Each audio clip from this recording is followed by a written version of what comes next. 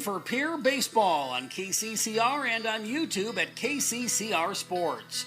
Pierre Baseball is brought to you by Kathy Sunshine Properties, Kruger Contracting, Bank West, Overhead Door, Stalkin Peterson LLP, Shane's Pharmacy, and Capital City Ford, Lincoln, and Toyota. Swings and lines it in the right center field. One run will come in to score. They will round the other runner. He will come to the plate. The throw not going to be in time. A two-run single for Parker O'Brien gives the Govs a 9-7 lead. Pierre Baseball is also brought to you by American Family Insurance Brittany Scheffelbein Agency, CHS River Plains, Dakota Plains Federal Credit Union, Ferding Electric, Pierre Closets, Dakota Sprinkler and Landscaping, and AGE. 2-0 pitch. That'll be a line shot into left center field. That's going to get down for extra bases, and it's going to score Terwilliger.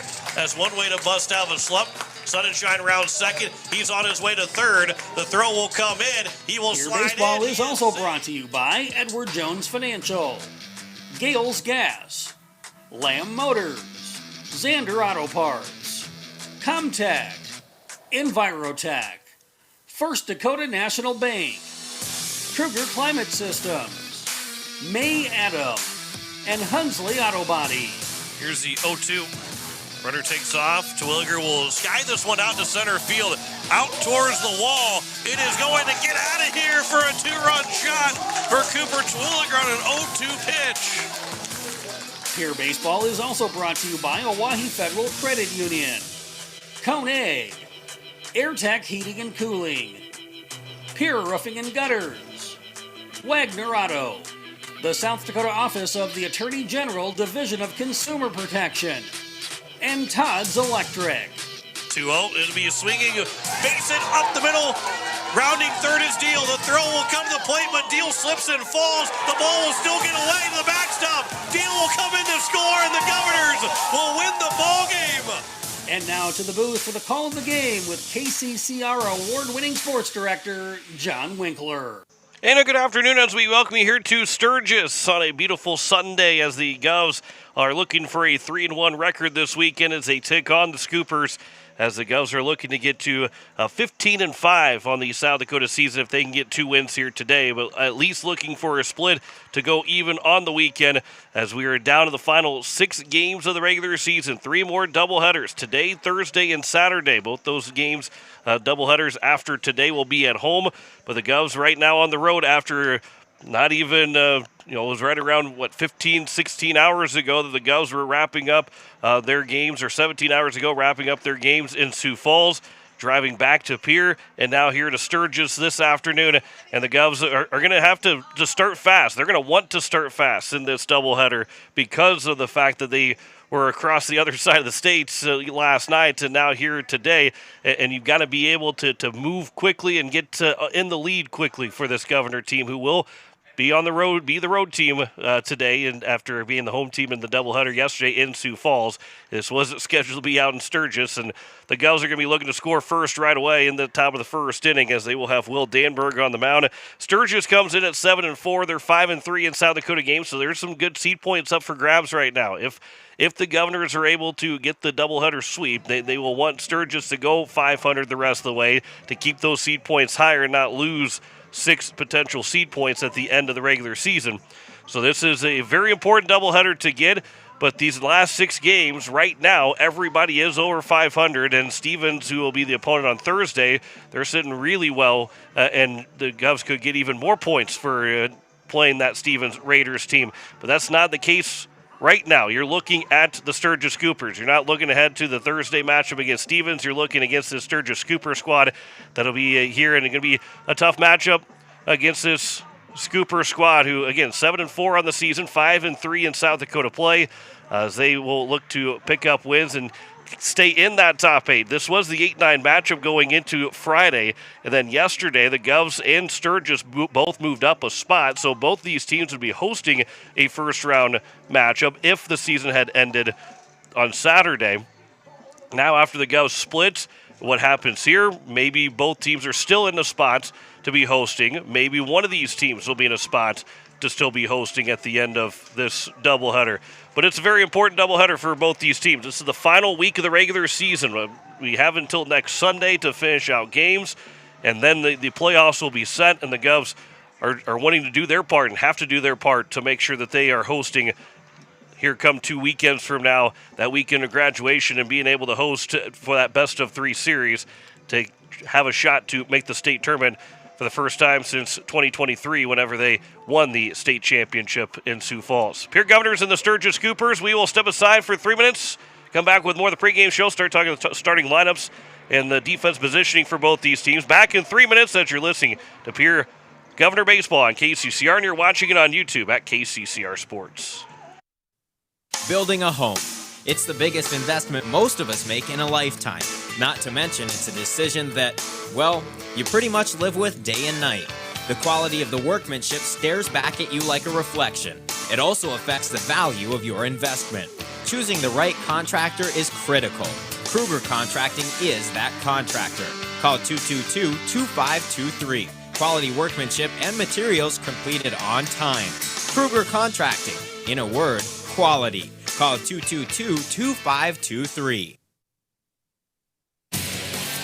Capital City Ford, Lincoln, and Toyota in Pierre is proud to sponsor today's game. Whether you're in the market for a brand new Ford, Lincoln, or Toyota, or a quality pre-owned vehicle, our team is here to get you back on the road in style. From tough trucks to family SUVs, we've got the selection you need and the hometown service you deserve. Browse online anytime at CapitalCityFordToyota.com. Capital City Ford, Lincoln, and Toyota, where community drives us forward. Hey you. Are you at a job that is fulfilling, has good benefits to support you or a family today, and retirement goes down the road? If you just said no, listen up. CHS River Plains is hiring operations personnel, drivers, and custom applicators at several locations. These come with a knockout affordable benefit package for you and the whole family. Apply to a job with CHS River Plains and up your benefits straight up. To apply, visit us online at chsriverplains.com or stop in at one of our locations. CHS is an equal opportunity employer. Financial investments are very important, but so are the investments of time, patience, and encouragement our young athletes receive from their coaches, teachers, and mentors. Your Pierre area Edward Jones Financial Advisors understand this. That's why Edward Jones is a proud sponsor of Governor Athletics on KCCR. Go Govs! For all your investment needs, call or stop by one of our offices to visit with your Pierre area Edward Jones Financial Advisor. Edward Jones, member SIPC. Step up to the plate with Kathy Sunshine Properties in Pierre, your go-to for buying, selling, and finding your perfect home. Whether you're looking for a cozy cottage or a spacious family home, Kathy Sunshine Properties has you covered. We're committed to helping you make your next big move, on the field or in your life. Ready to find your dream home? Call Kathy Sunshine Properties at 605-224-5588. Your home run in real estate. No one likes to have electrical problems, but when they happen, call Todd's Electric at 223-2518. With over 28 years of experience, Todd's Electric can handle any type of electrical problem, whether it's residential, commercial, or agricultural. Their knowledgeable staff knows and understands the importance of your home, business, or ag facility and are prepared to help. Call Todd's Electric at 223-2518. That's 223-2518. Todd's Electric, serving the Pierre and Fort Pierre areas. The line to power. As we welcome you back, we are just about to set here for first pitch between the Pierre Governors and the Sturgis Scoopers. We'll go through the starting lineups. We'll go through the starting lineups as well. We'll put up both of those lineups for you. For the Pierre Governors, leading things off, it'll be Carter Shufflebine. He's the shortstop here in Game 1. Porter Hunsley will bat second. He's the center fielder. Sutton Sunshine, the catcher, is batting third. Trip Lindenkugel is the third baseman. He's the cleanup man in Game number 1. Parker O'Brien, the left fielder, is batting fifth. Jackson Goodman, the right fielder, had an excellent game yesterday. He's the right fielder. He'll bat sixth. Will Danberg is pitching and batting seventh. Aiden Johnson's the DH. He'll bat eighth. And Brecken Furman, the second baseman, will bat ninth for the Governors. Bridger Babcock will be the guy that's playing the field but not hitting. He'll be at first base for the Governors, and Aiden Johnson will be hitting for him. For the Sturgis Scoopers, it is a Bridger Massa batting the shortstop to lead things off. Ethan Serbach, the left fielder, batting second. Brody Royer, the pitcher, will bat third. Elijah Strand, the first baseman, will bat fourth. Jason Thurman, the left fielder, is batting fifth. Blake Kaufman, the third baseman, will bat sixth. Jack Jolly, the right fielder, batting seventh. Kel Sundstrom, the catcher, is batting eighth. And Carson Williams, the second baseman, is batting ninth for the Scoopers. And Brody Royer is on the mound for Sturgis. They're hitting straight 9 without a DH in game 1 for the Sturgis Scoopers. It is a beautiful day here at Sturgis. We are going to maybe see some showers that might come through that won't really do much of anything unless there's some thunder and lightning with it. But right now, looking like if we do get a little bit of some precipitation, that it shouldn't be lasting long, nor should it be anything that will get everybody that we'd have to stop at all. Again, other than some thunder and lightning that might get us to quits, which, again, is more lightning, but if you hear some thunder, lightning's close enough anyway. So it is the Governors wearing their green jerseys with the white pants. Sturgis is wearing their black jerseys with their white pants as the starting lineup's being introduced here at the field. Here in Sturgis, it is 335 down each left and right field line and 400 in center field here at Sturgis. This is the latest that we have come to Sturgis for a spring doubleheader. It's almost always been at the beginning of the season.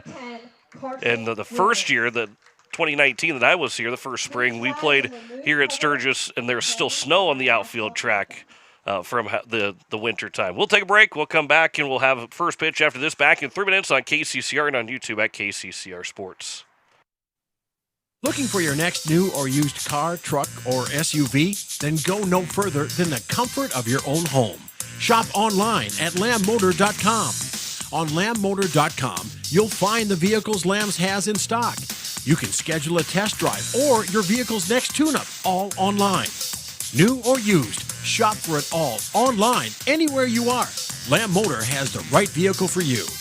Lamb Motor in Oneida and online, lambmotor.com. Step up to the plate with Overhead Door Company of Pierre. Like your favorite team, we deliver reliability, strength, and top-notch performance. For over 100 years, Overhead Door has been the most respected name in the industry. From commercial or residential repairs to full upgrades, our team of technicians stand ready to provide winning results. Don't let a faulty garage door strike you out. Look for the signature red ribbon and call the industry MVP at 605-224-6200. Bring your garage door game to the big leagues. People helping people. Have you ever wondered what the benefits are of becoming a Owyhee Federal Credit Union member? At Owyhee Federal Credit Union, we reinvest profits in you. We do this in the form of lower interest rates, higher dividends, and low to no fees. So come check us out or come in at 221 East Pleasant Drive in Pierre, because at Owyhee Federal Credit Union, we treat our members like they own the place because, well, they do. Owyhee Federal Credit Union. With any dream, the wind won't always be at your back, the sun won't always be shining, and some rain is going to fall. American Family Insurance is like a good, solid roof that you can trust to protect your biggest dreams. With plans that could save you up to 23% when you bundle your home and auto. Also, you can continue to dream fearlessly, no matter what comes your way. American Family Insurance. Visit mfam.com to learn how discounts may apply to you. American Family Mutual Insurance Company assigned its operating company, 6000 American Parkway, Madison, Wisconsin. Contact the Brittany Shufflebind Agency, LLC, 224-6627. Spring is the season for a fresh start, and that includes your technology. Whether you are looking to upgrade or need to breathe new life into your current device, CommTech is your one-stop solution. Experience the brilliance of LG OLED TVs, the immersive sound of Sonos and JBL, or the unmatched performance of Lenovo laptops. Buy with confidence thanks to our price match guarantee and 0% interest on selected purchases.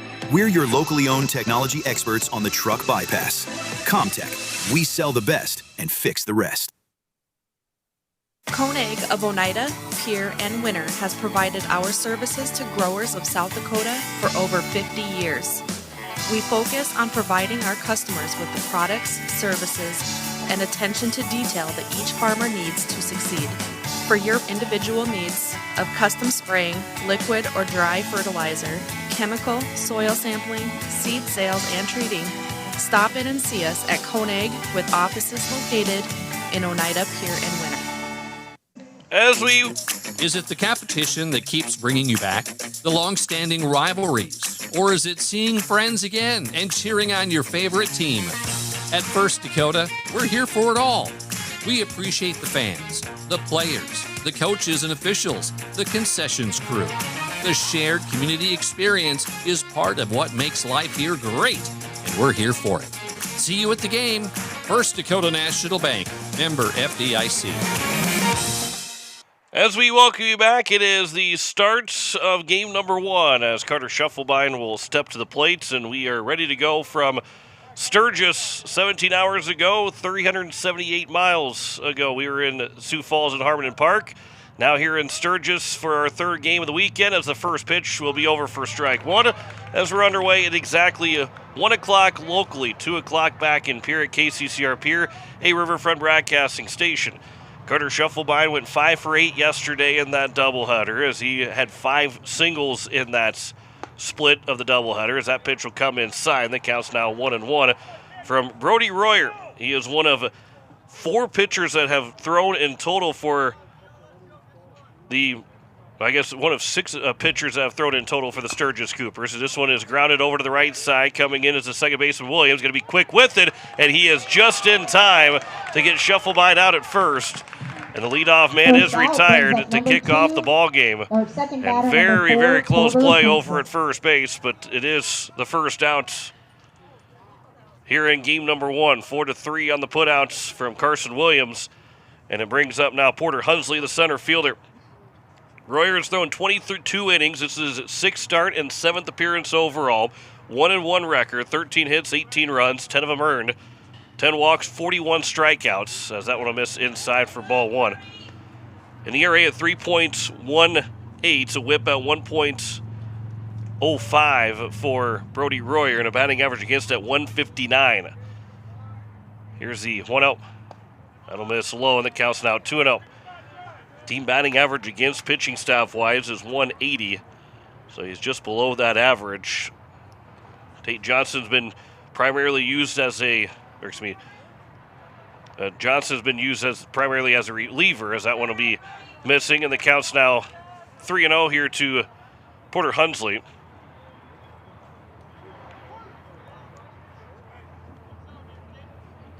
Johnson not in the lineup, on the lineup card at least in game number 1, as that one's over for a strike, and the count's now 3-1. Here to Porter Hunsley. You're watching on YouTube at KCCR Sports. 3-1 pitch. That'll be at the knees for a strike, and the count's now 3-2. And to maneuver the camera just a little bit and make sure that we could stay away from that pole. Otherwise, it was going to be right over the left-handed batters that would come to the box. Here at Sturgis. Here's the now full count pitch to Porter Hunsley. Ground ball over the left side. It'll be off the shortstop, and it will end up being an air charge to the shortstop. And Massabatten and Hunsley will reach base safely. And it brings up Sutton Sonnenschein to the plate. First baseman and Strand had tripped over the bag as well. So 1 on and 1 out here in the top of the first, and it brings up Sutton Sonnenschein to the plate. And Sonnenschein, who was coming into the weekend hitting .328, picked up 4 RBIs. There's a pickoff attempt, and diving back in safely is Hunsley over at first. He added on to his team lead in RBIs, now at 25. And this is now going to be game number 23, averaging more than an RBI per game. First pitch to him, that'll be fouled straight back. And the count's 0-1. Good possibility. There's a good chance that maybe we can get a foul ball come back our way here today. We're far enough away from home plate that it's got a hook over the top of it. Another pickoff attempt, and Hunsley dives back in. The tag would have been well late, but not applied. 0-1 count to Sonnenschein. Here's the 0-1 from Royer. Hunsley takes off, pitches high on a curveball. The throw to second, sliding in safely as the ball ends up on the dirt. And a stolen base for Porter Hunsley. And so he's on at second. It's a 1-1 count now to Sunshine, and the Govs have an opportunity to try and get the lead here early on in the top of the first inning. 17-5 on the season, 13-5 in South Dakota games. They've won 15 of the last 16 after their 14-game winning streak was snapped yesterday in Game 1 of that doubleheader. That pitch will come inside and hit Sunshine on the forearm. And so now it's first and second, and it brings up Trip Lindekugel to the plate. Trip Lindekugel. We'll make sure that he's okay over at first, and I believe he says he is okay. So it's now first and second with one away, and it's Lindekugel to the plate. He came in the weekend hitting .475. Yesterday, he was able to get an RBI in each game. Had a RBI double going 1 for 4 in Game 1, which got the Govs within 1 and had an opportunity to try and still tie that game up. He went 1 for 3 in Game number 2 with an RBI hit. So he's got another chance to get his third hit this weekend and his third RBI with a base hit. First pitch will miss low for ball 1. Governors were coming into the weekend hitting .305 with runners in scoring position, a .310 team batting average. Royer will come set from the stretch. So 1-0 is fouled back on the breaking ball, and the count's now 1-1.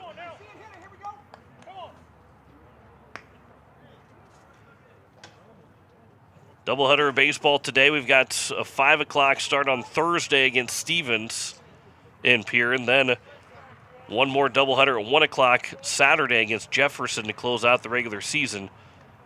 All coming up this week and all on KCCR and on YouTube at KCCR Sports. That'll miss upstairs, and the count's now 2-1 here to Lindekugel. With Hunsley on at second, Sunshine over at first. Lindekugel looking for his 8th RBI of the season. 3rd this weekend.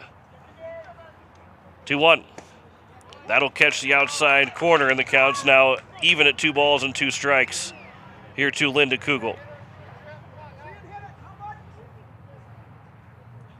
Sun peeking out in between the clouds here at Sturgis. Seemingly every other pitch. That pitch will miss outside, and the count's now 3-2. And a full count pitch upcoming here from Brody Royer to Trip Lindekugel. 66 degrees, feels like 59 here at game time. The chance of some showers. That'll miss low. No, it will be called strike 3. And there's now 2 down. That's a tough call on the second strikeout, or the second out. And there's now 2 down here in the top of the first, and it brings up Parker O'Brien. Well, that one was very low to the plate. Brody Royer, though, he doesn't walk a whole lot of guys. He's obviously the error that got Hunsley on, and then the hit by pitch. He's only allowed 17 free passes now in 22 and 2/3 innings. It doesn't happen very often for him to walk or put guys on base. Here's the first pitch to Parker O'Brien. That one's over for strike 1. Parker O'Brien yesterday had 3 walks in game 2 at 1 for 4 in game number 1 with an RBI. Second on the team on runs driven in with 16. Came into the weekend .382 batting average with runners in scoring position. That pitch will miss outside. The count's now even at a ball and a strike. 6 of his 16 RBIs have come with 2 outs. With a runner on at second and only 1 out. Now it's first and second with 2 away. The Govs are trying to cash in. There's a swing and a miss on the pitch inside on O'Brien. The count's now 1-2. He's still able to get the hands extended, but unable to drive it anywhere. And the count's now 1-2. And then Royer's a strike away from getting out of this top of the first inning without any damage.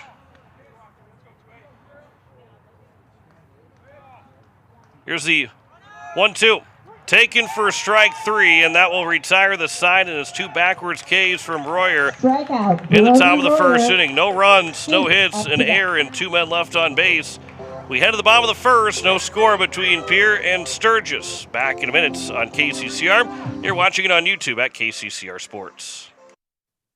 When you're looking for quality trash pickup services, look no further than Envirotech. 6 days a week, their trucks are on the road picking up trash, even holidays. They're also the place to contact for recycling services. Their friendly, professional staff is ready to assist with weekly pickups or even special pickups. Check out the website at envirotechwaste.com. Envirotech is locally operated. Call 224-4804. Envirotech Waste Services in Pierre, proud to support high school athletics. At Shane's Pharmacy, your health and your time matter to us. Our team takes pride in providing personal, professional care, from filling your prescriptions quickly to answering your questions every step of the way. Need a little extra convenience? We offer free delivery right to your home or office. Because at Shane's Pharmacy, you're our family, friends, and neighbors, and we're honored to care for you. Shane's Pharmacy. Feel better for less and stay well with us. Call 605-223-9200 or stop by in Fort Pierre. Shane's Pharmacy. Proud to support our local high school athletes. We welcome you back. It is the bottom of the first. No score between Pierre and Sturgis. Will Danberg is on the mound for the Pierre Governors, and he will go against this Sturgis lineup as it is Bridger Masson-Batten, the shortstop, leading off. Ethan Cermak, the left fielder, will bat second. Batting third is Brody Royer, the pitcher. Elijah Strand, the first baseman, batting cleanup. Jace Thurman, the left fielder, is batting fourth. I'll make that fifth. Blake Kaufman, the third baseman, batting sixth. Jack Jolly, the right fielder, batting seventh. Kel Sundstrom, the catcher, batting eighth. And Carson Williams rounds out the order, batting ninth, and he's the second baseman for the Sturgis Scoopers. And they will go against Danberg, who will be making his sixth start and seventh appearance overall, 3-1 record in 24 and a third innings pitched, 21 hits allowed in those 24 and a third innings, 13 runs, 12 of those earned, 12 walks, 13 strikeouts. ERA at 3.45 and a whip at 1.36. Batting average against at 228. And really, you throw out the first outing for Danberg, and he has been very excellent throughout this season for the Governors. And not that he was by any means bad in that first outing, but that one's the outlier to what Danberg has been able to do in this season. As the first pitch will come inside, missing inside for ball one. Bridger Masson-Batten will hit first here for Sturgis, a .291 team batting average. He's hitting .357 on the season. There's a swing and a miss, and the count's now 1-1. Here to Masson-Batten. 2 doubles, 6 runs driven in overall. 11 runs scored from the leadoff spot here in game one. As they wait on the 1-1 pitch. There's a ground ball over to the third baseman, Linda Kugel. Takes a nice hop up into his chest. He'll make the throw to first to Bridger Babcock. And the leadoff man is retired here to kick off the bottom of the first inning. Ethan Cermak. As it is Ethan Cermak, as you look at the Pierre Governor defense around the horn defensively from left to right in the outfield. Parker O'Brien, Porter Hunsley, and Jackson Goodman. Trip Linda Kugel at third, Carter Shufflebine at short, Brecken Furman at second. Bridger Babcock is at first. Sun and Shine behind the plate with Will Danberg, who will deliver the first pitch now to Ethan Cermak, the left fielder. Ground ball that'll be up the middle to Shufflebine, the left side of second base. His throw to first is going to be in time. 2 ground outs here in the bottom of the first inning. Next up, number 20. And it brings up Brody Royer, the pitcher. Royer was able to work around the 1-out error and the hit by pitch to get backwards K's to finish out the inning. A strikeout of Linda Kugel and O'Brien. And now he hits here with 2 outs and nobody on in the bottom of the first inning. Danberg, the right-hander from the windup, delivers the first pitch to Royer. That's a curveball that will hit the bottom of the zone in the outside corner for strike one. Royer, he's coming in hitting .364, 2 doubles and a triple. 12 runs driven in. That was low, and that one's now a 1-1 count. Leads the team with the 12 runs driven in. No one else has 10-plus RBIs yet, except for Royer. Here's the 1-1. That'll be a curveball that misses low and away, and the count's now 2-1. In the bottom of the first in game one of our doubleheader. It's a beautiful afternoon here in Sturgis. Hope that we can have temperatures like this and as long as the rain stays away, have games like this the rest of the spring and even the first part of the summer. That one's over for a strike at the knees in the outside corner, and the count's now 2-2. Now Danberg looking for his first strikeout. Here's a 2-2 from Danberg. Now to the pitcher, Royer. Pitcher versus pitcher from the windup. He'll deliver. That one is popped up to right field. Jackson Goodman will back up. He'll make the catch. And it's a 1-2-3 inning for Will Danberg on the mound to start his outing. We head to the second. No score between Pierre and Sturgis. Back in a minute on KCCR. You're watching it on YouTube at KCCR Sports. For years, you have trusted Larry Fry Heating and Cooling to keep your home comfortable, no matter the season. Now that same commitment to quality service and expert care has a new name. Introducing Kruger Climate Systems. We're familiar faces, the reliable technicians, and the same dedication you've always known, now under a new banner. From essential repairs and routine maintenance to brand new installations, we're here to ensure your home's perfect temperature. Kruger Climate Systems, your trusted partner for a comfortable home. Call us today for all your heating and cooling needs. Inheritance, romance, and investment scams continue to plague South Dakotans with high dollar amount losses. They prey on vulnerable adults and swindle consumers out of their funds. Scammers befriend the victim, making it difficult for them to see the reality of what's happening. If you have a loved one susceptible to this type of scam, sit down and talk with them about these issues before it happens to them. If you or a loved one have been scammed in this manner, please reach out to the South Dakota Office of Attorney General's Consumer Protection Division at 800-300-1986. 6, 7, and 8 here for the Pierre Governors to start the top of the second. And Jackson Goodman will lead things off, followed by Will Danberg and then Aiden Johnson. And Jackson Goodman had a 4 RBI second game, going 3 for 4 with a triple, driving in a run in each of his 3 hits, and had a 2 RBI triple in that top of the 6th inning, make that the bottom of the 6th inning when the Govs really broke things open. From what was a 7-3 lead to then a 12-3 advantage, ended up being 12-4 at the end of the ball game as that first pitch is upstairs for ball 1 to Jackson Goodman. Overall went 3 for 5 with the pinch hits, ground outs in game number 1 yesterday. Here's the first 1-0 pitch. That'll be a line shot right to the second baseman, and Carson Williams will make the play, and there's one down here in the top of the second. And we look at the defense around the horn for the Sturgis Scoopers. Thurman is out in left. It is Cermak in center. Jack Jolly in right. Blake Kaufman at third. Bridger Massabatten at short. Williams, who just made that play, at second. With Elijah Strand at first. Kel Sundstrom behind the plate. That pitch will catch the inside corner for strike 1. Carson Williams, make that Brody Royer on the mound. As the 0-1 pitch to Danberg will miss low, and the count's even at a ball and a strike. 3 straight retired now from Brody Royer after, again, that 1-out error and hit by pitch. Here's the 1-1 to Danberg. That'll miss low and away, and the count's now 2-1.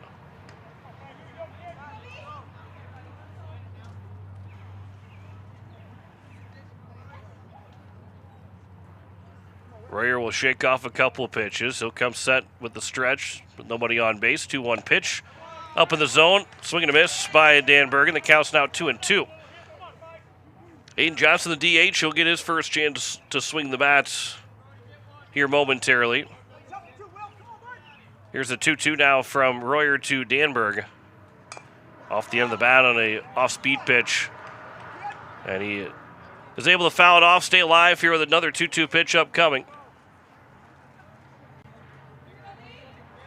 1 out, nobody on here in the top of the second of game 1 of our doubleheader between Pierre and Sturgis. 2-2 pitch. Ground ball, slow roller up the third base line to be fielded by the third baseman. Throw to first is not going to be in time, and that'll be an infield single for Will Danberg. Blake Kaufman came charging, trying to make the quick play, but Danberg was too fast down the line. And it's now a runner on at first. First of the ball game from either side. 1 on and 1 out here for Aiden Johnson, with Brecken Furman, the second baseman, on deck. Johnson coming into the weekend. He is hitting 125. Does have a triple and 3 runs driven in. Had that 3 RBI triple in Aberdeen a couple weeks ago. Got the Govs rolling into that win against the Smitty's team. That'll pitch will miss the bottom of the zone. Actually, doesn't miss the bottom of the zone. Hits the bottom of the zone for strike one. Johnson shakes his head. Coach Rowley puts his hands on his knees and a little disbelief on that strike call. Here's the 0-1 pitch. That one's fouled back, and the count's now 0-2 quickly here to Johnson.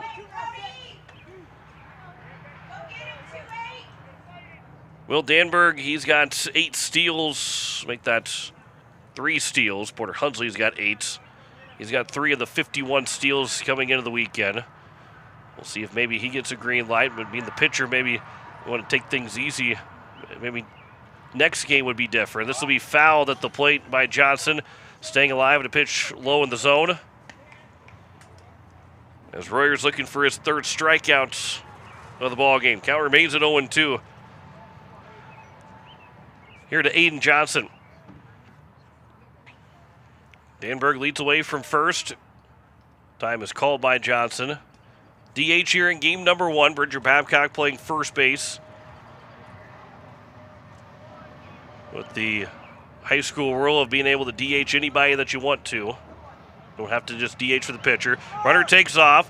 Pitch will miss low. The throw will go to seconds, and it will skip away from the shortstop. Danberg will get his 4th steal of the season, and he puts himself in scoring position here with only 1 out, and the count's now 1-2.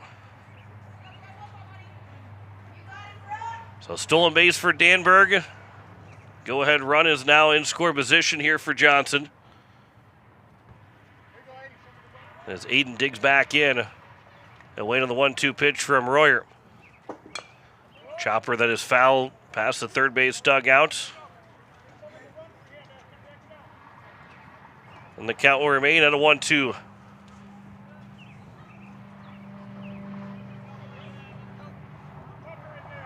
Furman, the number 9 man in the batting order, he is on deck, so the Govs could get that top of the order back up here in the top of the 2nd inning. Here's a chopper to the right side. That'll get Danberg over to third. Second baseman Williams will field, and his throw to first. He had to wait for that high hop to come down to him, and he is able to retire Aiden Johnson for the 2nd out. But again, with the ground ball over to the right side, Danberg's able to advance 90 feet. We'll have a courtesy runner for the Governors. But Johnson does his job to move him over with the productive out. And it's now Brecken Furman to the plate with 2 outs and a chance to drive in the run. 296 batting average for Furman coming into the weekend. 6 runs driven in for Furman as the first pitch will miss for ball 1. Furman went 0 for 1 with a walk and a ground out on a check swing yesterday. Here's the 1-0.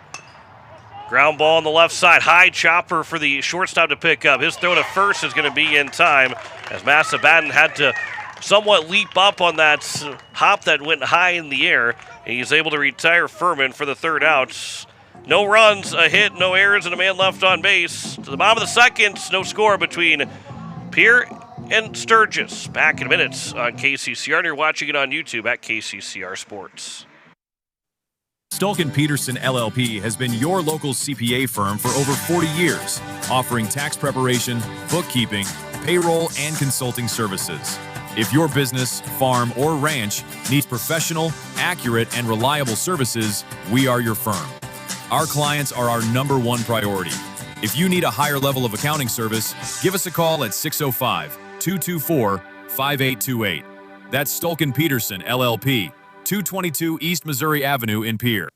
Has life left a dent in your ride? Or maybe you're dreaming of a fresh start for your classic? At Hunsley Auto Body and Sandblasting, we bring vehicles back to life. Located right here in Fort Pierre with over 25 years experience, we specialize in expert auto body repair, from minor dings to major collision work. Got a boat or RV with fiberglass damage? We handle that too. And for projects needing a complete refresh, our professional sandblasting service preps anything ready for a perfect finish. For quality work you can trust, Hunsley Auto Body and Sandblasting, 605-280-4451, 310 West Highway 1434 in Fort Pierre. As we welcome you back, it is the bottom of the 2nd, and no scorer on the American Family Insurance Brittany Schuffelbein scoreboard. And it is 4, 5, and 6 for Sturgis. Elijah Stram, Jace Thurman, and Blake Kaufman He might reach his base. It'll be Jack Jolly to follow after that. And after the one-out infield single for Danberg, he got to second on a stolen base, moved to third on the ground out. But then Tucker Swenson, who was running for him, did not score on the ground out from Furman to finish out that top of the second. So now, here at the bottom of the second, Danberg's trying to keep this a scoreless game, as this is the first game of our doubleheader on KCCR and on YouTube at KCCR Sports. Got ourselves a Wasp that's on the crowd mic. Oh, there he's going to go away. That's good for the both of us. Elijah Strand will come to the plate. 375 batting average. He's got a double and a triple, 8 runs driven in. So wait on the first pitch. Taking high and inside for ball one. And kind of watching and paying attention to that potential some rain showers that could affect the ball game, and hopefully it only affects the game still progressing and not stopping the game, because there is some showers that are starting to move towards Sturgis and a little bit more orange and yellow in those on the radar than what you'd like to have. This will be popped foul out of play on the right side, and the count is now at 1-2. Here to Elijah Strand. Lead off the bottom of the second inning. And then being a Sunday afternoon, it does give a chance to maybe wait a little bit longer. Sometimes if you have a delay in that second game, you just say, we're not going to worry about it. We're just going to go home, because it starts to get late in the evening. And, especially during the week, whether it's the summer or during the school year, being a Sunday afternoon, maybe you get a chance to kind of wait things out a little bit.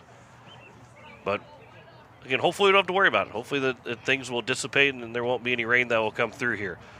1-2 pitch again. This will be out to left field, but it's down for a base hit. It's sunk in front of Parker O'Brien, who had no chance for it. And it's a leadoff single for Strand. Left fielder And Jace Thurman will come to the plate. First base runner for the Scoopers. And Strand represents that go-ahead run here in the bottom of the second inning. And Thurman now to the plate. 167 average. Does have an RBI. Does have a double in one of his 2 hits. Here's the first pitch. That's upstairs for ball one. And you also got to remember, too, for Sturgis, this is only their 12th game of the season. They're 7-4 and a 5-3 South Dakota record right now. So they've only played 8 South Dakota games. They've only played 11 games in total. That one's outside. The count's now 1-1, where the Governors, they're playing their 23rd game right now. It'll be games 23 and 24. And as long as there is nothing that stops the other 2 doubleheaders to go through, they're going to at least play 30 games by the end of the season, which it would include at least 2 playoff games. This will be flown out to center field, right center field. Moving to his left is Porter Hunsley. He'll make the catch. And there's now 1 down. Third baseman, Blake Kaufman. And it brings up Blake Kaufman, the third baseman. Kaufman is coming in as he is hitting. Oh, don't have him on the sheet there for what he is hitting so far in the season. Might have missed his stats. We'll try and give you Blake Kaufman's stats. First pitch to him. Be a line shot. That'll be a base hit. He's made it first and second here with 1 away. Single by Blake Kaufman. Brings So up Kaufman 15, puts right the runner in fielder, scoring position Jack now Jolly. for Jack Jolly to the plate.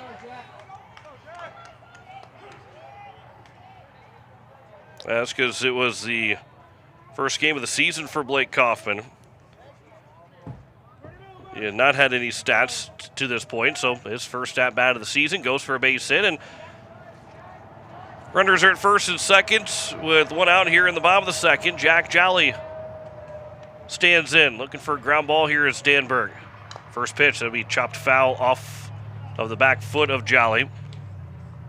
One of the best names in all of South Dakota baseball.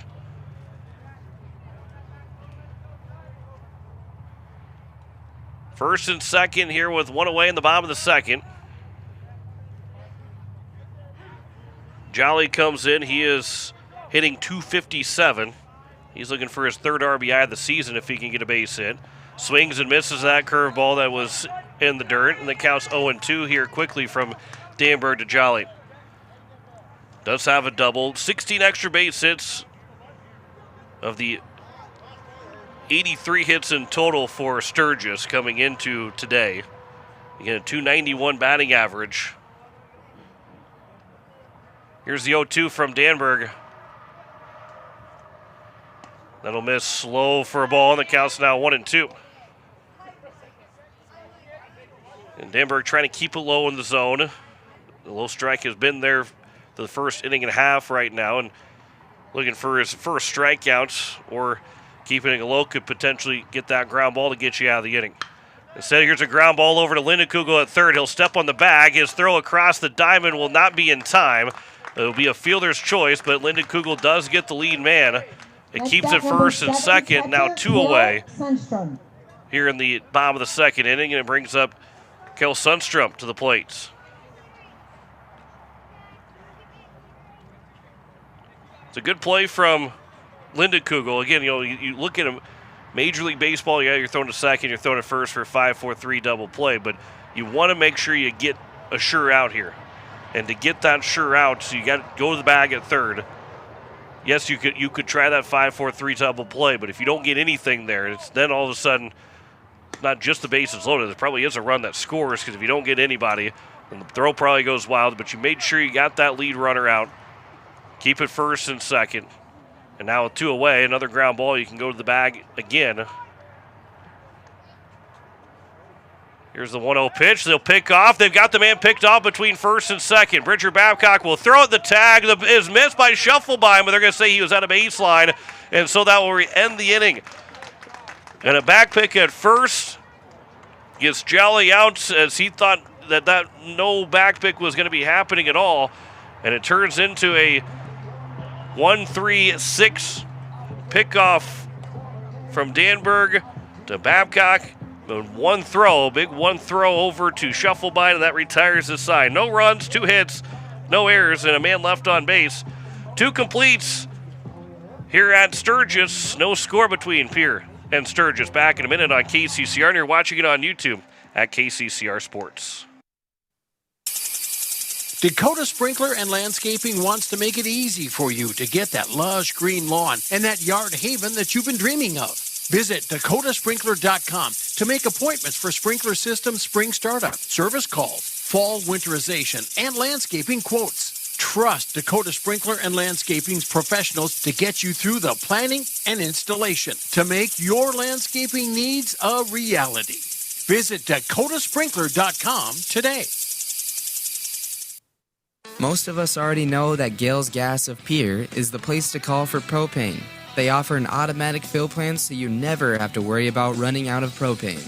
They accept debit and credit payments or a budget payment plan to spread out the cost throughout the year so you never have surprises when you get your bill.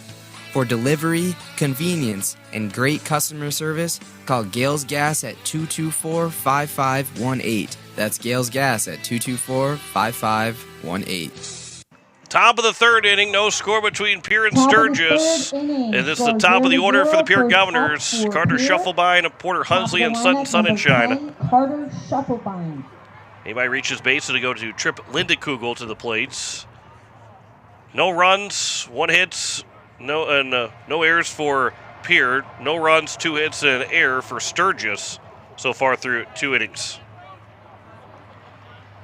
Shufflebein looking to be that leadoff man on base for the first time in the ball game.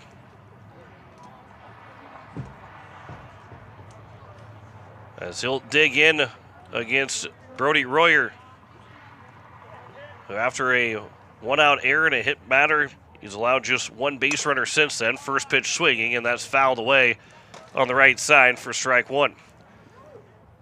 Again, we're keeping an eye on, at least I'm keeping an eye on the radar, and hopefully, again, anything that comes through will just pass by with the rain shower instead of any kind of lightning that could be in the area with it.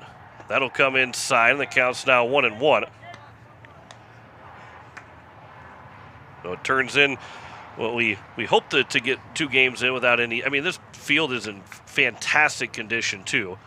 As the 1-1 pitch is out towards right center field. That will drop down, and it's going to be off the right fielder and all the way out towards the track. Shufflebine will round second. He's on his way to third. There is going to be no throw, and he will dive in, and it's a leadoff man on third to kick off this inning. And the Governors are in business. Next up, here in the top of the third, and it brings up Porter Hunsley. Porter Hunsley. See how it's marked in the book. It's a tough play for the right fielder, but he didn't make the strong play on it. It will be a triple for Shufflebine. The first pitch is over for a strike to Porter Hunsley. And that was a sinking line shot over to the right fielder trying to get to the gap. 0-1 pitch. Here's a slow roller. Shufflebine will not score. Now he'll take off. The throw is out at first. The throw back to the plate that got him out at home. No, the ball is dropped, and Shufflebine will be safe. So he slides in safely after the ball is dropped at the plate, and Pierre will take a 1-0 lead on the RBI ground out from Porter Hunsley. Next up, number 3, Sutton Sonnenschein. Give credit to the RBI for Hunsley.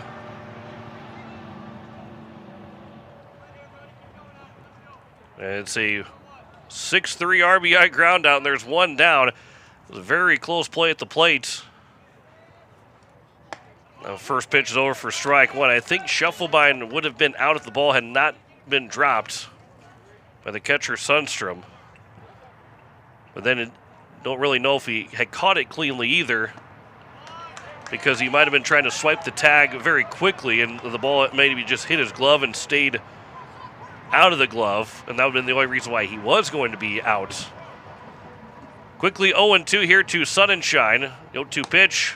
That'll miss outside, and the count's now 1-2. Sonnenschein was hit on the forearm in his first trip to the plate. Here's the 1-2 pitch. That's a ground ball over to the third baseman. That's scooped up by Kaufman. High throw to first, but on the bag over at first is Strand, and there's now 2 down.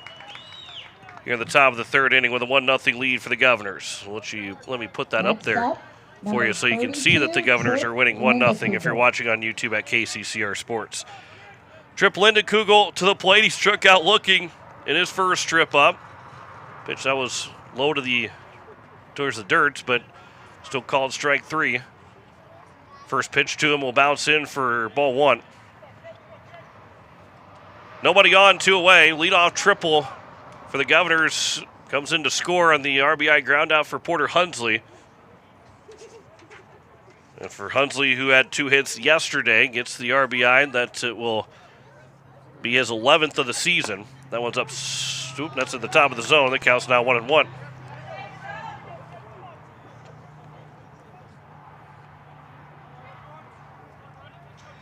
Straight away for Lindekugel. The left fielder maybe playing a little bit more off the line. Here's the 1-1 pitch. That one will be on the outside edge for a strike, and the count's now 1-2. Again, 335 down the line in left and right, and 400 in dead center here in Sturgis. 1-2 pitch. That one's fouled over on the right side. Count remains at 1-2. Tyson Lindekugel over there. It looked probably a lot closer than what it was, but as he stands on the side of the dugout, moved his head to his left, and the ball looked like it went right past his ear. 1-2 pitch. That'll miss low, and the count's now 2-2. A good curveball there from Royer, and that one just barely missed the zone.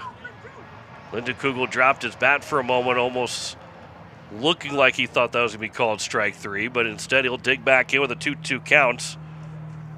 And 2 outs here in the top of the third. 2-2 from Royer. Ground ball left side. It'll be through the hole. Seeing eye signal past the outstretched glove of the third baseman and Kaufman past the diving shortstop Massabatten and into left field for a single. And Lindekugel's now 1 for 2, and the inning's not quite done yet. Second hit of the inning. And it's now first to runner on at first with 2 outs. That ball's 6 inches to the left. The play's made by Kaufman. If it's 6 inches to the right, I think it's still an infield single for Lindenkogo. That one will be off the glove of Royer. Fielded by the second baseman, though. The throw to first. A stretch near splits by the first baseman, Strand. And that will retire the side on a 1-4-3 putout. But a run does score. 2 hits in the inning. No errors and a man left on base. Pierre's got the lead going to the bottom of the third over Sturgis. Back in a minute on KCCR, and you're watching it on YouTube at KCCR Sports. With Dakota Plains Federal Credit Union's new online and mobile banking features, you can apply for a loan anytime, anywhere. Send and receive secure messages with our team and manage your debit or credit card with ease. Plus, enjoy seamless digital wallet compatibility. Tap, pay, and go with confidence. Your money, your control, your convenience. Download the app today and experience the future of banking. Safe, simple, and always with you. All deposits are insured up to $250,000 by NCUA. Wagner Auto in Pierre has been hitting home runs for over 100 years, delivering quality vehicles and top-notch service to our community. Whether you need a rugged truck, a dependable SUV, or a fuel-efficient car, we've got the perfect lineup to keep you on the road. Proud sponsor of this season's baseball action, we're here to help you drive home a great deal. Stop by today or visit WagnerAuto.com. Wagner Auto, South Dakota's oldest auto dealer. It is the bottom of the third, and the Pierre Governors have a 1-0 lead on American Family Insurance Brittany Schuffelbein scoreboard, as it will be 8-9-1. Kel Sundstrom, Carson Williams, and Bridger Massabatten here to come to the plates. Number 7, catcher Kel Sundstrom. And here as I turn around and look out the window to my right, that's where all the dark clouds will be coming. If it's going to rain or stop us at all playing, it's going to be coming from the first base side of the foul territory, moving its way in. But we'll again, it's not going to be our call anyway, but kind of watching that radar right now. As that pitch will miss low and away for ball one to get us started here in the bottom of the third to Kel Sundstrom. Sundstrom hitting an even 200 coming in with a double and a triple, 6 runs driven in. He's got one of those 5 triples and one of the 11 doubles for Sturgis. That pitch will be grounded foul over to the first base dugout. And the count is now 1-1. Coach Scott Rowley not with the team yesterday in Sioux Falls. He's back coaching third here today in Sturgis, and Coach Prunty was the acting head coach, got his first varsity win last night in game number 2. Here's the 1-1 pitch. That one will be flowing out to left field. That'll drop in for a base hit. Another bloop single. Brings up number 10, second All 3 hits have gone out Carson to left Williams. field. This one from Sundstrom, the lefty, goes the opposite way to left field. And the leadoff man is on base for the second straight inning for Sturgis. Coach Prunty getting his first head coaching games as the acting head coach for Pierre High School baseball team, and he's able to get the team to a 1-1 record against Roosevelt. So now Carson Williams, the second baseman, the plate, number 9 man in the batting order.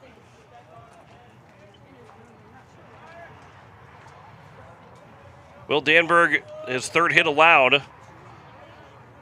Still looking for that first strikeout. First pitch, top of the zone, but just missing upstairs for ball 1.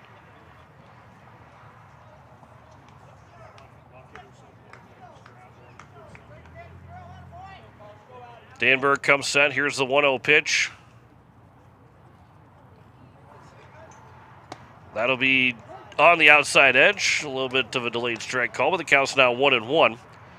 By the way, after we're done here today, assuming that we stay everything on time, we'll catch the finale of the Game 7 of Tampa Bay and Montreal, as that's scheduled for a 5 o'clock Central Time puck drop. This will be popped up. That'll be out of play on the right side. And the count's now 1-2 here to Carson Williams.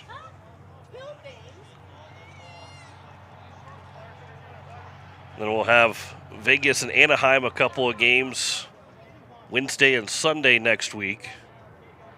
here on KCCR. And then the NBA playoffs, as long as it doesn't interfere with Pierre Governor baseball, we'll have more NBA playoffs coming up this week. Runner takes off, pitches outside. The throw, 2 seconds. Shuffle by with the tag. They got him.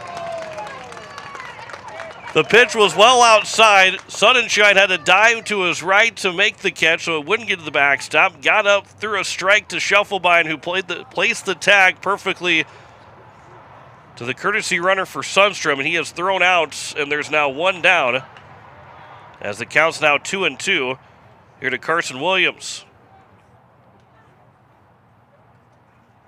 That pitch will come inside. The count's now 3-2, and Sunshine does it again, throwing out another runner. As coming into the weekend, he had thrown out 11 so far on the season, and he's pretty much closing in on at least 1 every 2 games, every doubleheader. This one's popped up on the right side, long run for everybody, but Jackson Goodman will come in and make the catch. And there's now 2 down here in the bottom of the third. Next up for the Scoops, top of the lineup, shortstop, number 11, Bridger And now it's Massabatten. Bridger Massabatten to the plate with 2 outs and nobody on, as he grounded out to the third baseman, Linda Kugel, at the bottom of the first inning. Trying to get through 3 complete here for Will Danberg. Able to retire that leadoff man on the single with the caught stealing. First pitch, that is over for strike 1. So 3 hits allowed, fielder's choice allowing another man to reach base, but no walks and no strikeouts, no hit by pitches so far from Danberg. Here's the 0-1 pitch. That'll bounce in, and the count's now 1-1.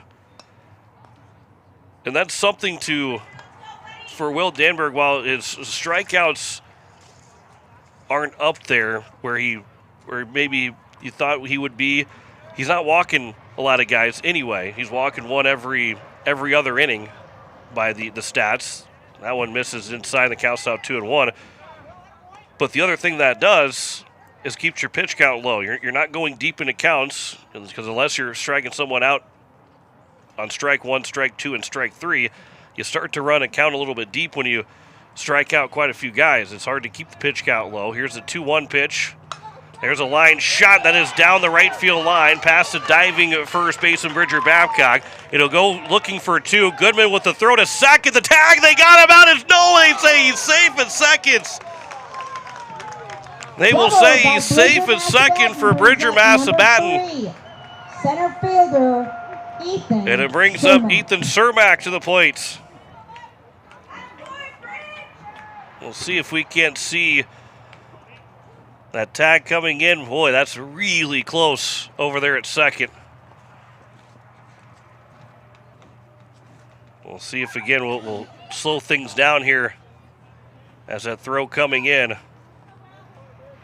Ooh, that one is as close as you can get.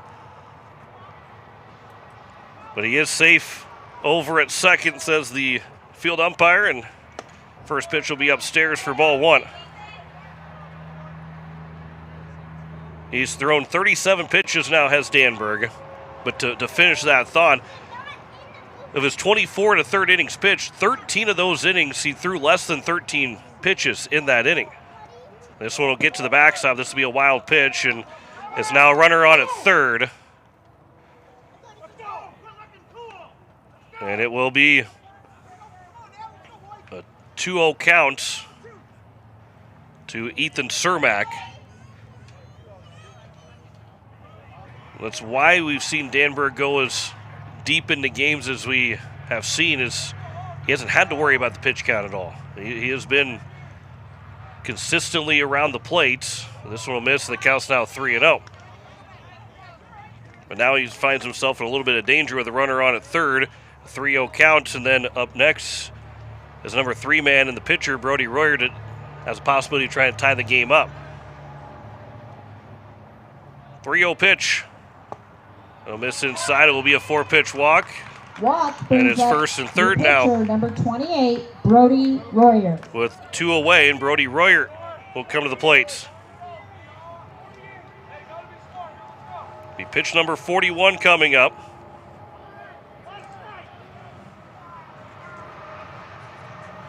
Royers 0 for 1, flew out to the right fielder Goodman to retire that bottom of the first inning.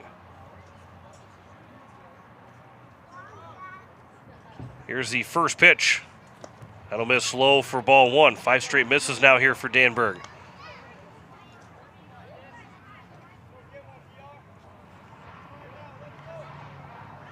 Runners are at the corners. 2 away here in the bottom of the third.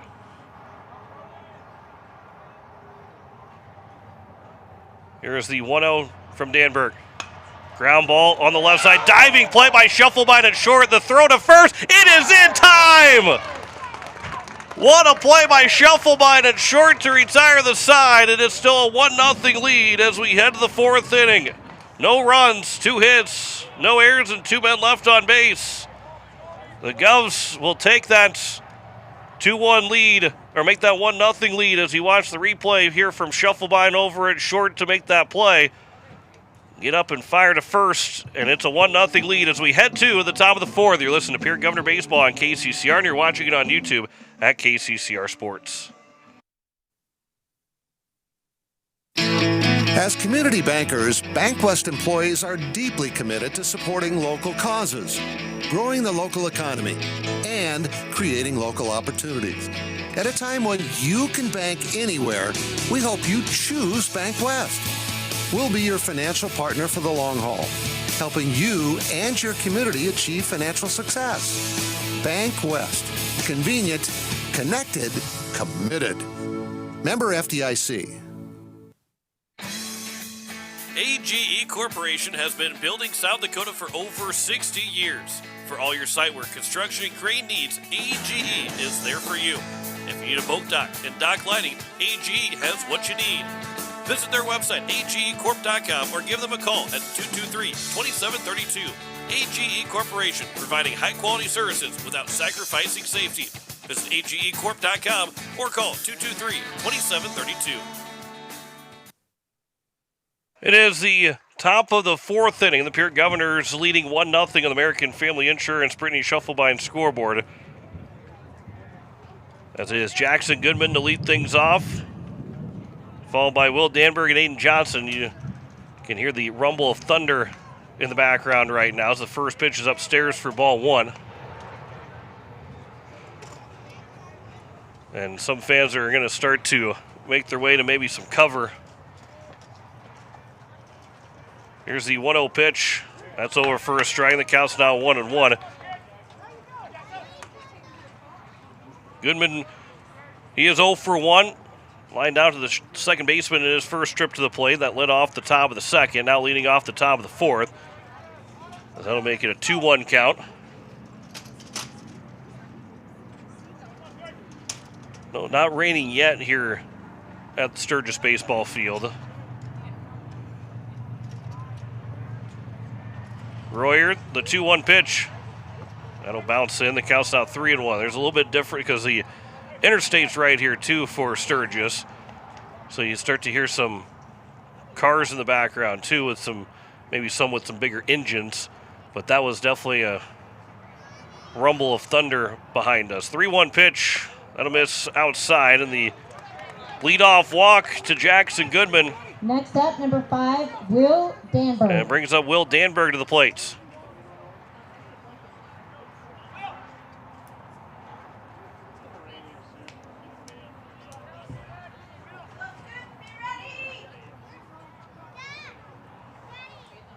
So here is Danberg, the pitcher. He got a single, 1-out infield single back in the top of the second. He is showing bunts here. And it will be above him, and he'll pull it back and taking it high for ball 1.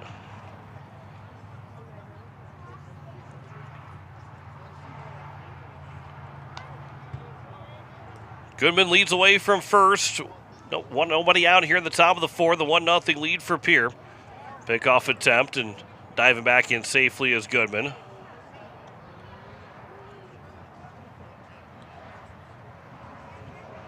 I think most of that might miss us here for the rain. Here's the 1-0. Again, showing bunt, and Danberg on the curveball dropped the bat head down and ends up fouling it away, and the count's now 1-1.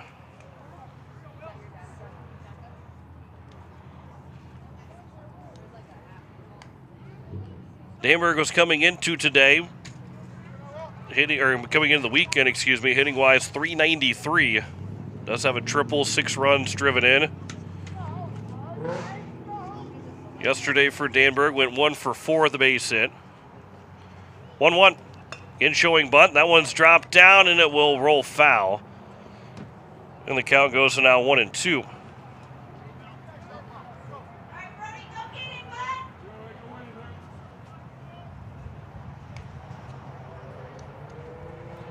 So 1-2 count.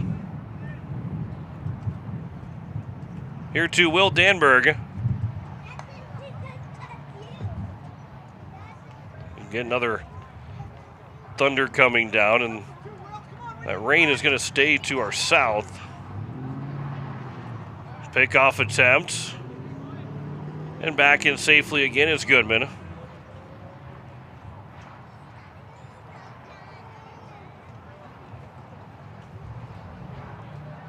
About 10 miles away right now from where we are at. There's a swing and miss on the 1-2 pitch. Danberg will strike out, and there's now 1 down. Next up for the and it will Dogs, bring up number Aiden 6, Johnson. Aiden Johnson. Johnson grounded out to the second baseman. Did move Danberg over to third on that play. And put the Govs with an opportunity to try and get that lead in the top of the second. End up with the RBI ground out from Porter Hunsley in the top of the third to get them on the board. First pitch is a curveball. It's over for strike 1.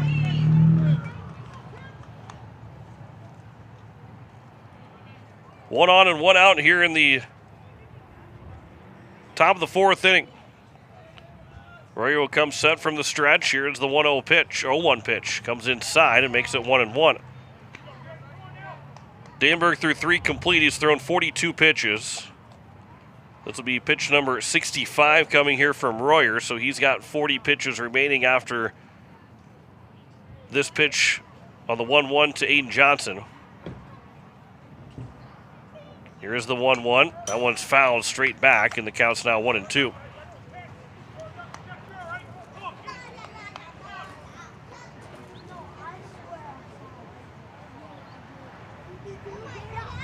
Goodman again leads away from first.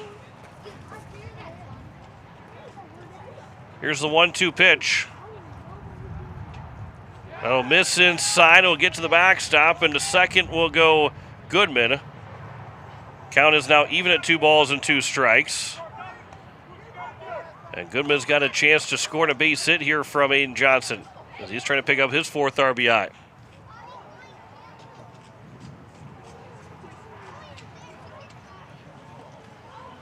And it is now starting to rain here in Sturgis. So everybody will head for some cover. As long as it keeps raining towards the field, we'll be okay here in the press box. This will be fouled out of play, and we'll do it again here at 2-2. It should not particularly last long.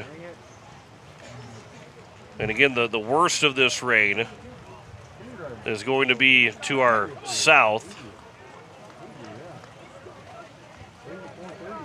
As long as the wind doesn't change directions, we'll be okay with all of our equipment here. This will be fouled away on the right side. And it still is at 2-2.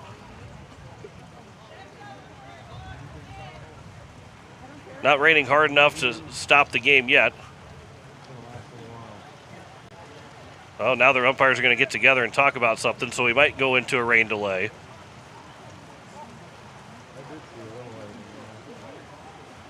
Well, now umpires are talking, but I think we're going to keep playing.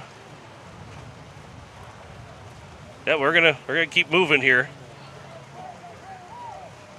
Everybody's huddled up on the first base side and the third base side for the fans. A little bit of some cover, and everybody else behind right in the press box. Boy, you can really see it raining now if you're watching on YouTube at KCCR Sports. 2-2 pitch. This will be fouled back out of play. And we'll do it again here at 2-2. Oh, they're going to say he's out for stepping out of the batter's box. So Johnson is going to be called out for stepping out of the batter's box.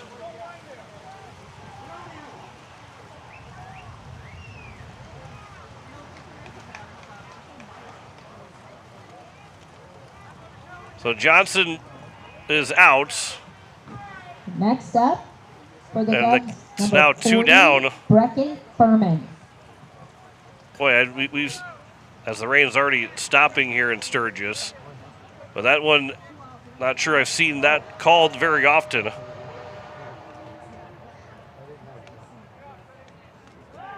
Pickoff attempt, back over safely. So there's 2 away. Johnson's out for being out of the batter's box. Here's now Brecken Furman. First pitch is over for strike 1. So as quickly as the rain started, it's pretty much stopped here in Sturgis. It would have been a very short rain delay had they had moved everybody around. Here's the 0-1 pitch. Furman with a ground ball back up the middle, back in and behind the bag by the second baseman Williams. His throw to first will be in time, and that will retire the side here in the top of the 4th inning. No runs, no hits, no errors, and 1 man left on base. We head to the bottom of the 4th. It's still a 1-0 lead for Pierre over Sturgis. Back in a minute on KCCR, and you're watching it on YouTube at KCCR Sports. Your morning shouldn't start in chaos. At Pierre Closets, we create custom closets, laundry rooms, mudrooms, and more designed to change how your day starts, lowering stress, lifting your mood, and helping you get out the door on time. Manufactured locally in Pierre, our solutions are built around how you live. Reclaim your time by reclaiming your space. Call Pierre Closets at 605-223-5855 for free in-home design consultation. Pierre Closets, organized for life.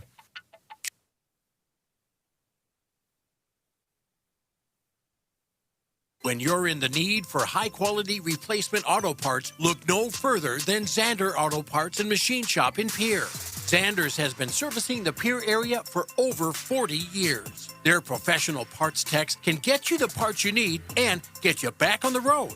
Stop by Zander Auto Parts and Machine Shop at 500 West Sioux in Pierre or call 224-9221.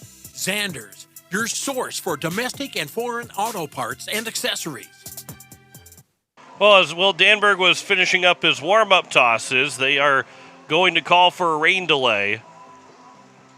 I'm assuming for lightning that's in the area, so they will get the tarp on the mound quickly to keep that preserved. The rain should be able to get out of here and keep us, we can keep going, but it will be a difficulty right now to kind of really predict it, because there wasn't much rain in the radar an hour ago. And really the way this looks and the way it's tracking, I would say probably raining for another 20 minutes at most. And then things should be able to be back to normal. We'd be able to get back to playing some baseball again. But they are going to put the tarp on home plate and on the mound, so that then will at least extend the rain delay out just a little bit. And it was a 1-0 game here in the bottom of the 4th inning, as we'll pull up the scoreboard at least for you on the KCCR Sports on YouTube. 1-0 on the RBI ground out from Porter Hunsley as we stand here in the bottom of the 4th. That rain is falling again. Boy, are we getting rain on the camera lenses now? Boy, okay, we'll have to pull these cameras back some. And we'll get you the full look there and not try and get you to motion sickness with it as well. But it is a rain delay right now here in Sturgis with a 1-0 game in the bottom of the 4th. And again, we'll see how long this goes before, and if Will Danberg can then come back into the ball game and keep pitching, because it's all going to depend on how long this rain delay is as well. We might have to even close up shop here, not close up shop for the broadcast, but close everything up to keep the rain out, as it's kind of the wind's starting to move a little bit too. We don't want all this nice equipment to get wet too much. But it is a 1-0 lead for Pierre over Sturgis here at going to the bottom of the fourth inning. And it will be, when we come back, a 4, 5, and 6 for Elijah Strand, Jace Thurman, and Blake Kaufman. I would assume that there was seen some lightning close to where we were at, so that's the reason why we're moving into this rain delay. As you are listening to KCCR Pierre Riverfront Broadcasting Station. So what we're going to do, we're going to take a break. We're going to come back here in about 3 minutes, and we'll update you, try and see if there's maybe an update to tell you, and we'll let you know any details. Back in 3 minutes that you're listening to Pierre Governor Baseball on KCCR, and you're watching it on YouTube at KCCR Sports. Longer? Save money and extend the life of your equipment with AirTech Heating and Cooling. From Oneida to Fort Pierre, we help homeowners and businesses slash their energy costs with high-efficiency cooling systems and precision maintenance. Don't let a dirty filter or low refrigerant drain your wallet this summer. Experience the AirTech advantage. Call AirTech today at 605-945-0160 to join our maintenance program. AirTech Heating and Cooling, locally owned, keeping the Pierre area comfortable for over 20 years. When life throws you a curveball, May Adam Law Firm in Pierre is here to help you knock it out of the park. For over 130 years, we've been providing trusted legal expertise in business, family law, criminal defense, and more. Proud sponsors of this season's baseball action, we're committed to serving our community both on and off the field. Need legal advice? Step up to the plate with May Adam Law Firm. Visit mayadam.net or call today. May Adam, South Dakota's law firm since 1881. Building a home. It's the biggest investment most of us make in a lifetime. Not to mention, it's a decision that, well, you pretty much live with day and night. The quality of the workmanship stares back at you like a reflection. It also affects the value of your investment. Choosing the right contractor is critical. Kruger Contracting is that contractor. Call 222-2523. Quality workmanship and materials completed on time. Kruger Contracting. In a word, quality. Call 222-2523. Capital City Ford, Lincoln, and Toyota in Pierre is proud to sponsor today's game. Whether you're in the market for a brand new Ford, Lincoln, or Toyota, or a quality pre-owned vehicle, our team is here to get you back on the road in style. From tough trucks to family SUVs, we've got the selection you need and the hometown service you deserve.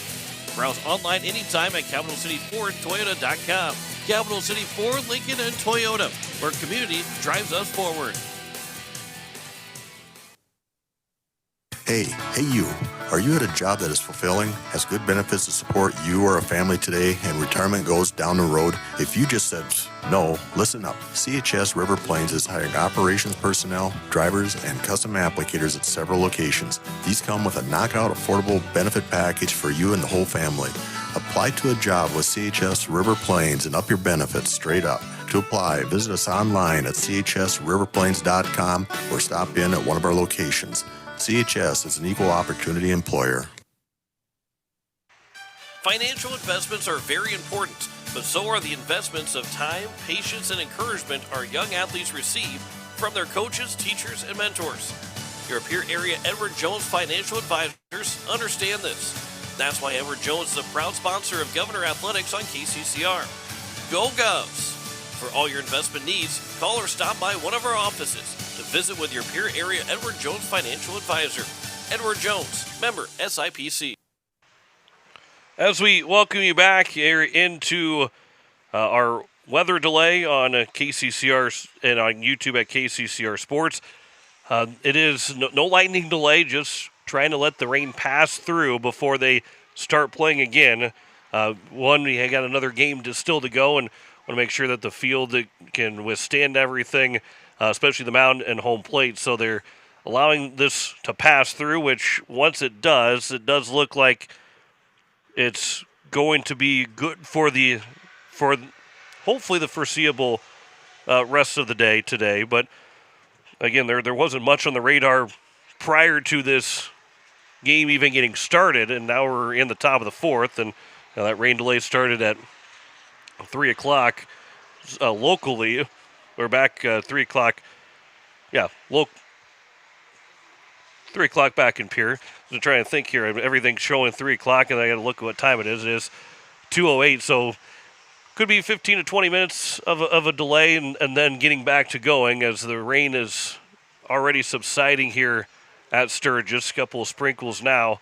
But they, will have to get the tarp off the mound and home plate before we can get rolling again. But it is to help preserve us through these two games. And again, looking at the radar, the way it's looking, should be able to finish out these two games without much more rain after this delay is done. Without anything else popping up. There was a 60% chance of rain on Friday for today in Sturgis, and it was a 40% chance of rain at the start of the day today. So it moved down, but rain in out here, you just never know when you get a pop-up rain shower or any kind of storm that might develop fairly quickly. But it turned into just a brief shower overall, and like I said, there's just now a couple sprinkles falling here at Sturgis baseball field, so they'll maybe let things dry out just a little bit. They're not going to take too much time after they start to want to resume things, but they're going to allow things to kind of dry just a little bit before they get rolling again. But not much rain falling here in Sturgis.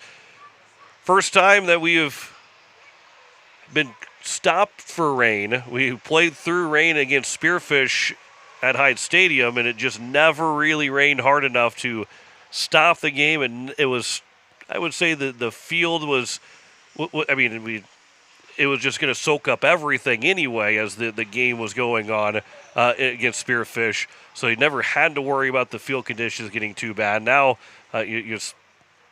today, and how quickly that rain and how hard that rain was falling turned into needing to stop for just a brief period of time.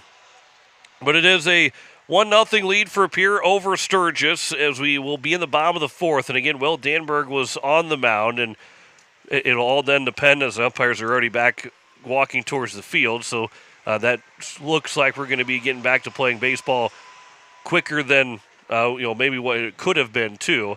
But how quickly this rain delay ends will be determining on how, if Will Danberg goes back on the mound, treat it like a long half inning. He was starting to warm up, but you can treat it like a long half inning. And it looks like they are going to start taking the tarps off the field as well. So not going to be a long rain delay overall. Going to be probably, by the time it's all said and done, maybe a 20-minute rain delay.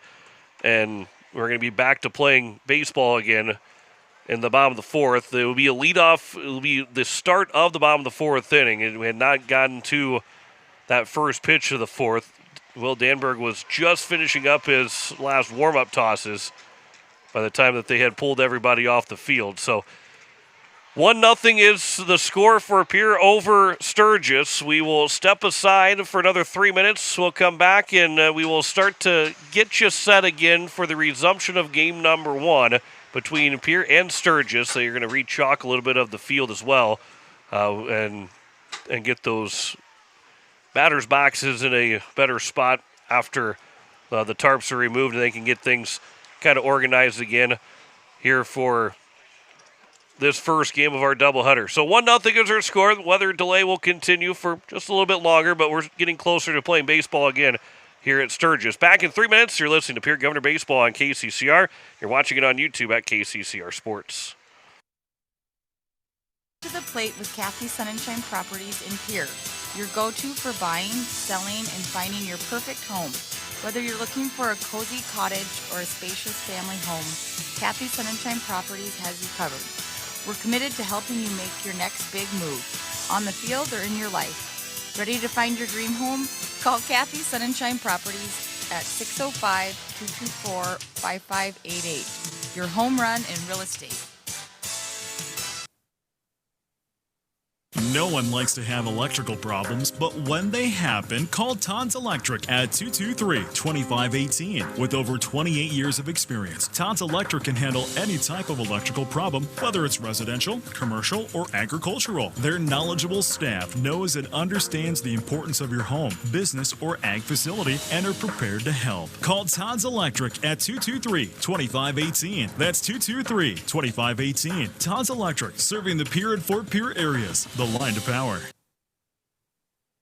Looking for your next new or used car, truck, or SUV? Then go no further than the comfort of your own home. Shop online at lambmotor.com. On lambmotor.com, you'll find the vehicles Lambs has in stock. You can schedule a test drive or your vehicle's next tune-up all online. New or used, shop for it all online anywhere you are. Lamb Motor has the right vehicle for you. Lamb Motor in Oneida and online, lambmotor.com. Step up to the plate with Overhead Door Company of Pierre. Like your favorite team, we deliver reliability, strength, and top-notch performance. For over 100 years, Overhead Door has been the most respected name in the industry. From commercial or residential repairs to full upgrades, our team of technicians stand ready to provide winning results. Don't let a faulty garage door strike you out. Look for the signature red ribbon and call the industry MVP at 605-224-6200. Bring your garage door game to the big leagues. People helping people. Have you ever wondered what the benefits are of becoming a Owyhee Federal Credit Union member? At Owyhee Federal Credit Union, we reinvest profits in you. We do this in the form of lower interest rates, higher dividends, and low to no fees. So come check us out or come in at 221 East Pleasant Drive in Pierre, because at Owyhee Federal Credit Union, we treat our members like they own the place because, well, they do. Owyhee Federal Credit Union. With any dream, the wind won't always be at your back, the sun won't always be shining, and some rain is going to fall. American Family Insurance is like a good, solid roof that you can trust to protect your biggest dreams. With plans that could save you up to 23% when you bundle your home and auto. Also, you can continue to dream fearlessly, no matter what comes your way. American Family Insurance. Visit mfam.com to learn how discounts may apply to you. American Family Mutual Insurance Company assigned its operating company, 6000 American Parkway, Madison, Wisconsin. Contact the Brittany Scheffelbein Agency, LLC, 224-6627.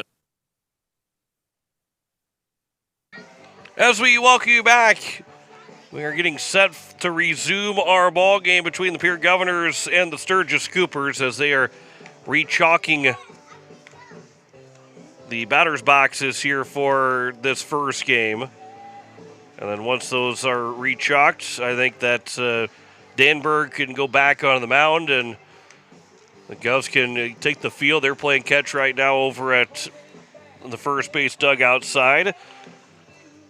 Sturgis getting their bats loose and ready to go to resume play as well. And again, there is still sprinkles falling here at Sturgis. But it looks like, again, outside of things popping up or growing right now from the radar side of things, that we might see a little bit more of a rain shower, but nothing that's going to be what we just had with how hard the rain was falling at that point. And again, you could see it on YouTube at KCCR Sports if you're watching how big the raindrops were that were falling at that point.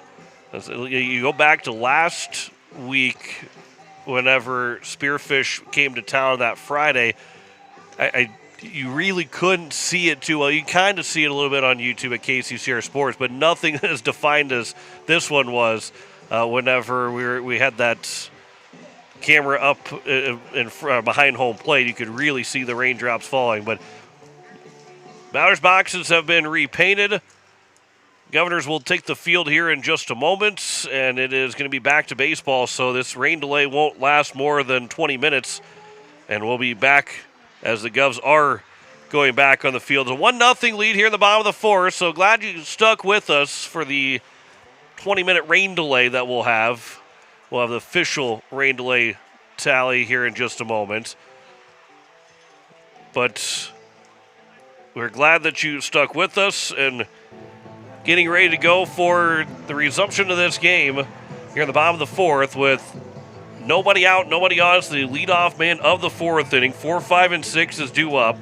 Elijah Strand, Jace Thurman, and Blake Kaufman. Again, the only run that is scored after the leadoff triple from Carter Scheffelbein at the top of the third inning. It was a ground out from Porter Hunsley.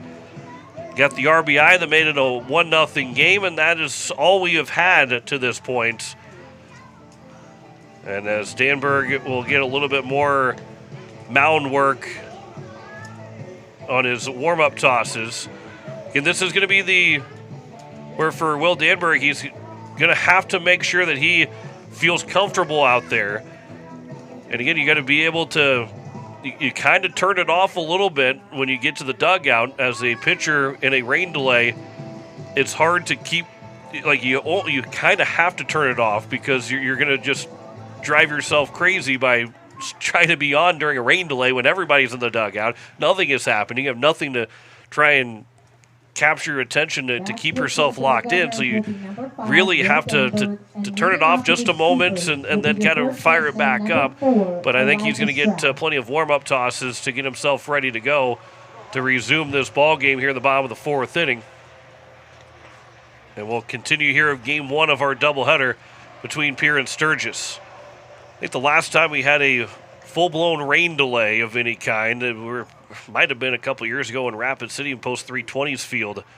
Had about an hour delay before we got that doubleheader. So we're already an hour behind because we were starting at 5 o'clock Mountain Time and 6 o'clock Central Time. And then we had to go even later after an hour rain delay.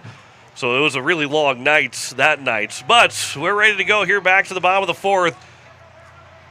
1-0 lead on the American Family Insurance Brittany Shufflebine scoreboard. Elijah Strand waits on the first pitch. He'll swing at the first pitch and high fly ball to left field. Parker O'Brien's going to get over his head and is going to get down for extra bases as Strand will be coming into second up to dive in.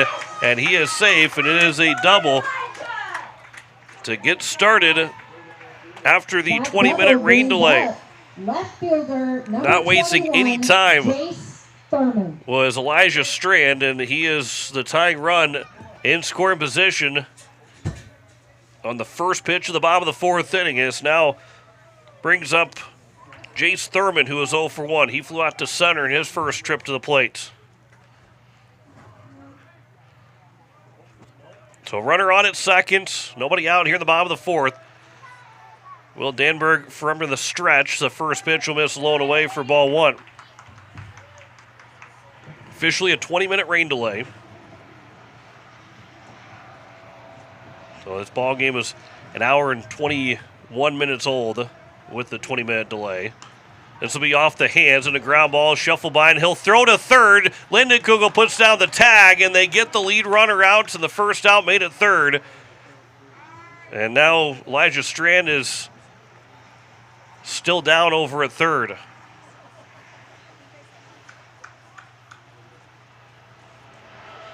He seems to be okay. Maybe got the tag up high. Maybe got some dirt and mud flying up into his eyes. Hopefully that's pretty much the only thing that might have hurt him. But it's a fielder's choice. A runner on at first with one out. And it's Blake Kaufman now to the plate. 6-5 on the fielder's choice. It's one way to get rid of that leadoff double. In a ground ball to the left side.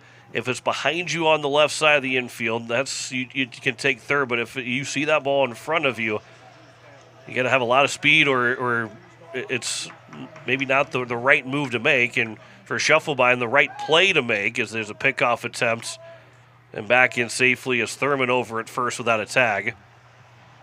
But Shufflebine could see that in front of him, was able to field it cleanly and throw a strike to third base, going the short way to Lindenkugel, who applied the tag to make sure that he was out over at third for the first out. This one is skied up into center field. Porter Hunsley will jog in, make the catch to his left, and there's now two down. And a runner on at first with two away. Now here's Jack Jolly. Reached on a fielder's choice, but then was picked off on a back pick to first that ended that bottom of the second inning. Elijah Strand, by the way, is 2 for 2. He's got 2 leadoff hits, a single in the second, then had the double here in this fourth inning. First pitch, this will be skied up, fouled out of play behind home plate. And the count is 0-1. Here to Jack Jolly. So Danberg trying to get through 4 innings now. Here's the 0-1 pitch. Instead a throw over and back in without a tag. Did have some activity out maybe in the right field bullpen, and that's partly potentially due because of the rain delay. It says that if Danbury doesn't have it after the rain delay, we're going to have somebody ready to go. 0-1 pitch. It was off the hands again. One hopper over to Shufflebine at short. His field and throw to first will be in time, and that will retire the side here in the bottom of the fourth inning. No runs, a hit, no errors, and a man left on base. Halfway home in game one. Pierre leads at 1-0 over Sturgis. Back in a minute here on KCCR, and you're watching it on YouTube at KCCR Sports. Koenig of Oneida, Pierre, and Winter has provided our services to growers of South Dakota for over 50 years. We focus on providing our customers with the products, services, and attention to detail that each farmer needs to succeed.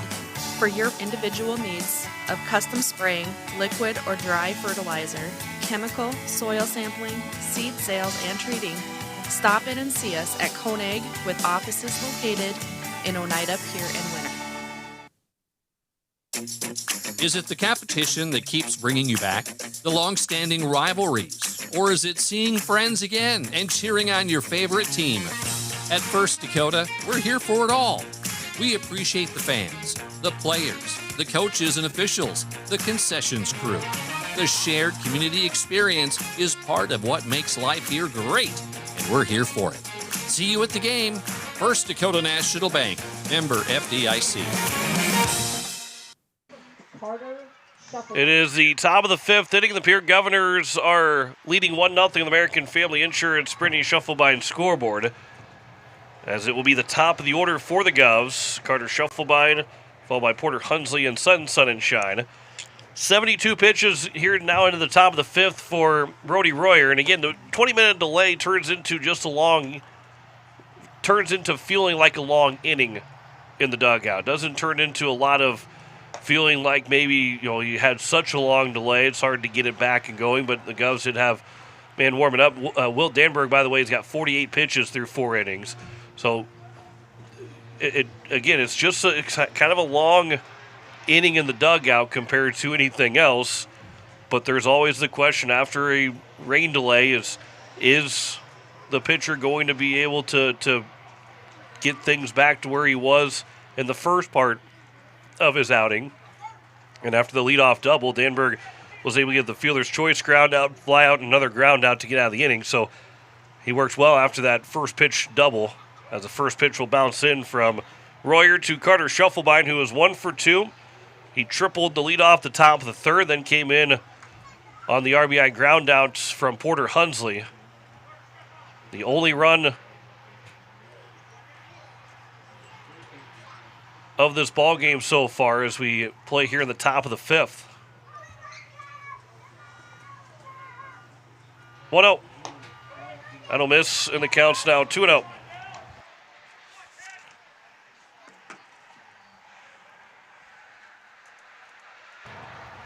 Two-0 pitch here coming from Shufflebine from Royer, and that will miss low again, and the count's now 3-0, and that was pitch number 75 from Brody Royer. He has just 30 remaining before he'd have to be removed from the ball game, from the mound at least. 3-0 pitch, taking it all the way for ball 4, and it's a 4-pitch walk. And just the second walk issued by Royer. 4, Porter Hunsley. And it brings up Porter Hunsley. He's 0 for 2, reached on an error and also had the ground out, but he did drive in the run. Picking up his 9th RBI, make that 11th RBI of the season.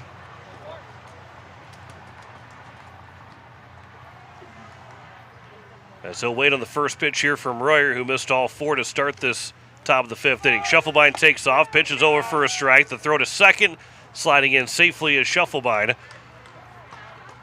And so he is on at second. Another stolen base for Shufflebine, who has one in each of his 3 games. That is stolen base number 21 for Shufflebine. And while it's game number 23, pickoff attempt, and back in standing up is Shufflebine over at second. Well, it's game number 23 for the Govs. It is not the 23rd game for Carter Shufflebine. He's missed a couple because of track as well as also that Sanford combine that was had last week. That one's over for a strike, and it's quickly 0-2 now here to Hunsley. After 4 straight misses for Schuffelbein, back-to-back strikes now here for Hunsley. To Hunsley, and the count's now 0-2. 0-2 pitch here from Royer to Schuffelbein, or to Hunsley, excuse me. That'll hit him.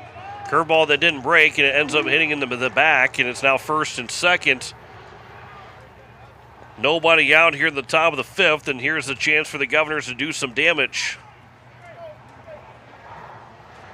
This will be pitch number 80 upcoming here for Brody Royer. Sun and shine the plate. He's 0 for 1, hit by a pitch in the first, grounded out to third in the third. He shows bunt, pulls it back, and taking it inside for ball 1. By the way, the rain has fully stopped here at Sturgis. A little bit of lightning way into the distance that is moving away from us as well. Here's now the 1-0 pitch. Pickoff attempt, and again Schuffelbein standing up over at second. Back in time of the tag applied by the shortstop and Massabatten. Again, if you're just joining us, it is the top of the 5th. Had a 20-minute rain delay. Govs lead at 1-0. This pitch will miss outside. That was in the dirt. Schuffelbein took off for third, but he will scoop back to second base after it was scooped up by the catcher in Sundstrom. He made a nice play to keep that from getting to the backstop. Schuffelbein read it well, but he also read it well that it was caught by Sundstrom, so he didn't continue to go to third. 2-0 pitch. Ground ball on the left side. That's going to get through for a base hit. Schuffelbein will round third. He's going to try to come in to score. There will not be a throw.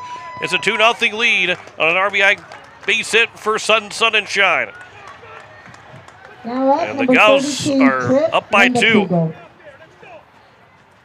The shortstop in Massabatten was holding on Schuffelbein.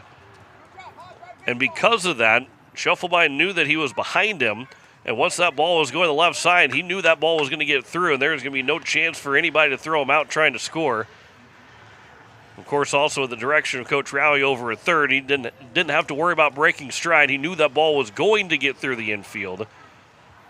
And then there was not going to be a play at the plate. As first and second on the RBI single for Sun and Shine, and it's now Trip Lindekugel to the plate to try and extend the 2-0 lead. He'll show bunt, so he'll pull it back and taking it low for ball 1. No activity out in the left field bullpen for Sturgis, which means that anybody would be coming in would be from the field. By the way, it is now sprinkling again here at Sturgis. 1-0 pitch. That one is taken on the outside corner for a strike, and the count's now 1-1.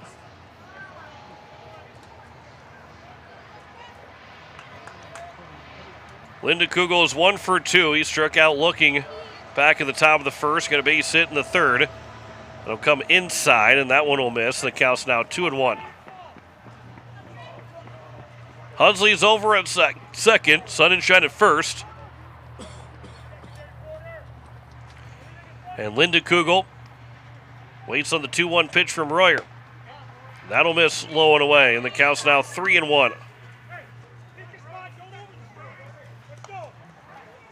Royer's closing in on the end of the line for him, as he had 72 pitches coming into this inning. He has not retired a batter yet. 3-1 pitch.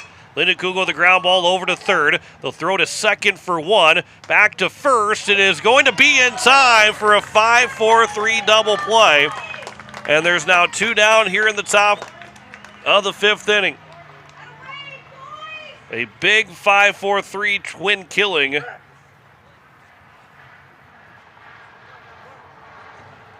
And it's 2 down now here in the top of the 5th.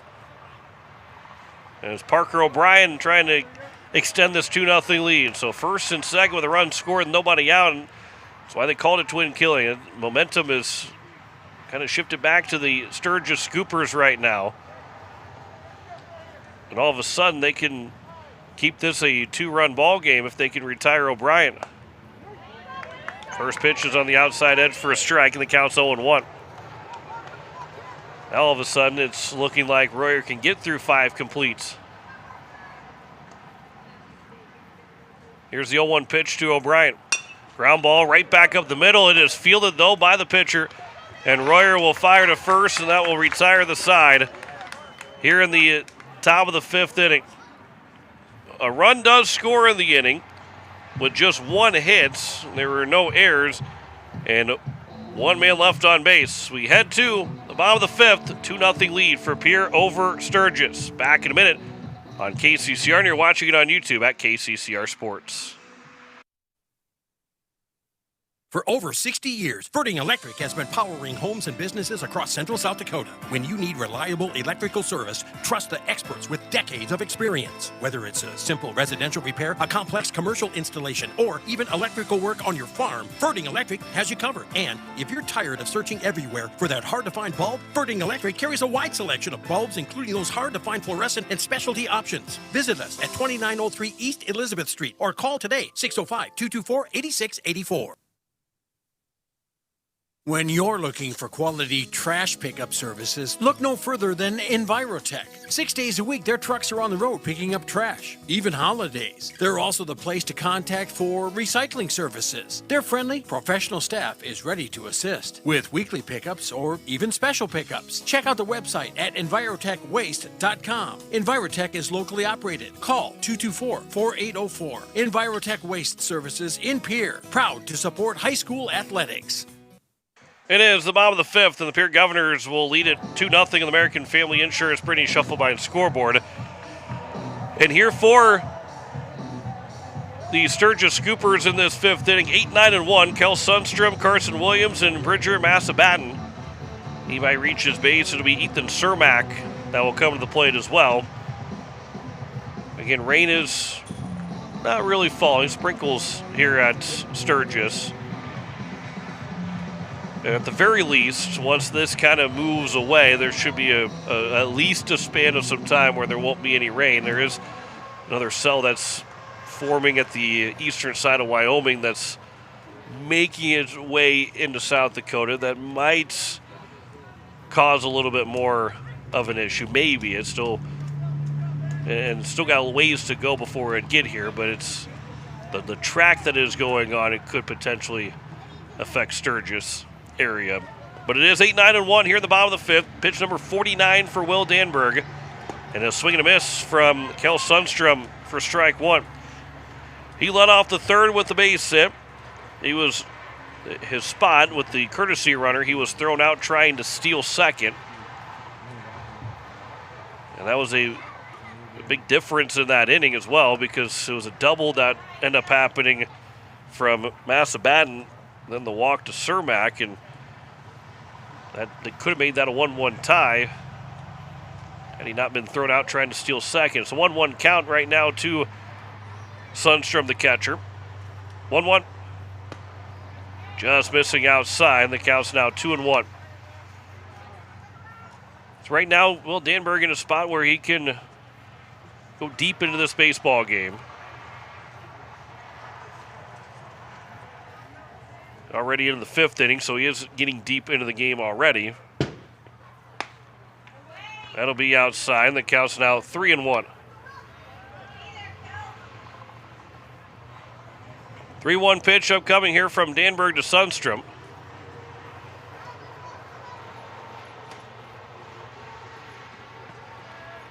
Here's the 3-1 from Danberg.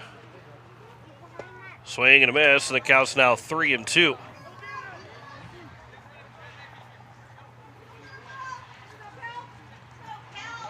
Full count pitch from Danberg to Sundstrom coming up here. The leadoff man, the bottom of the 5th. A 2-0 lead for Pierre over Sturgis.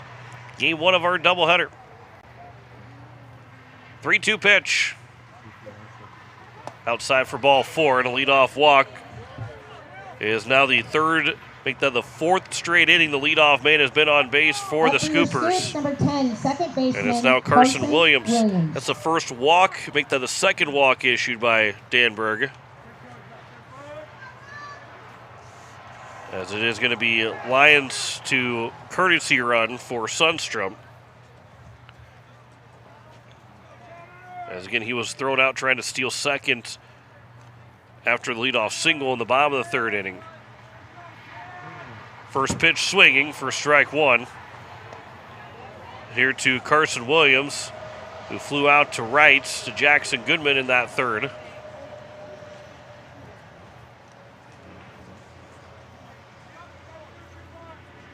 Danberg will come set from the stretch. Here's the 0-1 pitch. That one's over for a strike, and the count's now 0-2. That one caught the outside corner. Still looking for that first strikeout of the ball game is Danberg.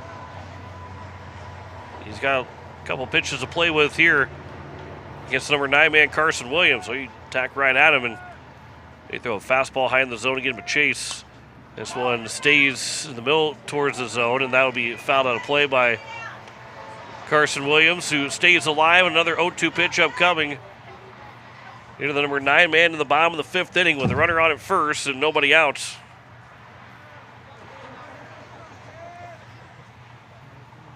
Danberg comes set from the stretch. Here's the 0-2 again.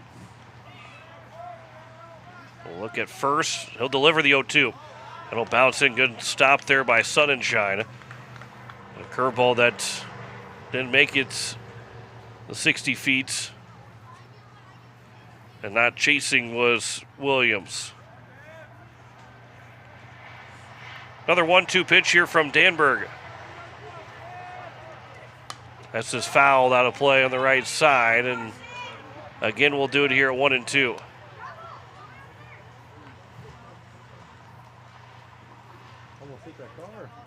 Lions leads away from first. Danberg will come set from the stretch once again. 1-2 pitch. That one will miss outside. The count is now at 2-2.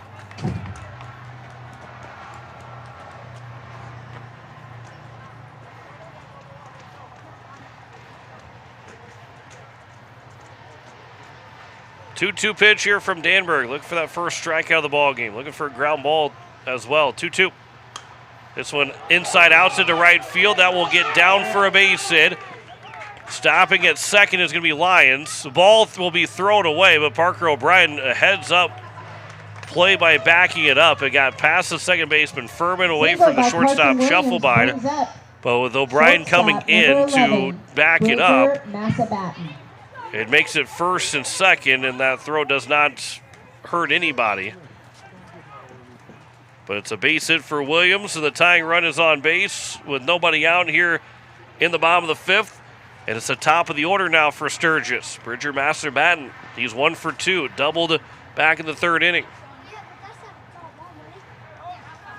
Looked like he might have been out at second whenever that throw came in for the right fielder Goodman.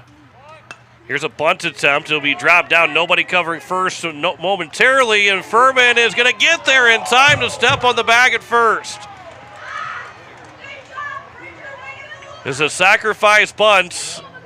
Oh, they're going to talk about it. And Coach Rowley, I don't think he's going to be too happy if they end up changing this call. Masabat is knocking up. They're going to keep it over that he was on the bag at first. So it's second and third with one away. Next up for Sturgis, number 3. And it's sacrifice 1-4. And there's one down now here in the bottom of the fifth inning. Watch that play. It'll be really hard to tell. It looks, I don't know. Well, that's a close play. It's such a hard angle, and where we're at, it's hard to tell. Again, because of where everything is at, you're not going to see it from that angle anyway. They're going to play the infield in now for Ethan Cermak from the windup for Danberg. First pitch will miss low for ball 1. They're going to try and keep this a 2-0 game. They don't want to trade it out for a run right now. They want to go and get a ground ball and keep it runners at second and third. But a base hit could tie this game up here in the bottom of the fifth. 1-0 pitch.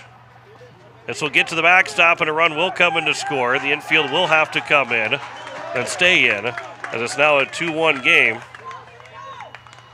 On the wild pitch thrown by Danberg, and then Sturgis now makes it 2-1. So Lions will score. Williams over to third. A 2-0 count with one out here in the bottom of the fifth inning. And again, the infield is going to be in all the way around because they do not want to, especially now, trade this out for a run.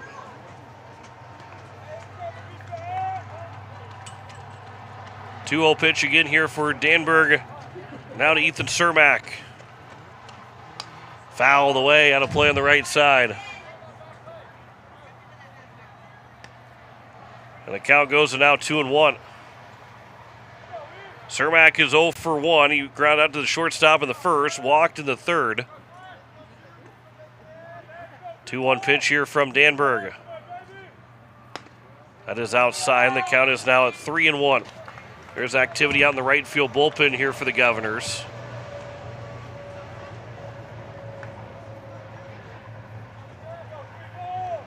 Right-hander getting loose for Pierre. Here's a 3-1 pitch. Ground ball, that'll be fielded by Lindekugel. He'll come home with it. They've got the runner out. And a great throw from Lindekugel to Sonnenschein. And there's now two down here in the inning. That's a third time here that Pierre has been able to make a play on the infield, around the infield. That play by Lindekugel stepping the bag at third, Shufflebein over to third, now Lindekugel to home. They've been able to get lead runners, and there's two down, a runner on at third, and it brings up Brody Royer, who can help himself out here. He still has 16 pitches to work with. We'll see if he comes out for the top of the sixth inning or not, as the first pitch is upstairs for ball one. So it's a 5-2 fielder's choice. And Cermak is over at first, now representing the tying run. Instead of being 90 feet away, he's 3 bags away from tying things up. 1-0 pitch. That'll be fouled off the mask of Sonnenschein. The count's now 1-1.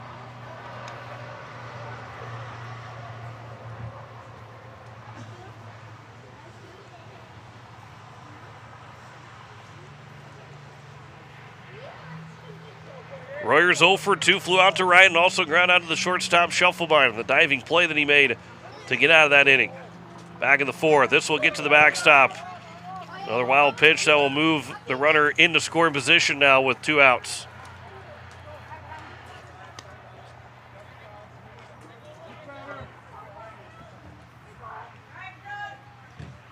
So 2-1 count to Brody Royer. Runner on at second, so base hit could tie the game up here in the bottom of the fifth. A tense spot here for these two teams. Danberg comes set from the stretch. Here's now the 2-1 pitch to Royer. That'll come inside on the inside corner for a strike, and the count's now 2-2. This would be a perfect time for that first strikeout here for Danberg.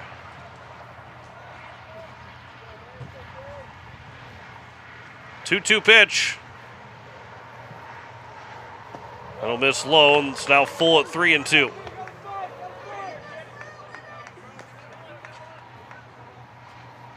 Three-two pitch upcoming. Runner on at second, so he won't be ahead of start. But Elijah Strand, who led off the fourth inning with a double, he's 2 for 2. He waits on deck. We'd rather see him come up in that bottom of the sixth inning. 3-2. That one misses for ball 4. And it's now first and second. And Elijah Strand, the best Sturgis hitter in this ball game, will come to the plate. A chance to tie things up here with the base hit.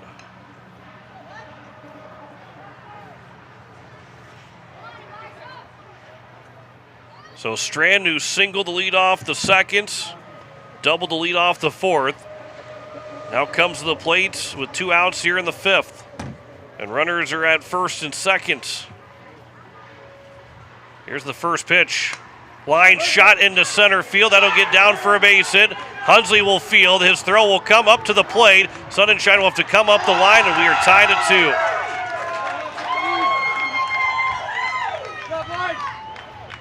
First and second.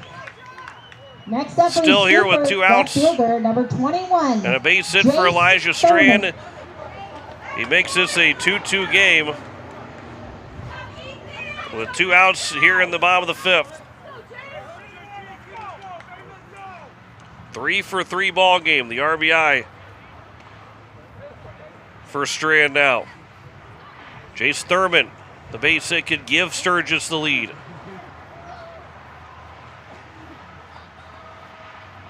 First pitch will miss low for ball 1. And time will be called, and Coach Rowley will make his way out to have a conversation with the entire infield. The wild pitch scored Lions. Carson Williams is thrown out trying to score on the fielder's choice, and then the RBI single for Elijah Strand has got this game tied at 2 here in the bottom of the 5th. But that go-ahead run is 90 feet away, or not 90 feet away, but in scoring position for Jace Thurman, who is ahead of the count 1-0. The sun's starting to peek out here at Sturgis again.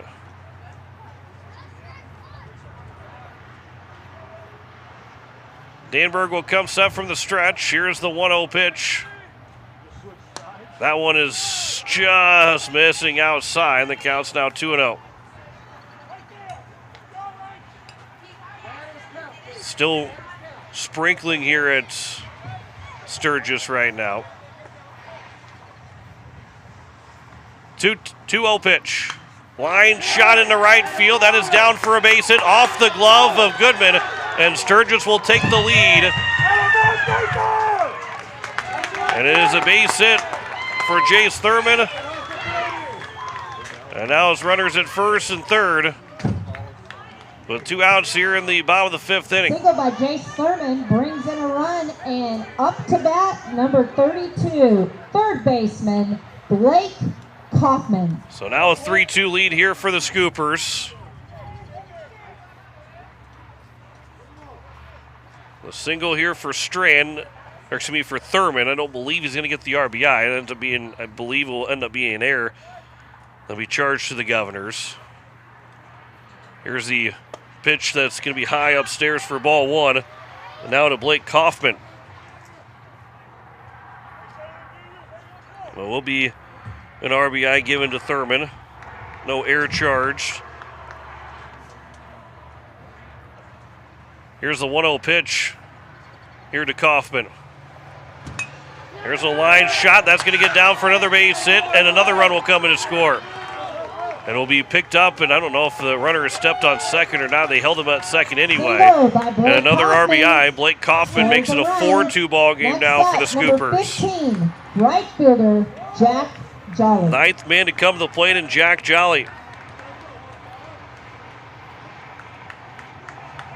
Kaufman now 2 for 3 in the ball game, and this will be the end of the line for Will Danberg.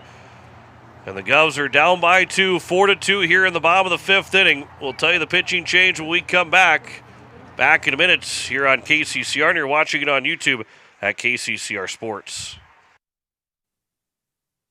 When you're looking for quality trash pickup services, look no further than Envirotech. 6 days a week, their trucks are on the road picking up trash, even holidays. They're also the place to contact for recycling services. Their friendly, professional staff is ready to assist with weekly pickups or even special pickups. Check out the website at envirotechwaste.com. Envirotech is locally operated. Call 224-4804. Envirotech Waste Services in Pierre, proud to support high school athletics. At Shane's Pharmacy, your health and your time matter to us. Our team takes pride in providing personal, professional care, from filling your prescriptions quickly to answering your questions every step of the way. Need a little extra convenience? We offer free delivery right to your home or office. Because at Shane's Pharmacy, you're our family, friends, and neighbors, and we're honored to care for you. Shane's Pharmacy. Feel better for less and stay well with us. Call 605-223-9200 or stop by in Fort Pierre. Shane's Pharmacy. Proud to support our local high school athletes. So So Bridger Babcock is now on in relief for the Governors to try and keep this a 2-run ball game. Bridger Babcock, who was playing first, as I believe maybe Hudson Schaefer now over at first base, which then Schaefer would be hitting for Danberg. And Bridger Babcock will not be in the lineup yet. Would not be in the lineup. Aiden Johnson would still hit in that spot. And it's Hudson Schaefer over at first base. So Schaefer takes over at first. Babcock will move to the mound. And Danberg's spot is due up second in the top of the 6th. So we'll see if maybe Danberg will come back in to hit. If he does, then Schaefer would be done, or Schaefer will be hitting in that spot. But it's Jack Jolly, the first man to greet Bridger Babcock. First pitch swinging, a line shot, base hit into center field. Porter Hunsley will come up throwing, and the runner will stop over at third as it's a one-hopper to the plate.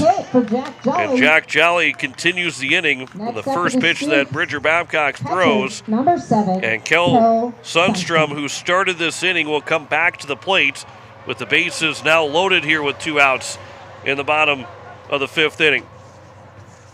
Bridger Babcock on the season, this is his 3rd relief appearance. 6 2/3 innings so far, 1-0 record-wise. 2 hits, no earned runs, 3 walks, 8 strikeouts.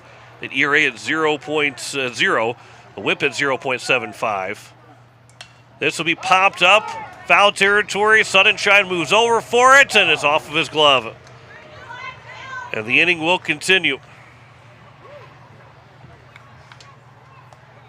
And this is anything that can go wrong is going wrong for the Governors right now in this bottom half of the inning.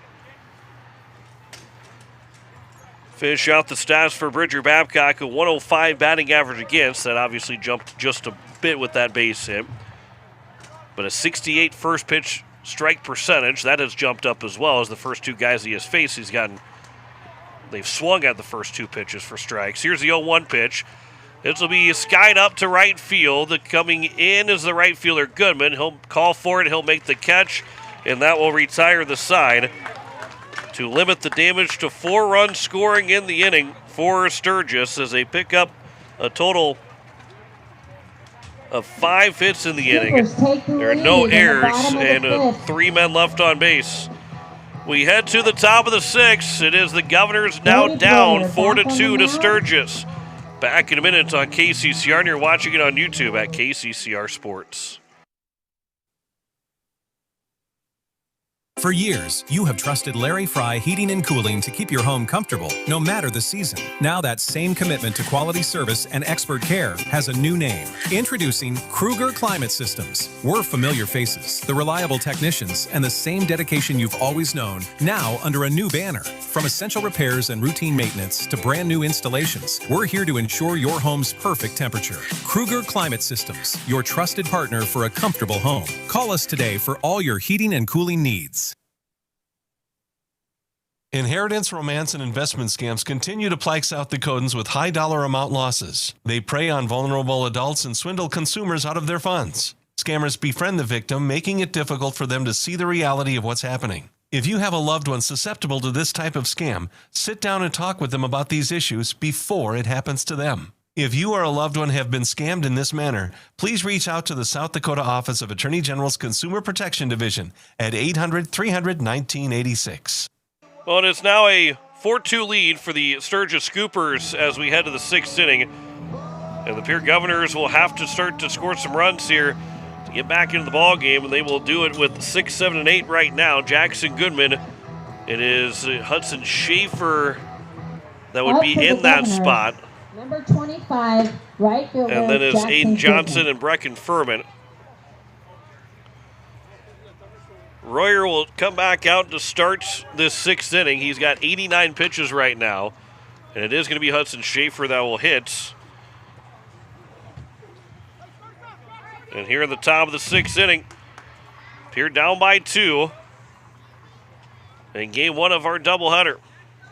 Here's the first pitch to Jackson Goodman. That'll miss outside for ball 1. Again, no activity on the left field bullpen for Sturgis. Didn't look as the inning was going along in the bottom half of the inning to see if anybody was warming up out there. Here's the 1-0 pitch. It's over for a strike, and the count's now 1-1. That was pitch number 91, by the way, for Brody Royer. So he's only got 14 left to go before he'd have to be removed from the game. 1-1 pitch. There's a ground ball through the hole on the right side for a base hit for Jackson Goodman, as he is now 1 for 2 in the ball game and on base 2 times. And the leadoff man is on him to kick off the top of the 6th inning. In the fourth straight inning that the Govs have got the leadoff man on base. They're trying to score for the 3rd time in those 4 innings. Hudson Schaefer will come to the plate for the first time today. He's now the first baseman for the Governors, 107 batting average. A single, double, and triple for him so far in the season. 4 RBIs. This will get away from the first baseman on a pickoff attempt.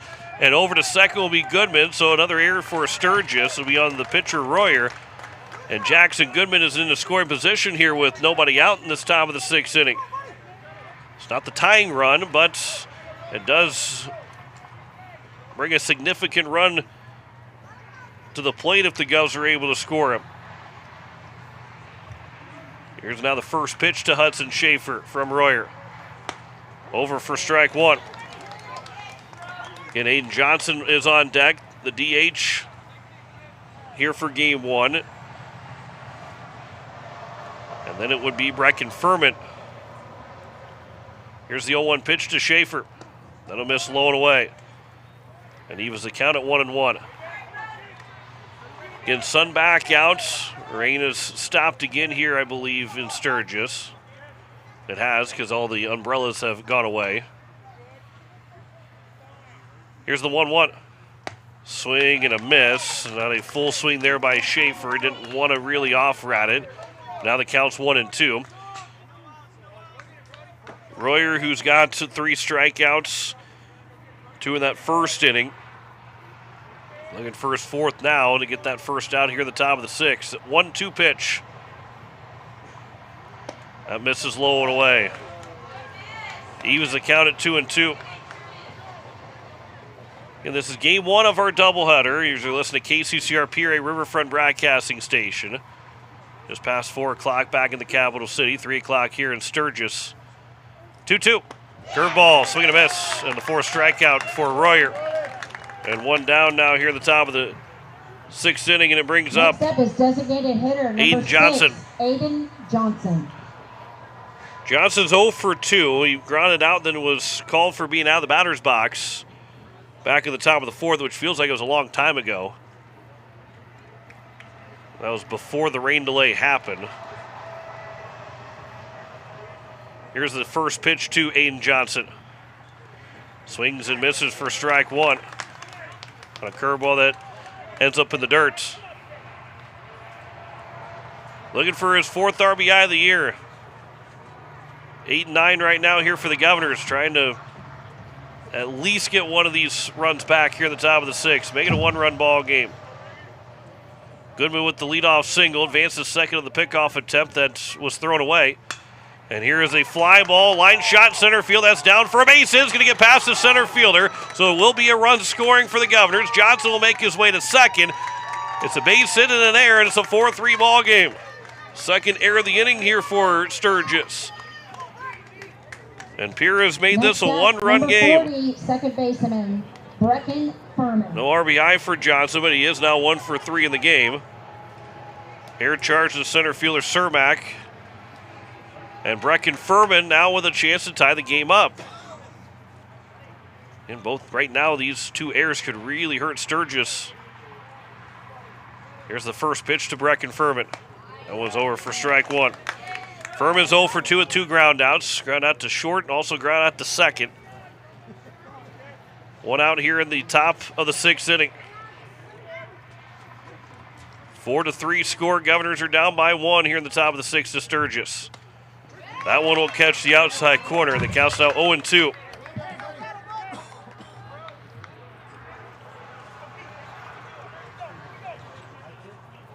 Top of the order waits on deck. Schuffelbein, who's 1 for 2 with a triple. Here's the 0-2 to Furman. That one's down the right field line. Will it stay fair? It will land just foul. They will say it's a foul ball down the right field line. Coach Prunty's walking down the first base line to talk to the home plate umpire. And so now it remains an 0-2 count. Furman looked like he had a double.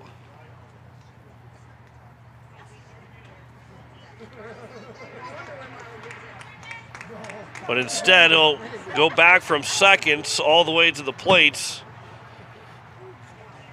The bounce definitely went into foul territory. That doesn't always indicate that the ball was foul. Coach Prunty had a good look down the line. He didn't even start to walk down the first base line until he realized seconds later that it was called foul. Here's the 0-2 pitch to Furman. That'll miss low in the dirt. Good block there by the catcher in Sundstrom. This could be Royer's last batter, by the way.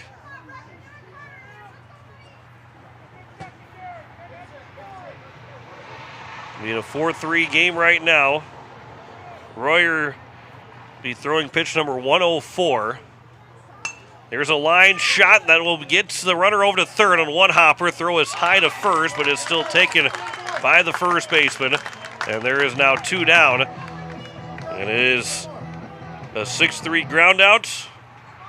Runner will move over to third. And that will end the day here for Brody Royer, who threw pitch 104. But maybe give or take one. You don't want to have this being pitch 106 on the other side of things. So we will step aside with a runner on at third and 2 outs here in the top of the 6th. 4-3 our score. New pitcher coming in with the top of the order up for the Governors. A 1-run ball game. Back in a minute. You're listening to Pierre Governor Baseball on KCCR, and you're watching it on YouTube at KCCR Sports. Stulkin Peterson LLP has been your local CPA firm for over 40 years, offering tax preparation, bookkeeping, payroll, and consulting services. If your business, farm, or ranch needs professional, accurate, and reliable services, we are your firm. Our clients are our #1 priority. If you need a higher level of accounting service, give us a call at 605-224-5828. That's Stulkin Peterson LLP, 222 East Missouri Avenue in Pierre. Has life left a dent in your ride? Or maybe you're dreaming of a fresh start for your classic? At Hunsley Auto Body and Sandblasting, we bring vehicles back to life. Located right here in Fort Pierre with over 25 years experience, we specialize in expert auto body repair, from minor dings to major collision work. Got a boat or RV with fiberglass damage? We handle that too. And for projects needing a complete refresh, our professional sandblasting service preps anything ready for a perfect finish. For quality work you can trust, Hunsley Auto Body and Sandblasting, 605-280-4451, 310 West Highway 1434 in Fort Pierre. Well, it is now Elijah Strand to the plate, to the mound. Move things around here, I'll tell you that in just a moment. But Elijah Strand makes his season debut with 2 outs on the tying run on at third. And he deals with the top of the order for the Pierre Governors, trying to keep this a 1-run ball game. Again, Strand does not pitch. They've only used 4 pitchers in total so far this season. Johnson, Sabers, Royer, and Poole have been the only 4 guys that have thrown.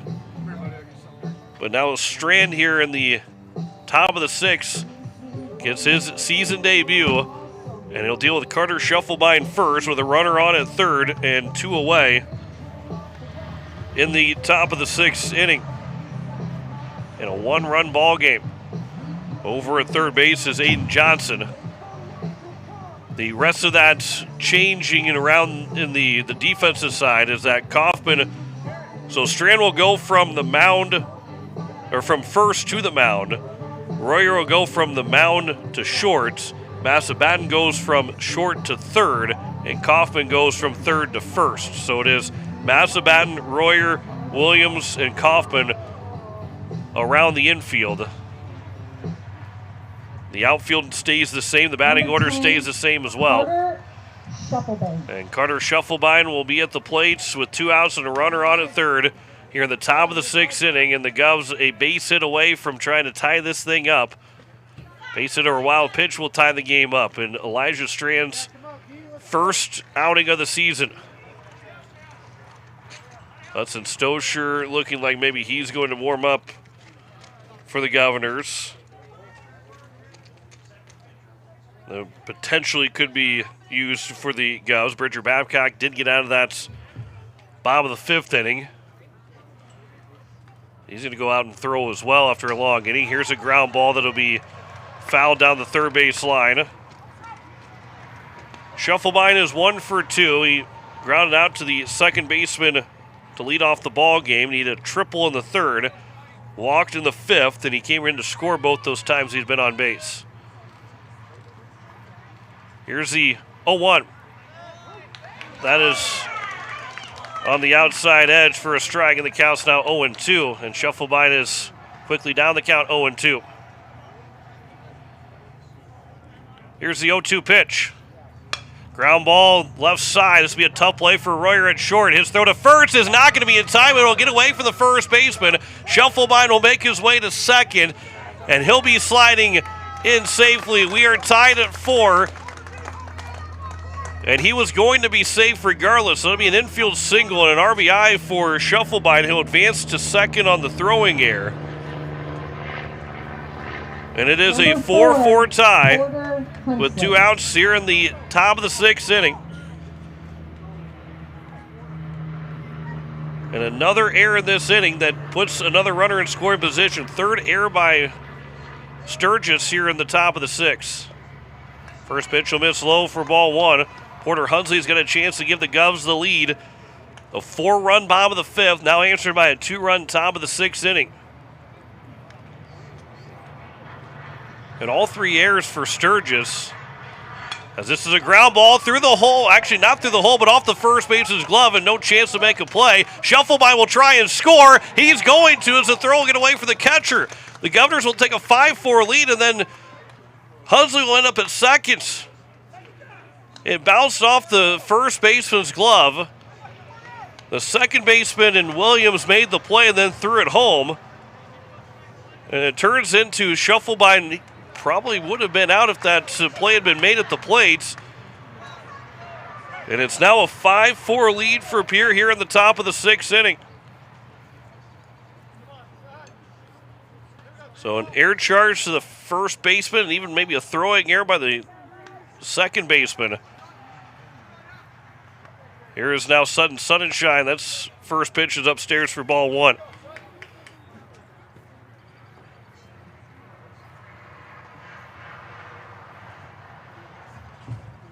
So the 4th error now in the inning for Sturgis. Here's the 1-0 to Sun and Shine. That'll be upstairs, and the count's now 2-0. Was going to mention, too, that the first 3 errors of the inning were on base hits or something where a guy who just wasn't going to be out when the error was made. It just advanced guys extra bases. This one would have been a tough play to try and get Hunsley over at first on the fielding play by the first baseman and Kaufman. But because of that misplay, it allowed Shufflebein to end up scoring, and then Hunsley ends up at second as well as the ball get away from the catcher. 3-0 pitch now to Sun and Shine. He'll swing at the 3-0 pitch, and he'll float it to right field. That's going to get down for a base hit. Hunsley will round third. He's going to try and score. The throw will come over the head of the catcher, and it's another run that will score. Sun and Shine ends up at second. They'll throw it back to second, and he'll stand over at second base, and it's now a 6-4 lead for Pierre. Will end up being another error for Sturgis. Ends up being an RBI single for Sun and Shine. Up next, number 32. But an error will be charged to the right fielder and Jolly on the throw. And that is now 5 errors in the inning for Sturgis. And Pierre has scored 4 times. First pitch will catch the outside corner for strike 1, and counts now 0-1.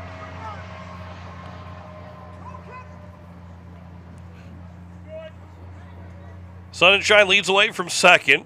Trip Linda Kugel, who's 1 for 3 in the ball game. That'll come inside and able to back away from was Linda Kugel. And the count's now 1-1. But a 4-run inning here for Pierre. 5 errors, but also 4 hits for the Govs. That'll miss low, and the throw back to second, and Sun and Shine will dive back in safely. And the count's now at 2-1 here to Linda Kugel.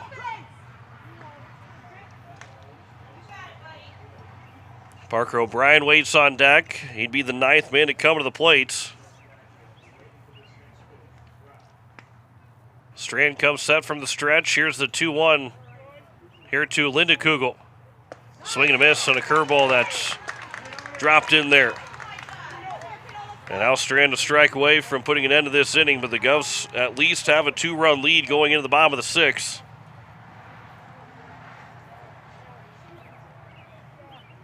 Here's the 2-2 to Linda Kugel. Ground ball on the left side to be fielded by the third baseman, who will step on the bag, but no one was over at first base, so there was no force out. And Linda Kugel is safe at first. And I think that would be a base hit for Linda Kugel. It's more of a mental error for the third baseman in Massabatten. But it is now runners at first and second. It will be a single for Linda Kugel. Because again, that play was made. There's no throw over there. 2 outs still here at the top of the 6th. 9th man to come to the plate, Parker O'Brien. 6-4 lead here for the Governors. First pitch is upstairs for ball 1. Parker O'Brien is 0 for 3 right now. Struck out looking in the first. Ground out in the third and in the 5th as well. 1-0 pitch, swing and a miss. And it's now 1-1. A long inning here for Sturgis. On the field for a long time with 5 errors, 5 hits, and 4 runs for the Governors. 1-1 pitch, ground ball over to the shortstop. Royer will take it to the bag himself, and that will retire the side here in the top of the 6th inning. But as not before, a 4-run inning for Pierre gives them now a 6-4 lead as they get it on 5 hits, 5 errors, and 2 men left on base. To the bottom of the 6th we go. It is 6-4 for Pierre over Sturgis. Back in a minute on KCCR. Watching it on YouTube at KCCR Sports. Most of us already know that Gales Gas of Pierre is the place to call for propane. They offer an automatic fill plan so you never have to worry about running out of propane. They accept debit and credit payments or a budget payment plan to spread out the cost throughout the year so you never have surprises when you get your bill. For delivery, convenience, and great customer service, call Gales Gas at 224-5518. That's Gales Gas at 224-5518. With Dakota Plains Federal Credit Union's new online and mobile banking features, you can apply for a loan anytime, anywhere. Send and receive secure messages with our team and manage your debit or credit card with ease. Plus, enjoy seamless digital wallet compatibility. Tap, pay, and go with confidence. Your money, your control, your convenience. Download the app today and experience the future of banking. Safe, simple, and always with you. All deposits are insured up to $250,000 by NCUA. As we welcome you back, it is the bottom of the 6th, and it is a 6-4 lead now for Pierre over Sturgis, a 4-run inning. Be 5 singles, Aiden Johnson, Jackson Goodman, Carter Shufflebein, Sun and Shine, Trip Linda Kugel all had singles in that inning. But 5 errors by Sturgis, as they now have 6 in the ball game. And it allowed those 4 runs to help those 4 runs score. And Pierre is back up by 2 after a 4-run bottom of the 5th. They answer the 4-run top of the 6th. First pitch swinging from Bridger Babcock to Carson Williams, the number 9 man in the batting order. And he'll swing and miss for strike one. He's 1 for 2. He singled back in that bottom of the 5th inning. Here's the 0-1 from Babcock. That'll be high for ball 1.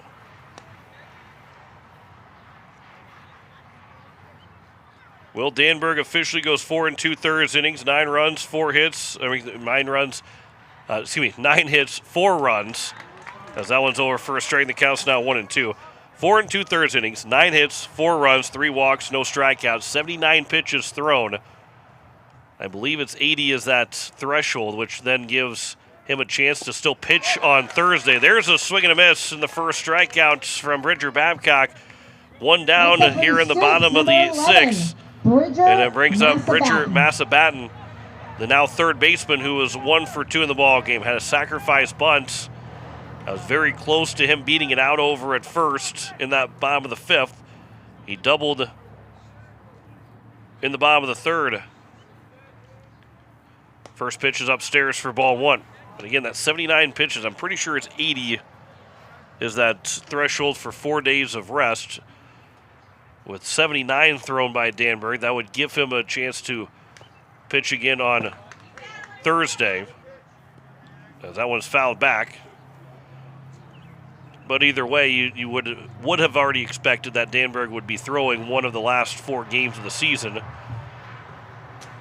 If he threw over 80, he'd be used on Saturday. Here's a ground ball. Actually, it's going to be fouled back behind the plate. And the count goes to now 1-2. And Babcock's now looking quickly for his second strikeout here in the 6th inning. And this is game 1 of 2. If you're just tuning in, thinking maybe you're going to catch the start of game number 2. We're still in game 1, had a 20-minute rain delay. That one will miss just a bit outside. The count's now 2-2. So we're right at the 2-hour mark of this baseball game with the 20-minute rain delay in there. Here's the 2-2 pitch. Curveball that stays upstairs and inside. The count's now 3-2.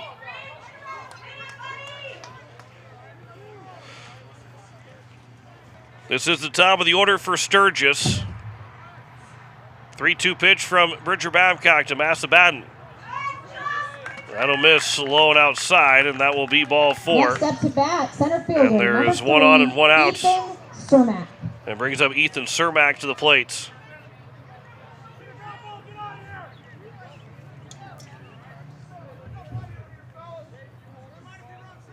Reached on a fielder's choice, also walked and then grounded out so far. He's 0 for 2. He did score in that 5th inning, part of the 4 runs that came in to score for Sturgis. First pitch will miss low for ball 1.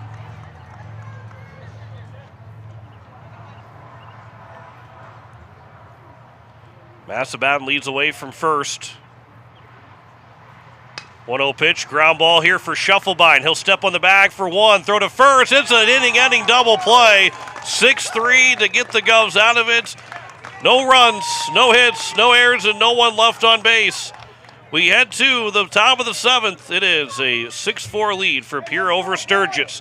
Back in a minute on KCCR, and you're watching it on YouTube at KCCR Sports. Wagner Auto in Pierre has been hitting home runs for over 100 years, delivering quality vehicles and top-notch service to our community. Whether you need a rugged truck, a dependable SUV, or a fuel-efficient car, we've got the perfect lineup to keep you on the road. Proud sponsor of this season's baseball action, we're here to help you drive home a great deal. Stop by today or visit WagnerAuto.com. Wagner Auto, South Dakota's oldest auto dealer. When the South Dakota wind howls and the rain pours, is your home ready? Introducing Pierre Roofing and Gutters, the newest name serving Pierre, Fort Pierre, and surrounding communities. Owned by Karsten Erickson, the same expert you've trusted for years at Karsten Erickson Roofing and Construction, we're expanding to keep our community covered. From full replacement to seamless gutter installs, Karsten and his team deliver. Don't wait for the next storm. Call Pierre Roofing and Gutters today for a free estimate. 605-280-8080. Pierre Roofing and Gutters. Built strong, built local. Top of the 7th. Pierre Governors holding on to that 6-4 lead. It is Jackson Goodman, Hudson Schaefer, and Aiden Johnson. He might reach his base. It'll be Brecken Furman. 6, 7, and 8 here for Pierre in the top of the 7th inning. As they're trying to hold on to get this win to go to 14-5 in South Dakota games. That pitch will miss low and away for ball 1.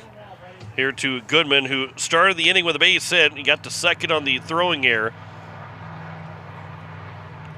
And then we had RBIs from Carter Shufflebine and Sutton Sonnenschein in that inning.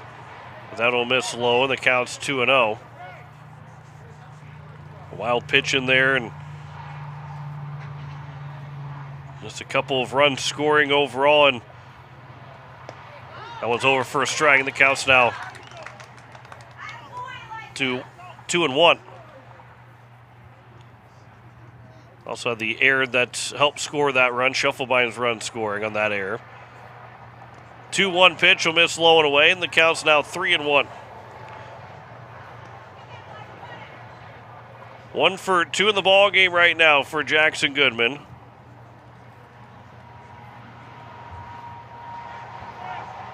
Here's the 3-1 pitch from Strand to Goodman. The curveball that will drop in for a strike, and the count's now full at 3-2.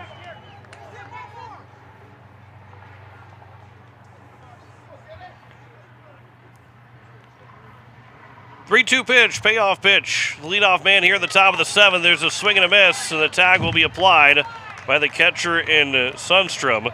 And there is one down here at the top of the 7th. Everybody hit in that top of the 6th inning.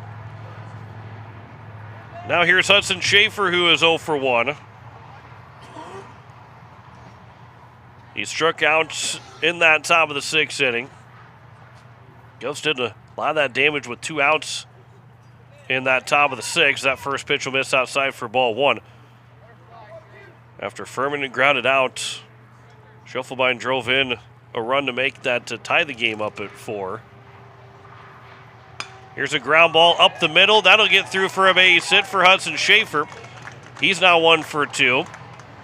And 1 on and 1 out for Aiden Johnson. Aiden Johnson. Johnson had a base hit, his last trip to the plate.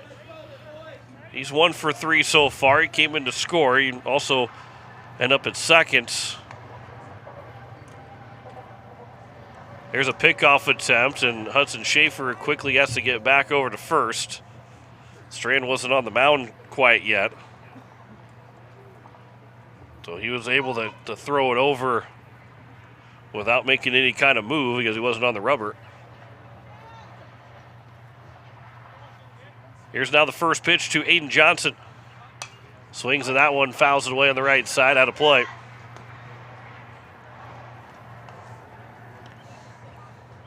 In the bottom of the 7th, it would be 3, 4, and 5 for Sturgis. Royer, Strand, and Thurman. Right now needing at least 2 to keep the ball game going. Here's the 0-1 pitch. There's a fly ball to center field, but it's right to the center fielder, Cermak, to make the catch. And there's now 2 down here in the top of the 7th. Out number 2 brings and it brings up the number 9 man, Brecken Furman. Brecken Furman. Furman is 0 for 3 with 3 ground outs, 2 of the shortstop, 1 of the second baseman. Been able to stay on the ball, just not been able to get it through a hole anywhere. Here's the first pitch to Furman. Instead, another check over. And diving back in safely over at first is Schaefer. And game 2 will come up after game 1 concludes. Somewhere around 20 to 25 minutes after game 1 ends. First pitch, that'll be a curveball that didn't break back in time. Furman was ducking out of the way of it. It was still over in that right-handed batter's box. And it does miss for ball 1. Here's now the 1-0. As outside, back pick over to first, and diving back in safely is Schaefer. And the count is now at 2-0. Here to Brecken Furman with 2 outs and a runner on at first.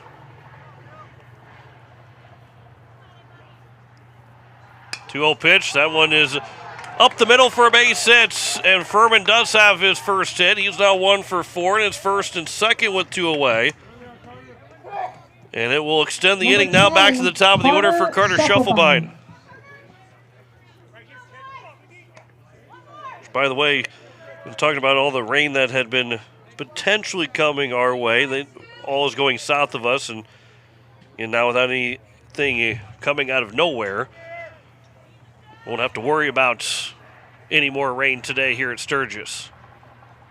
Here's the first pitch to Shufflebine. That'll be off the bat as he didn't drop it in time. It'll be a foul ball. Don't see it very often, but Shufflebine, as the pitch was coming over the top of his head, was dropping down, but the bat didn't come down with him. And so it ends up going off the bat, which is a foul ball, even though there was zero attempt to swing at it. 0-1 pitch. Shufflebine with a line shot to left field. That is down for a base hit, and that will score at least one. Furman is going to be rounding third. They're going to try to wave him in. The throw cut off by the shortstop. The throw from Royer to the plate. Sliding in safely is Furman. It's a 2 RBI double for Carter Shufflebine. He ends up at third with the throw coming to home. And it's an 8-4 lead for the Governors now here in the top of the 7th. A big double for Shufflebine. He now has 3 runs driven in this ball game. He is now a home run shy of the cycle, which again, don't really want him to come back up to the plates unless he comes back up here at the top of the 7th. Here's a slow roll over to the third baseman, fielded the throw to first, and that will retire the side here at the top of the 7th. But another 2 runs will score on 3 hits in the inning. No errors and a man left on base. Govs a little bit more wiggle room, up 8-4 heading to the bottom of the 7th. Back in a minute on KCCR, and you're watching it on YouTube at KCCR Sports. As community bankers, BankWest employees are deeply committed to supporting local causes, growing the local economy, and creating local opportunities. At a time when you can bank anywhere, we hope you choose BankWest. We'll be your financial partner for the long haul, helping you and your community achieve financial success. BankWest. Convenient, connected, committed. Member FDIC. AGE Corporation has been building South Dakota for over 60 years. For all your site work, construction, and crane needs, AGE is there for you. If you need a boat dock and dock lighting, AGE has what you need. Visit their website, agecorp.com, or give them a call at 223-2732. AGE Corporation, providing high-quality services without sacrificing safety. Visit agecorp.com or call 223-2732. It is the bottom of the 7th, and the Pierre Governors leading 8-4. They can have 3 outs away from a first game win over Sturgis, and they have 3, 4, and 5 to deal with. Brody Royer, Elijah Strand, and Jace Thurman. He might reach his base. It'll be going to Blake Kaufman. And so here is Royer, who is 0 for 2. Drew a walk back in the 5th inning, came in to score as Bridger Babcock will try and get the final 3 outs. First pitch swinging. It is up in the air, and Porter Hunsley from center will come in to make the catch. And 1 pitch and 1 out here in the bottom of the 7th. And the Govs now 2 outs away from picking up a Game 1 win. Number 4, Elijah. And here's Elijah Strand to the plate. He is 3 for 3. Singled in the 2nd to lead off, doubled in the 4th to lead off, then had an RBI single in the 5th. And the Govs are trying to retire him for the first time in this ball game. First pitch comes inside for ball 1. 1 run in the 3rd, 1 in the 5th, 4 in the 6th, and 2 in the 7th for Pierre. 4 runs all coming in the 5th inning for Sturgis. An 8-4 ball game. As that'll miss low, and the count's now 2-0.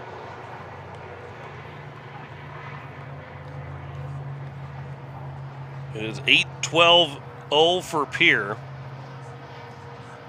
as this will be grounded foul. And for Sturgis, it is 4-10-6. With 4 runs, 10 hits, and 6 errors for the Scoopers here in this game. 5 in that top of the 6th inning. 2-1 pitch. That one is over for a strike, and the count's now 2-2. Although it was called strike 3 from the home plate umpire, but both Sunshine and Strand looked up at the home plate umpire. There's only strike 2. The count's now 2-2. Babcock looking for a second strikeout. 2-2 pitch. That'll be behind Strand. And the count's now 3-2.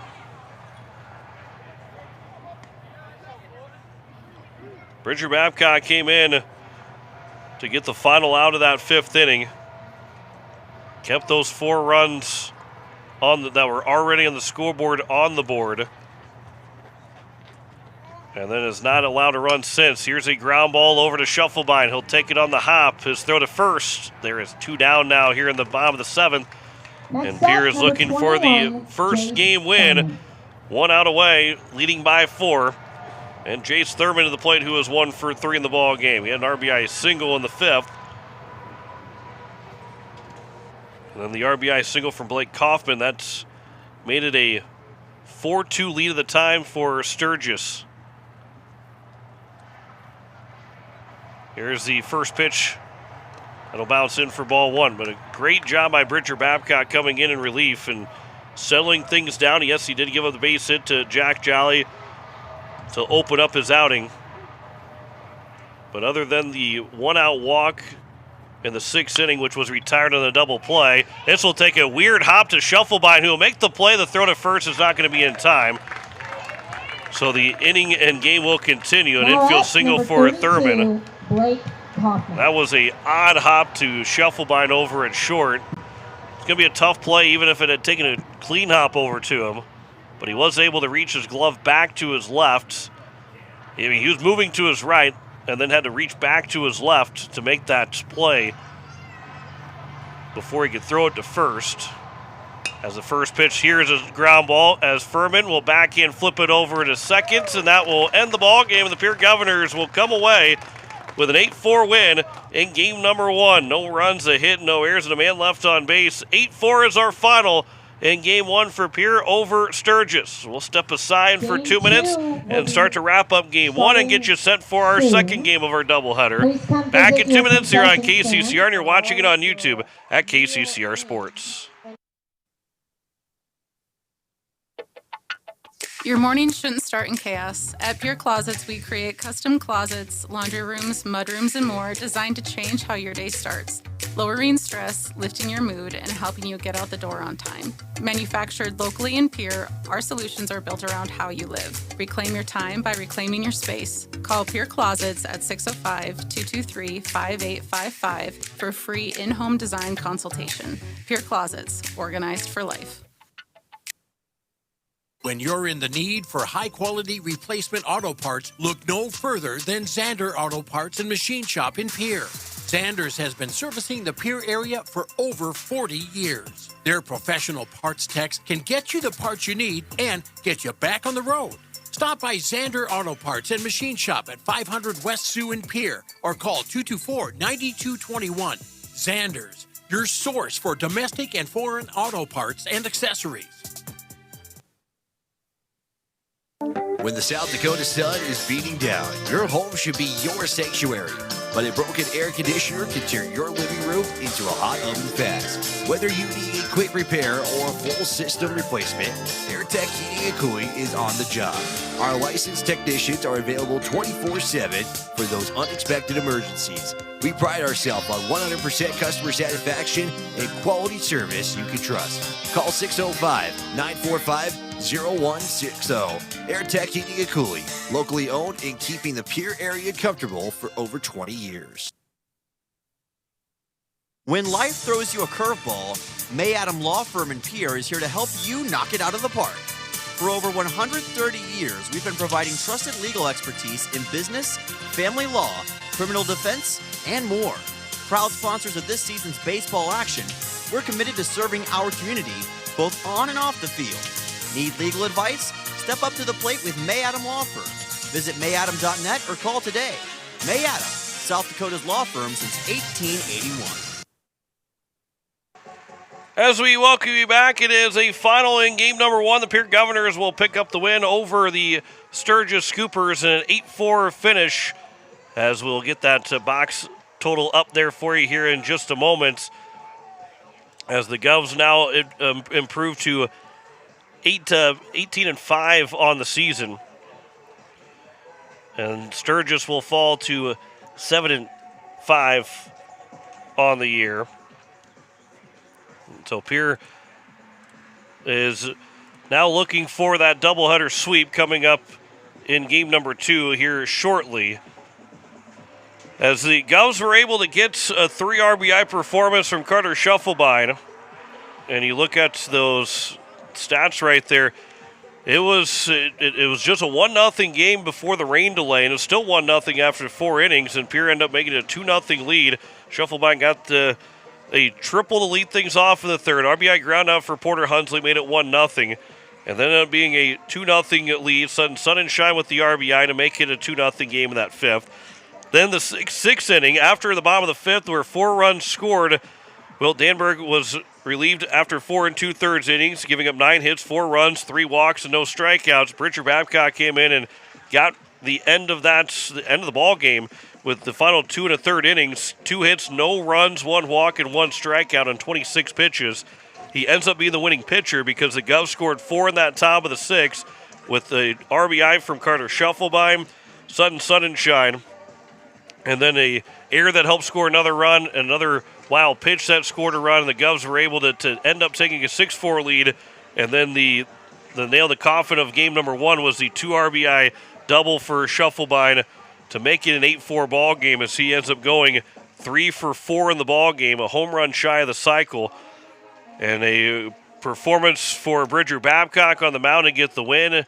Great performance from Carter Schuffelbein, hitting-wise, to get those 3 runs driven in. He also scored 3 times as well, and the Govs were able to do the damage with the 5-error inning in the top of the 6th to help score those 4 runs. They also had 5 hits in that inning as well, and that's the biggest difference right there. It ends up being a line total of 8 runs, 12 hits, no errors, 9 men left on base for Pierre, 4 runs, 11 hits, 6 errors, 8 men left on base for Sturgis.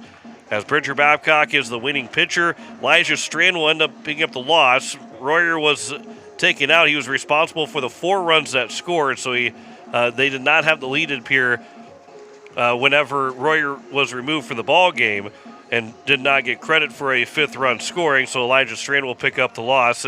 As crazy as those 6 errors were, only 2 runs were unearned in the whole ball game, but those 5 errors really advanced guys over. Everybody reached base, but those errors helped take extra bases. Now, the grand scheme of things, with the way those next hitters came about and were able to get base hits, able to score, all that stuff, didn't really, again, make a overall difference, but still could have made a difference on a ground ball here or there, or just a different pitching wise. That's, you get a guy on first instead of a guy on second, or this guy didn't score because we didn't throw a ball away. You make a better pitch here or there. All the things that go into it, that errors start accumulating, and a mental error as well in that inning for Sturgis, and that was the big inning for Pierre to make sure that they got the win, to now be 18-5 on the season, and now 14-5 in South Dakota play. They've won 16 of the last 17 games overall for the Governors. As, again, Elijah Strand took the loss of the mound. Time of the ball game was 2 hours and 36 minutes with a 20-minute rain delay, so 2 hours and 16 minutes overall for that first game. Game 2 will be coming up here in just a little bit, so somewhere right around a little after 5 o'clock Central Time for game number 2 of our doubleheader between Pierre and Sturgis. So we will send things back to the station. We'll keep the live video going here on YouTube at KCCR Sports, and then we will come back. We'll have the weekend news from News Director Zach Nelson. Then we'll come back and start to get you set for our second game of our doubleheader here between Pierre and Sturgis. So we'll step aside. We'll come back in 4 minutes with the weekend news. You're listening to Pierre Governor Baseball on KCCR, and you're watching it on YouTube at KCCR Sports. Building a home. It's the biggest investment most of us make in a lifetime. Not to mention, it's a decision that, well, you pretty much live with day and night. The quality of the workmanship stares back at you like a reflection. It also affects the value of your investment. Choosing the right contractor is critical. Kruger Contracting is that contractor. Call 222-2523. Quality workmanship and materials completed on time. Kruger Contracting. In a word, quality. Call 222-2523. Capital City Ford, Lincoln, and Toyota in Pierre is proud to sponsor today's game. Whether you're in the market for a brand new Ford, Lincoln, or Toyota, or a quality pre-owned vehicle, our team is here to get you back on the road in style. From tough trucks to family SUVs, we've got the selection you need and the hometown service you deserve. Browse online anytime at CapitalCityFordToyota.com. Capital City Ford, Lincoln, and Toyota, where community drives us forward. Hey you. Are you at a job that is fulfilling, has good benefits to support you or a family today, and retirement goes down the road? If you just said no, listen up. CHS River Plains is hiring operations personnel, drivers, and custom applicators at several locations. These come with a knockout affordable benefit package for you and the whole family. Apply to a job with CHS River Plains and up your benefits straight up. To apply, visit us online at chsriverplains.com or stop in at one of our locations. CHS is an equal opportunity employer. Financial investments are very important, but so are the investments of time, patience, and encouragement our young athletes receive from their coaches, teachers, and mentors. Your Pierre area Edward Jones Financial Advisors understand this. That's why Edward Jones is a proud sponsor of Governor Athletics on KCCR. Go Govs! For all your investment needs, call or stop by one of our offices to visit with your Pierre area Edward Jones Financial Advisor. Edward Jones, member SIPC. Step up to the plate with Kathy Sunshine Properties in Pierre, your go-to for buying, selling, and finding your perfect home. Whether you're looking for a cozy cottage or a spacious family home, Kathy Sunshine Properties has you covered. We're committed to helping you make your next big move, on the field or in your life. Ready to find your dream home? Call Kathy Sunshine Properties at 605-224-5588. Your home run in real estate. No one likes to have electrical problems, but when they happen, call Todd's Electric at 223-2518. With over 28 years of experience, Todd's Electric can handle any type of electrical problem, whether it's residential, commercial, or agricultural. Their knowledgeable staff knows and understands the importance of your home, business, or ag facility and are prepared to help. Call Todd's Electric at 223-2518. That's 223-2518. Todd's Electric, serving the Pierre and Fort Pierre areas. The line to power. Looking for your next new or used car, truck, or SUV? Then go no further than the comfort of your own home. Shop online at lambmotor.com. On lambmotor.com, you'll find the vehicles Lambs has in stock. You can schedule a test drive or your vehicle's next tune-up, all online.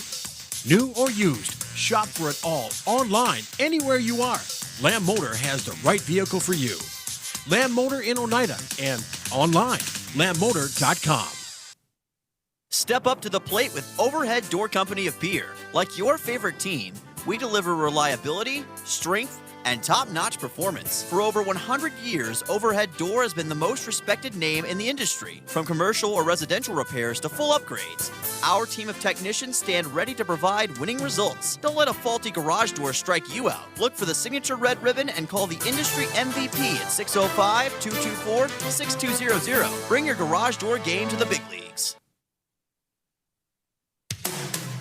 People helping people.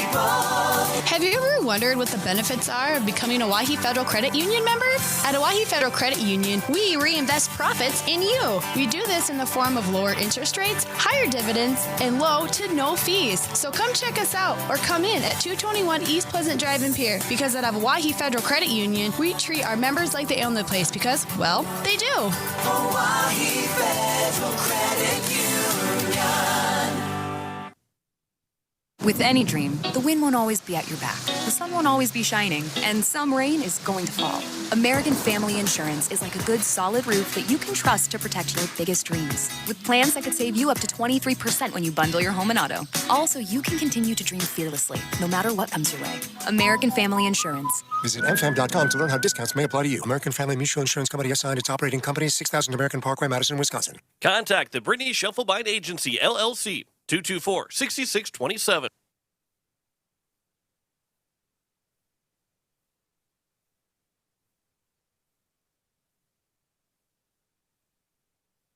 South Dakota Attorney General Marty Jackley is pleased with the outcome of this year's South Dakota legislative session. As Attorney General, I brought 10 bills. All 10 bills passed, were signed by the governor. Many of the bills had unanimous support, where Republicans and Democrats felt it was best for public safety. The measures covered a lot of ground. Keeping drugs out of the prisons are important, making sure we're using AI technology for good reasons and not for putting people in a sexual setting that can harm their reputation. I think were all important bills for South Dakota. As well as government transparency and election integrity. Jackley still has some work to do before his term as Attorney General is done. Chief Deputy Prorock's capital murder trial scheduled for September 21. I plan to personally try that case. We have the Meta case coming up, which certainly is a huge financial issue for South Dakota this June. He says he wants to finish strong. Jackley is seeking the Republican nomination for the U.S. House of Representatives. Groundbreaking for a new men's prison in Sioux Falls took place this week. Lieutenant Governor Tony Van Huysen says it was a long time coming. It was a fun day for me. I chaired that task force on the new prison, and that first meeting was held in April a year ago. So just over a year later, we were there breaking ground on that new prison. And I think a year ago, people would not have expected that would be happening. We were in a very different position. It was a good example of how an open, transparent process, bringing people together, people who are for it, people who are against it, inviting public input, you can coalesce around a good result. Van Huysen says the new facility is all about rehabilitation. The important thing about that new prison is it's going to have 4 times the space for programming. And so when we want to talk about our recidivism rate, when we want to talk about these guys out on parole getting into trouble, we need to do a better job when they're in prison, helping them, figuring out, you need a GED? Do you need help with reading? Do you have a addiction issue with alcohol or drugs? Van Huysen says the men's facility is just one part of South Dakota's changing prison system. We have a new women's prison that's opening in Rapid City this summer, and it will have an intensive drug rehab program for 96 women inmates, female inmates, at a time that will make a huge difference. The huge majority of the women's inmates are in for drugs. It'll make a huge difference in their lives, and we don't have the space to do that in the current men's prison, but we will in the new one. Other changes are on the way. We're not just planning for 4 years from now. We've already announced a prison seminary program that should be able to start within the year. We're strengthening our partnerships with Southeast Tech for skills trades that can start in the next year. But as we're looking to that new prison 4 years from now, we're also trying to improve in the meantime. The new men's prison is being built in northeast Sioux Falls. The total price tag on the project is capped at $650 million. You've probably heard the ads. Dependability and timeliness? Oh, yeah. Now I remember. Perkins Storage and Transfer. Twice the movers. Look under movers in the yellow pages. The marketing firm that creates those radio ads recently won a gold award from the South Dakota Advertising Federation. Mike Hart is co-founder of Fresh Produce. Every year you can enter work into a variety of categories. Then they bring in judges from out of town. For us, it's a slate of 3 different judges, and they're sort of blind judging the whole body of work. And then they can choose to give it either a silver or a gold. And it isn't their first gold award. In February of 2017, we actually won Best of Show, which is the absolute highest honor you can win. And we've won a variety of golds and even some best of classes along the way for the Perkins work. This year happened to be a gold Addy, and we're super proud of the work that we do for them. It's really fun, engaging work. Hart and co-founder Ted Herron got started in radio in Brookings before teaming up to co-found Fresh Produce in 2004. In the early years, Ted would concept and write all of those ads. But then we started including other writers on our team. And so now it's sort of a fun moment when your name comes up and you're in the rotation to get to write the Perkins ad for the next 2 months. The writers on our team take turns concepting and coming up with the idea, and then, we still record them here on site. Fresh Produce has a staff of 19 serving clients in not just South Dakota, but throughout the region. And South Dakota Senator Mike Rounds is pushing for funding for radio stations for tribal populations. He found a willing listener in Interior Secretary Doug Burgum. As the former governor of North Dakota, Burgum knows the importance of stations to tribal populations. Tribal radio funding was proposed for elimination in fiscal year 26. Rounds was able to get it restored and says he's grateful to see it introduced by the Interior Department for next year. With your Riverfront Broadcasting News, I'm News Director Zach Nelson reporting. News anytime online at kccrradio.com.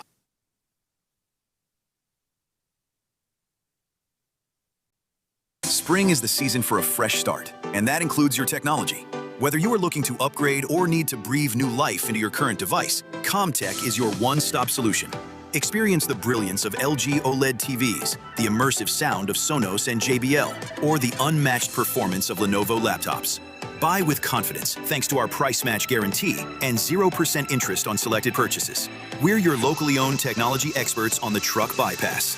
CommTech, we sell the best and fix the rest. Koenig of Oneida, Pierre, and Winter has provided our services to growers of South Dakota for over 50 years. We focus on providing our customers with the products, services, and attention to detail that each farmer needs to succeed. For your individual needs of custom spraying, liquid or dry fertilizer, chemical, soil sampling, seed sales, and treating, stop in and see us at Koenig with offices located in Oneida, Pierre, and Winter. Is it the competition that keeps bringing you back? The long-standing rivalries? Or is it seeing friends again and cheering on your favorite team? At First Dakota, we're here for it all. We appreciate the fans, the players, the coaches and officials, the concessions crew. The shared community experience is part of what makes life here great, and we're here for it. See you at the game. First Dakota National Bank, member FDIC.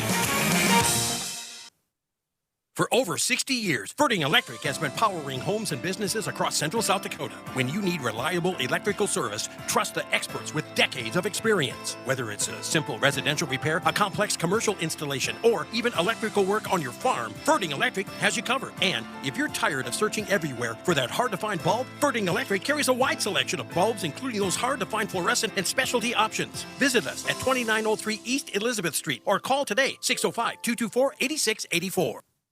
When you're looking for quality trash pickup services, look no further than Envirotech. 6 days a week, their trucks are on the road picking up trash, even holidays. They're also the place to contact for recycling services. Their friendly, professional staff is ready to assist with weekly pickups or even special pickups. Check out the website at envirotechwaste.com. Envirotech is locally operated. Call 224-4804. Envirotech Waste Services in Pierre, proud to support high school athletics. At Shane's Pharmacy, your health and your time matter to us. Our team takes pride in providing personal, professional care, from filling your prescriptions quickly to answering your questions every step of the way. Need a little extra convenience? We offer free delivery right to your home or office. Because at Shane's Pharmacy, you're our family, friends, and neighbors, and we're honored to care for you. Shane's Pharmacy. Feel better for less and stay well with us. Call 605-223-9200 or stop by in Fort Pierre. Shane's Pharmacy. Proud to support our local high school athletes. For years, you have trusted Larry Fry Heating and Cooling to keep your home comfortable, no matter the season. Now that same commitment to quality service and expert care has a new name. Introducing Kruger Climate Systems. We're familiar faces, the reliable technicians, and the same dedication you've always known, now under a new banner. From essential repairs and routine maintenance to brand new installations, we're here to ensure your home's perfect temperature. Kruger Climate Systems, your trusted partner for a comfortable home. Call us today for all your heating and cooling needs.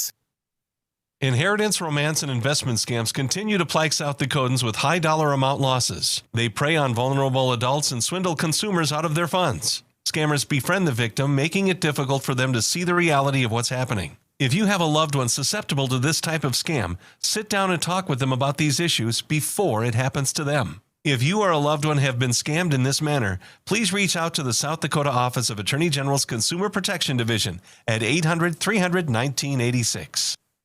Stulkin Peterson LLP has been your local CPA firm for over 40 years, offering tax preparation, bookkeeping, payroll, and consulting services. If your business, farm, or ranch needs professional, accurate, and reliable services, we are your firm. Our clients are our #1 priority. If you need a higher level of accounting service, give us a call at 605-224-5828. That's Stulkin Peterson LLP, 222 East Missouri Avenue in Pierre. Has life left a dent in your ride? Or maybe you're dreaming of a fresh start for your classic? At Hunsley Auto Body and Sandblasting, we bring vehicles back to life. Located right here in Fort Pierre with over 25 years experience, we specialize in expert auto body repair, from minor dings to major collision work. Got a boat or RV with fiberglass damage? We handle that too. And for projects needing a complete refresh, our professional sandblasting service preps anything ready for a perfect finish. For quality work you can trust, Hunsley Auto Body and Sandblasting, 605-280-4451, 310 West Highway 1434 in Fort Pierre. As we welcome you back, we are getting set here for our second game between the Pierre Governors and the Sturgis Scoopers, as we will go through the starting lineup here for the Governors, as the Govs have Carter Shuffleby leading things off. He's the shortstop. It'll be followed by Porter Hunsley, the center fielder. Sunshine, the catcher, batting third. Trip Linda Kugel, the DH, batting fourth. Parker O'Brien, the left fielder, will bat fifth. Jackson Goodman, the right fielder, batting sixth. Hudson Schaefer will be the third baseman, batting seventh. Bridger Babcock, the first baseman, batting eighth. And Hudson Stosher, the second baseman, is batting ninth. And they will go against Cale Poole, who will be on the mound for Sturgis in Game 2 of our doubleheader, as they are just about to take the field. So we'll keep it here, and we'll get ready to go for our second game, as the Govs will be looking for the doubleheader sweep of the Sturgis Scoopers. We'll go through the batting order as well here in just a moment for Sturgis, as not a lot will change overall, but there will be a couple of new men in the lineup for Sturgis. As it's going to be Bridger Massabasson in the first man to lead things off. He'll be playing second in game number 2. Ethan Cermak will be the center fielder, batting second. He'll be followed by Brody Royer, who will bat third, and he will be the shortstop in Game 2. The DH and the cleanup man, Elijah Strand, who had himself a really good first game at the plate. He'll be the DH in this game, and he'll be batting fourth. It'll be Blake Kaufman that will be playing third once again for the game number 2. He'll be batting fifth. Jace Thurman will be batting sixth and playing left for Sturgis. Logan Royer will be in the lineup for the first time here in this doubleheader.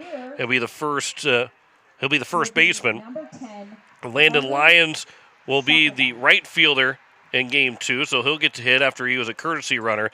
And Cale Sundstrom will continue to be the catcher, and he'll bat ninth in Game 2 for Sturgis. So we are ready to go for game number 2. Glad you're with us on KCCR and on YouTube at KCCR Sports, as you're listening to KCCR Pierre, a Riverfront broadcasting station. If there is time, we will send you out to Tampa for Game 7 of the Lightning and Montreal Canadiens. That is getting set to have puck drop in about 15 minutes from now. And we'll try and get you the conclusion of that game, as the first pitch will bounce in for ball 1. That's 5:02 Central Time, 4:02 here locally, to Carter Shuffleby, who was a home run shy of the cycle in game number 1, as that one's over for a strike, and the count's now 1-1 to Shuffleby. As Cale Poole, 17 innings pitched. This will be just his second start, but 10th appearance overall. He's primarily been used out of the bullpen, but he'll get his second start here, as Shuffleby will launch this out towards left center field. Backing up is the center fielder in Cermak, and he will retire. Catch by Ethan Cermak. Shuffleby to lead things off here at the top of the first, and it will bring up now Porter Hunsley to the plate. Cermak back patrolling center for our second game. The outfield still kind of looks the same. Thurman's out in left, but then Lyons is now in right, as the first pitch here from Cale Poole to Porter Hunsley. Hunsley will turn on that one down the left field line. It will be landing fair, and Hunsley will round first on his way to second. The throw will be late. It's going to be a one-out double for Porter Hunsley. Landed just fair down the left field line by a couple feet. And Hunsley's got himself a double and a runner in scoring position here with only one out in the top of the first inning. Second double of the season for Porter Hunsley. After game one for the Govs, he went 0 for 3. He's at 0 for 4, but he reached on two different errors, as that one will be missing outside for ball one to Sun and Shine. Kaufman's back over at third. Royer, who ended the game at short in game one, is back at short again.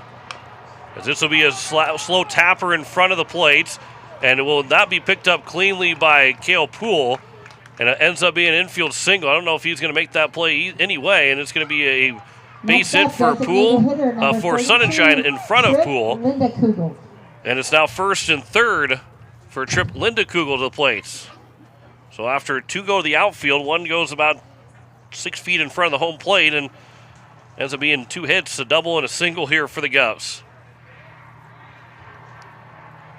First pitch to Linda Kugel is upstairs for ball one. With one out here in the top of the first inning.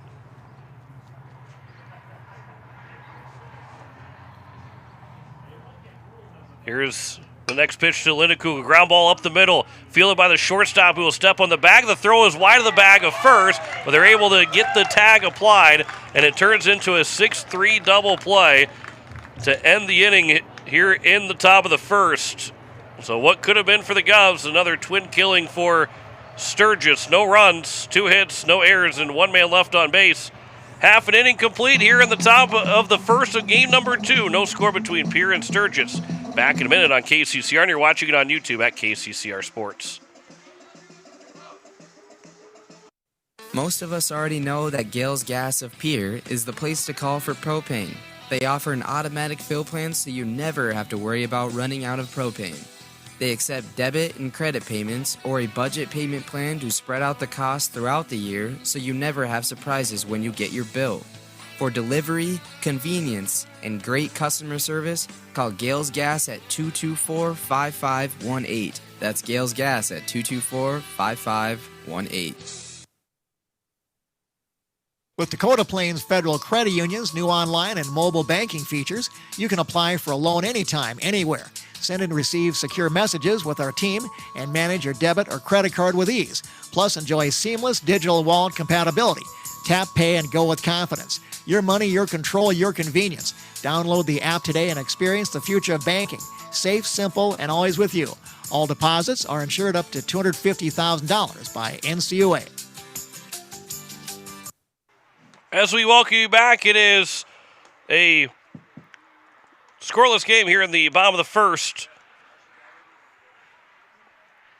As it will be the batting order of Bridger Massabatten, Ethan Cermak, and Brody Royer to lead things off here for the Sturgis Scoopers. As we get the scoreboard reset.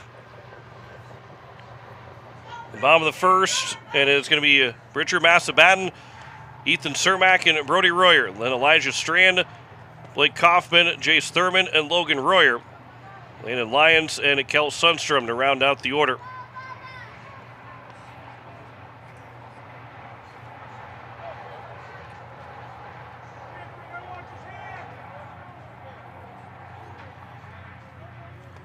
As it will be the man to step to the plate and Bridger Massabatten.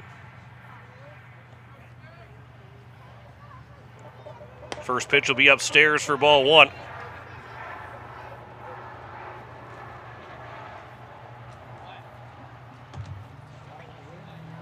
So Bridger Massabatten, the second baseman, will lead things off. Here in the bottom of the first, that pitch will miss inside. Carter Templeton is the man on the mound here for the Governors. Here's the 2-0 pitch from Templeton to Massabatten. That's over for a strike, and the count's now 2-1. 25 2/3 innings. 6 appearances, 4 starts, 3 wins on the season. There's a swing and a miss. And the count's now 2-2.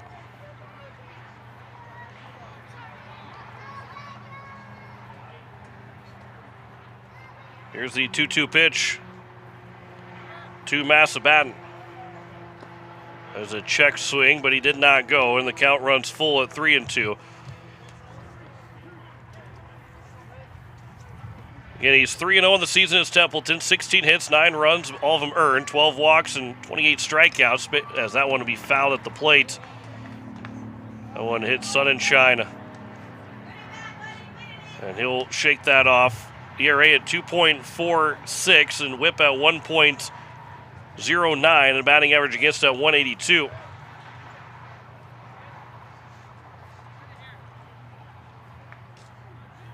Another payoff pitch. And this will be missing for... Next up, number 3. Runner will get to center first. fielder, Ethan Cermak.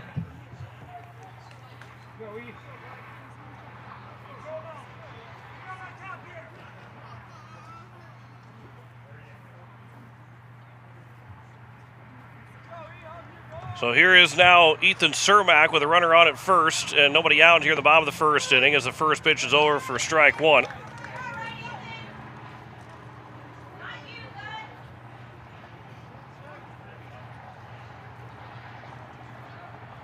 Here's the 0-1 pitch to Ethan Cermak. That's over for a strike, and the count's now 1-1.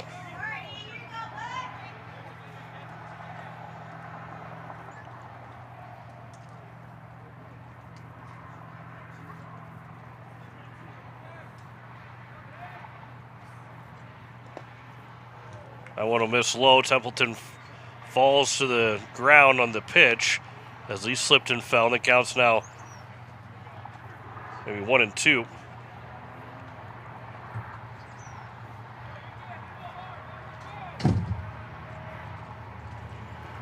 There's a swing and a miss and a strikeout. Back pick to first, and there is now 1 down. Next up, number 28. Here in the bottom of the first inning, and Brody Royer to the plate, the shortstop. So 1 on, 1 out here in the bottom of the first inning.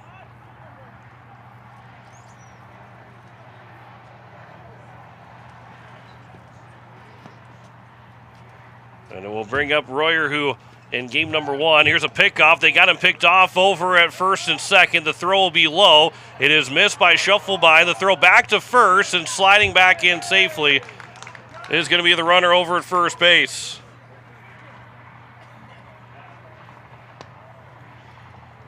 And Massabatten is able to find his way to get back to first after the throw was low from Bridger Babcock to Shuffleby. And Templeton was late getting over to the bag anyway. And the count is now at 1-0 here to Brody Royer, the shortstop. Here's the 1-0 pitch. That'll miss outside, and the count's now 2-0 here from Templeton.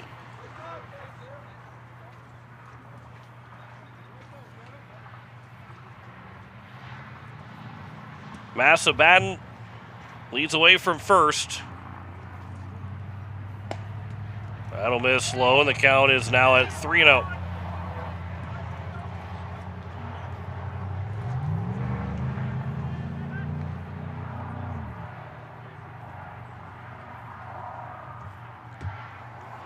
Three-0 pitch here upcoming from Templeton to Royer. That one's over at the knees, and the count's now 3-1. Here's the number 3 man in the batting order in Brody Royer. Elijah Strand, who is the DH, is waiting on deck. Had an excellent game 1, going 3 for 4 with the double in there. Runner takes off, pitch will miss inside. That'll be ball 4, and it's now first and second. With only 1 out, second walk issue now of the inning here for Carter Templeton. And it brings up Elijah Strand, the DH. 4, designated hitter, Elijah Strand. Well, Strand Here to the plate with 2 on and 1 out. Stroud, excuse me. I said been saying Strand. It's Stroud. As that'll be a swing and a foul tip at the plate, and the count's now 0-1. Stroud went 3 for 4 in game number 1.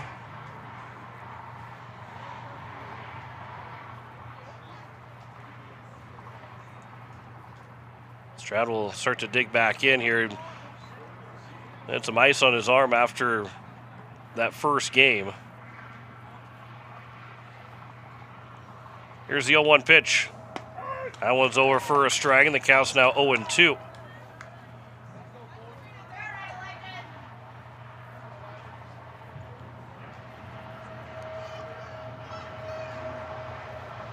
(0-2) pitch here from Templeton to Stroud, trying to strike him out. So that will be taken for strike 3, and there's now 2 down here in the bottom of the first inning, and it brings up Blake Kaufman. Blake Kaufman. So Kaufman now here to the plate with 2 outs and 2 on. First pitch to Kaufman, a swing and a miss. And Templeton starting to find the strike zone a little bit more consistently right now. And he's looking to put an end to this bottom of the first inning. Here's the 0-1 pitch. That is upstairs, and the count's now 1-1. By the way, it's Parker O'Brien out in left, Porter Hunsley in center, Jackson Goodman in right, Hudson Schaefer at third, Carter Shufflebine at short, Hudson Stosher at second, Richard Babcock at first, Sutton Sunshine behind the plate as he catches strike 2 on the outside corner from Carter Templeton, and the count's now 1-2. And Templeton trying to put an end to this bottom of the first inning. 1-2. Swing and a miss, and a strikeout of Kaufman, and that will retire the side. 3 strikeouts in the inning for Templeton. No runs, no hits, no errors, and 2 men left on base. We head to the top of the second. It is a no score between Pierre and Sturgis. Back in a minute on KCCR, and you're watching it on YouTube at KCCR Sports. Wagner Auto in Pierre has been hitting home runs for over 100 years, delivering quality vehicles and top-notch service to our community. Whether you need a rugged truck, a dependable SUV, or a fuel-efficient car, we've got the perfect lineup to keep you on the road. Proud sponsor of this season's baseball action, we're here to help you drive home a great deal. Stop by today or visit WagnerAuto.com. Wagner Auto, South Dakota's oldest auto dealer.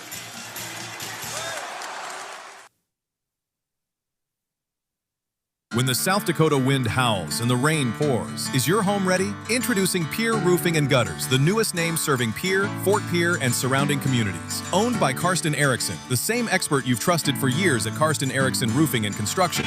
We're expanding to keep our community covered. From full replacement to seamless gutter installs, Karsten and his team deliver. Don't wait for the next storm. Call Pierre Roofing and Gutters today for a free estimate. 605-280-8080. Pierre Roofing and Gutters. Built strong, built local. As we welcome you back, it is a 0-0 tie going into the top of the second inning as the Pierre Governors come to the plate with 5, 6, and 7. Parker O'Brien, Jackson Goodman, and Hudson Schaefer. He might reach his base. It'll then be for Bridger Babcock.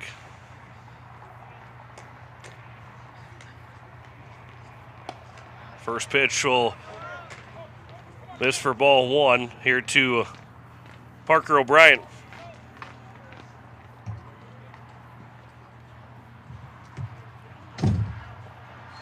Here's the 1-0 from O'Brien. Swing and a miss, and the count is now at 1-1. O'Brien in game 1 went 0 for 4 with 3 groundouts. He'll get his first hit and first time on base today. He'll swing and miss at that one. The count is now at 1-2. Cale Poole started to go through his stats. I don't think we actually end up getting all the way through his stats.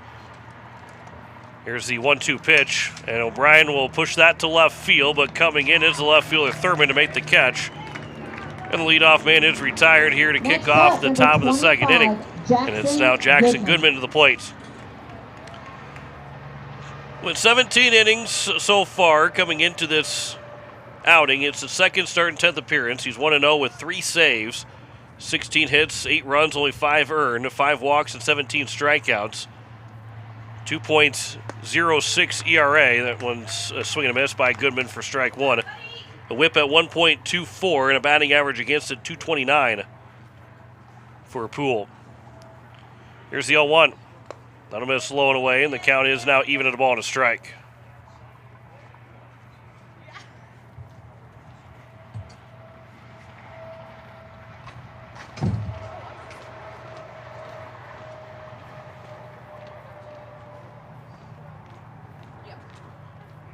Here is the 1-1 now to Goodman. That is outside, and the count's now 2-1. Goodman in game 1 went 1 for 2. We'll make that 1 for 3. He singled the lead off the top of the 6th, which helped the Govs end up scoring 4 runs, excuse me. There's a swing and a miss, and it's now a 2-2 count. They'll score those 4 runs in that top of the 6th to get the lead back in that 8-4 first game win. 2-2. Ground ball on the left side. That'll get through for a base hit. Hit that Aggerline and just went straight down and scooted across the infield and into left field for a base hit. Hudson Schaefer. And there is a man on with 1 out here in the top of the second. Second to make that the 3rd hit for Pierre already in the ball game. And it's now Hudson Schaefer to the plates. Inning-ending double play in that top of the 1st helped get Sturgis out without any run scoring. And after the 2 walks at the bottom of the 1st, the 3 strikeouts for Templeton. Pickoff attempt and diving back in safely is Jackson Goodman over at first base.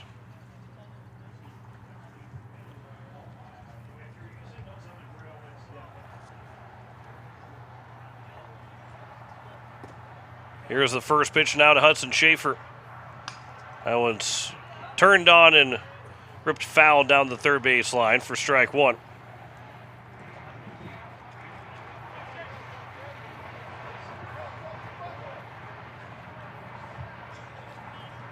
A 1 count here to Schaefer, who ended up hitting in game number 1, went 1 for 2.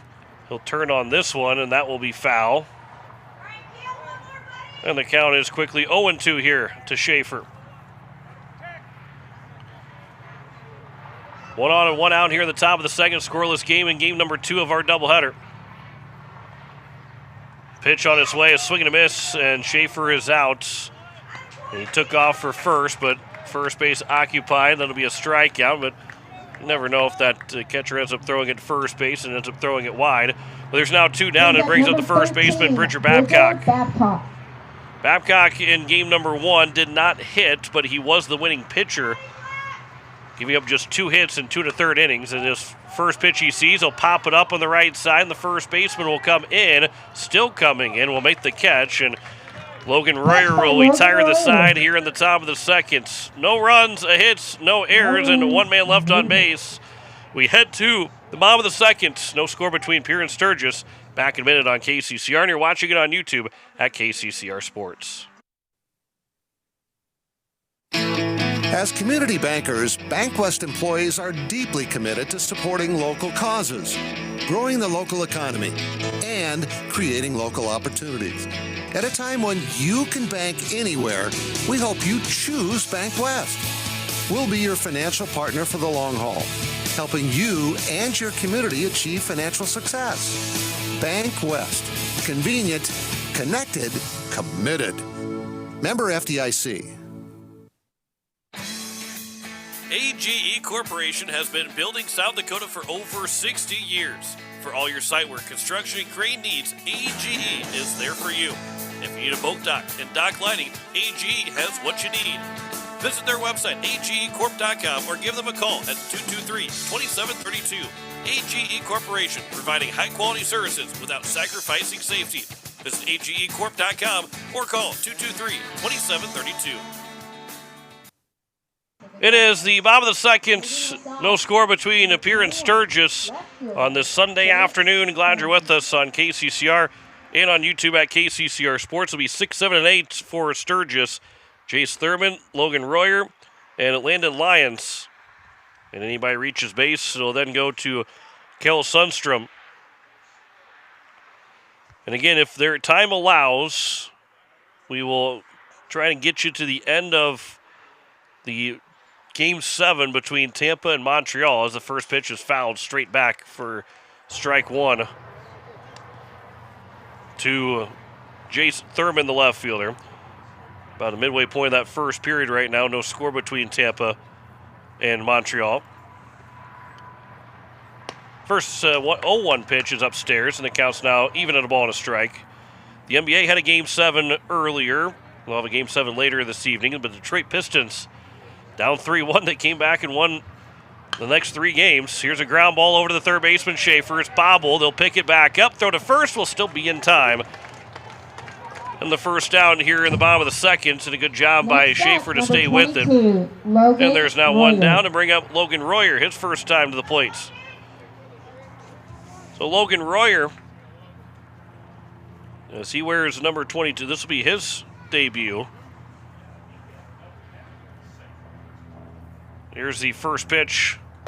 That one's over for strike one. So Logan Royer gets his first action. Again, Detroit beat Orlando 116-94 to advance to the second round. That one just misses low. Couldn't have missed low by much. And Cleveland and Toronto are playing Game 7 later on tonight in the NBA. That one's over for a strike, and that one's now a 1-2 count. Twins pick up a 4-3 win. That one taken for strike 3, and a 4th strikeout now for Carter Templeton, and there's now 2 down. Right fielder, number 2. And it brings up Landon Lyons, the right fielder. Lyons, he's just 1 for 6 so far in the season. 1 hit, a single. He has scored 1 run. He is hitting 167. 2 outs and nobody on here in the bottom of the second of the scoreless game as the first pitch will be upstairs for ball 1. Braves beat the Rockies. Dodgers beat the Cardinals. Pirates with a 1-0 win over the Reds. Astros won in extra innings over the Red Sox. Nationals beat the Brewers. Phillies over the Marlins. Rays over the Giants. That one's over for a strike, and the count's now 1-1. And Cubs beat the Diamondbacks 8-4. And it's the Guardians, Athletics, Mets, Angels, White Sox, Padres, and Royals, Mariners still playing right now. Here's a ground ball that is foul down the first base line, and it's now a 1-2 count. And the Minnesota Wild are also playing Game 1 of their series tonight against the Colorado Avalanche. Right now, won't have any of those games this week from the Minnesota-Colorado series. Timberwolves will play tomorrow against the Spurs. 1-2 pitch, swing and a miss. And now 5 strikeouts in the ballgame are ready for Carter Templeton. It's a 1-2-3, bottom of the second. We head to the third. It is no score between Pierre and Sturgis. Back in minutes on KCCR, and you're watching it on YouTube at KCCR Sports. Your morning shouldn't start in chaos. At Pierre Closets, we create custom closets, laundry rooms, mudrooms, and more designed to change how your day starts, lowering stress, lifting your mood, and helping you get out the door on time. Manufactured locally in Pierre, our solutions are built around how you live. Reclaim your time by reclaiming your space. Call Pierre Closets at 605-223-5855 for free in-home design consultation. Pierre Closets, organized for life. When you're in the need for high-quality replacement auto parts, look no further than Zander Auto Parts and Machine Shop in Pierre. Zander's has been servicing the Pierre area for over 40 years. Their professional parts techs can get you the parts you need and get you back on the road. Stop by Zander Auto Parts and Machine Shop at 500 West Sioux in Pierre or call 224-9221. Zander's, your source for domestic and foreign auto parts and accessories. 9-1-2 here for the Pierre Governors in the top of the third inning. Hudson Stosher, Carter Shufflebine, and Porter Hunsley to the plates. Anybody reaches base, it'll be Sutton Sunshine. Still scoreless in this third inning of Game 2 of our doubleheader. The Governors won Game number 1 with an 8-4 final to improved to 14-5 in South Dakota games and 18-5 overall. This is game number 24 of the spring season. This will be a bunt that is dropped down foul by Stosher trying to reach base on the bunt single, and it's an 0-1 count. We are down to the final week of the regular season. We'll play Thursday and Saturday against Stevens at home and Jefferson at home. And then the 15th and 16th, that Friday and Saturday, will be the best-of-3 series. The Govs are home. They'll host wherever that spot lands them at. That was on the outside edge for a strike, and the count's now 0-2. They'll try and win that best-of-3 series and advance to the state tournament. This will be popped up into shallow left center field. Coming in is the left fielder and Thurman to make the catch. And Stosher is retired Next up, to kick off the top of the third inning, and it brings up now Carter Shufflebind as they go back to the top of the order. He flew out to center in his first trip to the plate. Then the following weekend, which is Memorial Day weekend, the 22nd and 23rd, would be the state tournament. We played at Augustana for those games. And again, if Pierre is there, we'll have those Pierre games for you on KCCR and on YouTube at KCCR Sports.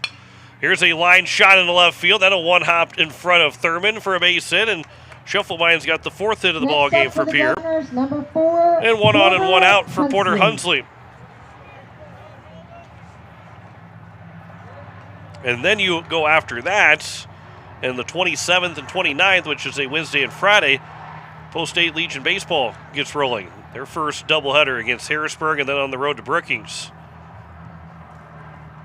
Step off and no throw over to first from the pitcher in Poole. I mean, we're just about 3 weeks away from Legion season opening up, but we're now less than 3 weeks away. There's a steal attempt for Shufflebind. He will get in there safely. The strike called to Hunsley. And the count's 0-1 here to Porter Hunsley. Another stolen base for Shufflebind. He doubled his first at-bat, did Porter. Now he's got an RBI opportunity. The runner on at second and one out. Ground ball on the left side. Backhanded and short in the hole by Royer. His throw to first. It is not going to be in time. Porter Hunsley will beat it out for the infield single. And it's now first and second with one away. And it will bring up Sutton Sunshine, who singled in his first trip to the plate as well. And it would end up being runners at first and second for the Govs. In that top of the first before a double play ended that inning. Now it's first and second with one out again here in the top of the third inning. And a ground ball that'll be just fouled down the third base line by Sunshine for strike one. 5 o'clock and 1 o'clock Thursday and Saturday at Hyatt Stadium against a very good Stevens Raiders team. And then against Jefferson to close out the season. Here's the pitch, and Sunshine out towards left center field. That will drop in for a base hit. The throw will come to third. Shufflebind is standing up at third base. It would have been a force out, but he is safe, and it's 3 straight singles here for the Governors to load the bases with one out, and it will bring up Trip Lindekugel to the plate. Next up, Trip Lindekugel. Stevens was coming into this weekend at 12-3 on the season in South Dakota games. And Jefferson was 11-5, so both of those teams are above Pierre in the standings. Stevens number 3, Jefferson number 6, the Govs were number 7. Sturgis was number 8 coming into the weekend. First pitch to Lindekugel is swung on and missed for strike one. Bases are loaded here with one out in the top of the third. Opportunity for Lindekugel to get an RBI. Went 2 for 4 in game 1, 0 for 1 right now here in game number 2. Swings and misses at the 0-1 pitch, and the count's now 0-2.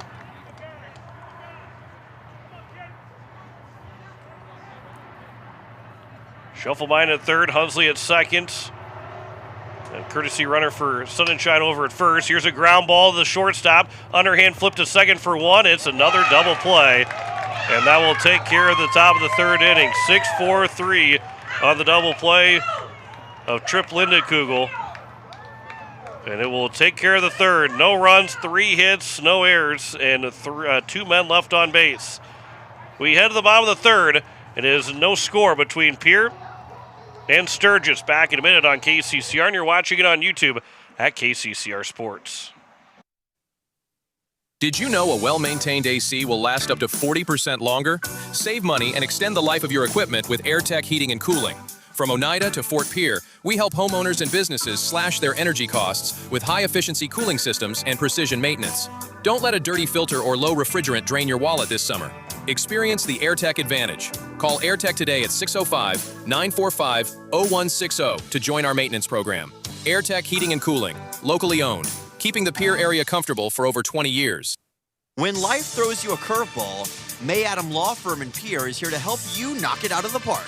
For over 130 years, we've been providing trusted legal expertise in business, family law, criminal defense, and more. Proud sponsors of this season's baseball action, we're committed to serving our community, both on and off the field. Need legal advice? Step up to the plate with May Adam Law Firm. Visit mayadam.net or call today. May Adam, South Dakota's law firm since 1881. It is the bottom of the third, and it is a no score between Pierre and Sturgis, as it will be 9-1 and 2. Kel Sundstrom, Bridger Massabatten, and Ethan Cermak. And if anybody reaches base, it'll then be for Brody Royer to the plate. We start here in the bottom of the third inning. As Sundstrom will step to the plate for the first pitch from Carter Templeton. That one will miss just a bit, maybe outside, maybe a little bit upstairs. And the count's 1-0. Sundstrom, the last man to bat between these two teams here in this ball game. Went 1 for 2 in game number 1. This will scoot away from Sun and Shine. The count's now 2-0. Templeton with 5 strikeouts. Only one guy has put the ball in play through the first 2 innings. It was a ground out to Hudson Schaefer over at third that started the bottom of the second. It's either been a walk or a strikeout to everybody. That one's over for a strike. The count's now 2-1. So the defense hasn't had a whole lot to do to this point other than Schaefer over at third base. There's a ground ball, slow roller. Schaefer will boot it, and it will be an infield runner at first to start Top of the line, the bottom of the third inning. Baseman, number 11, Bridger Massabatten. And Bridger Massabatten will come to the plate. It'll be an air charge to Hudson Schaefer. He was coming in on it, then just didn't get in the glove and ended up kicking it towards the first base side, but at that point, no play was going to be made. So a leadoff error. Here is a bunt attempt from Massabatten. That's taken for a strike. Hopefully an umpire had to step back for a second because that pitch was a curveball that froze everybody, including Massabatten, who pulled the bat back and took it for a strike. Here's the 0-1 from Templeton. Time is called right at the last moment as Templeton started to pick up his foot.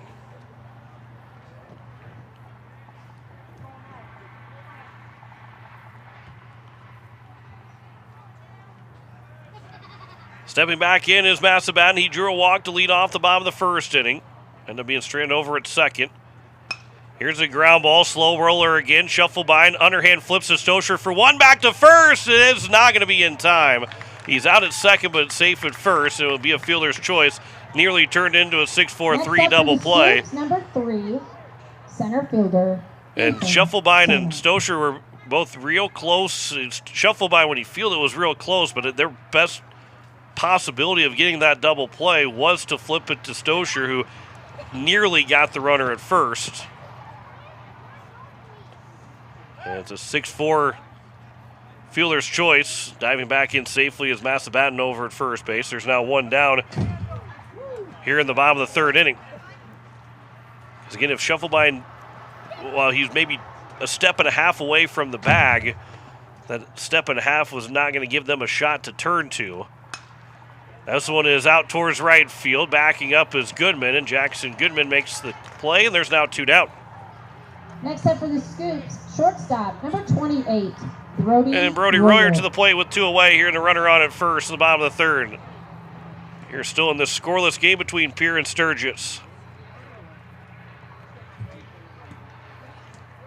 He's looking for his first official at-bat in this game. Walked as well in that bottom of the first inning. Here's the first pitch to Royer. That one will catch the bottom of the zone. Counts 0-1. That was a pitcher's friendly strike call for Templeton.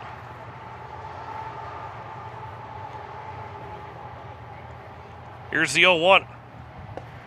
That one will miss low, and the count's now even at a ball and a strike.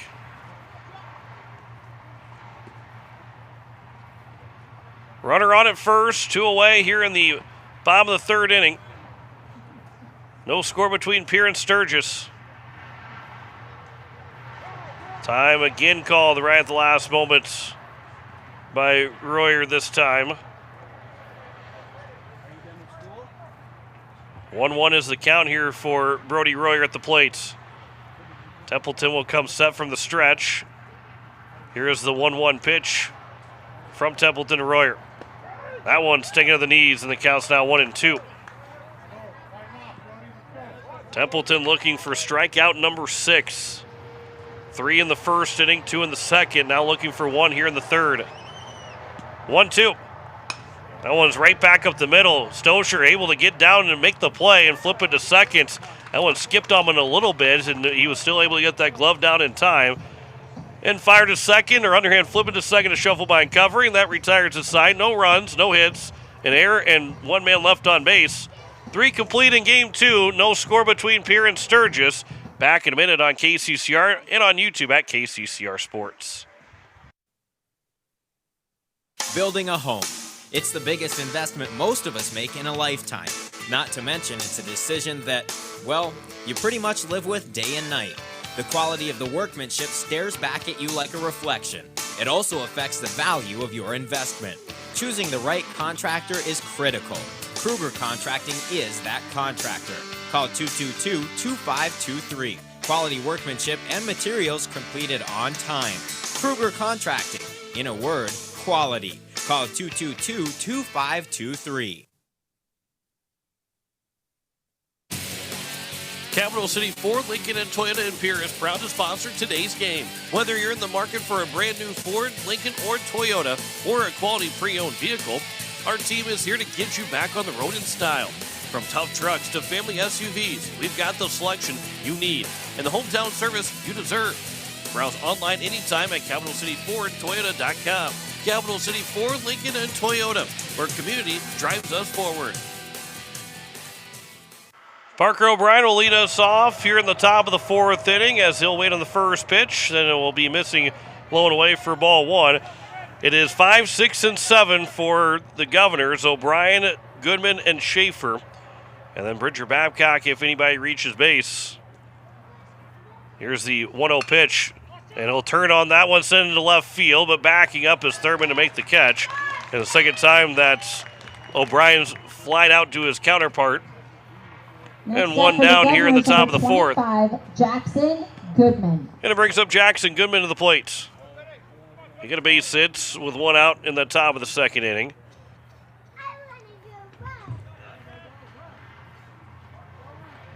Here's the first pitch to him. There's a swing and a foul tip for strike 1. In game 1, again, Goodman went 1 for 3. Got a base hit in the top of the 6th inning. Came around to score. Was helped out getting the second with an error. This will be golfed high up in the air. The second baseman is Massa. Batten will make the catch, and there's now 2 down here at the top of the 4th. And it brings up Hudson Schaefer to the plate. He struck out swinging his first at bat. 2 down here at the top of the 4th. And Cale Poole looking for a quick top of the 4th inning. Not had a clean inning yet. Swings and misses Schaefer the first pitch, and the count's 0-1. And again, if we have time, we'll get you out to Tampa and Montreal for game 7, with Montreal now leading 1-0 late in the first period. Canadians score first, trying to win that series. Here's a ground ball to the shortstop, fielded by Royer. His throw is wide of the first baseman, and Schaefer will immediately take off for second. Nobody covering second, so even if the ball had been picked up, no chance to get him out at second, and there is no clean inning once again for Cale Poulos. An air charge to the shortstop and Brody Royer. He threw it wide of Logan Royer.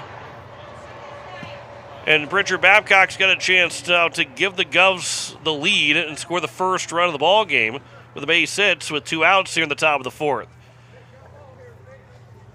First error for Sturgis, both teams now with an error. Here's the first pitch. Babcock will try and place a bunt down the third base line, but it will roll foul. Not a bad thought there from Bridger Babcock with the third baseman playing back. You easily get him on base, get Schaefer over to third. Usually don't necessarily like the idea of bunting with 2 outs, and now you're not going to bunt with the third baseman playing inside the third base bag and right at the edge of the infield dirt and the infield grass.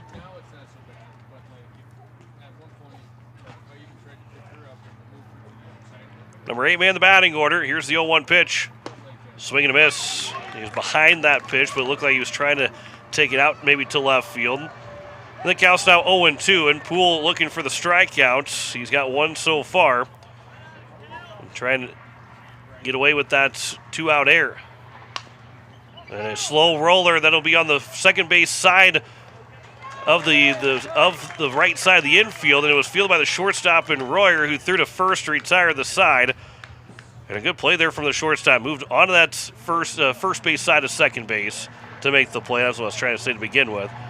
And he is able to work around that 2-out error. No runs, no hits, an error, and 1 man left on base. So we have the bottom of the 4th. Still no score between Pierre and Sturgis. Back in a minute on KCCR, and you're watching it on YouTube at KCCR Sports.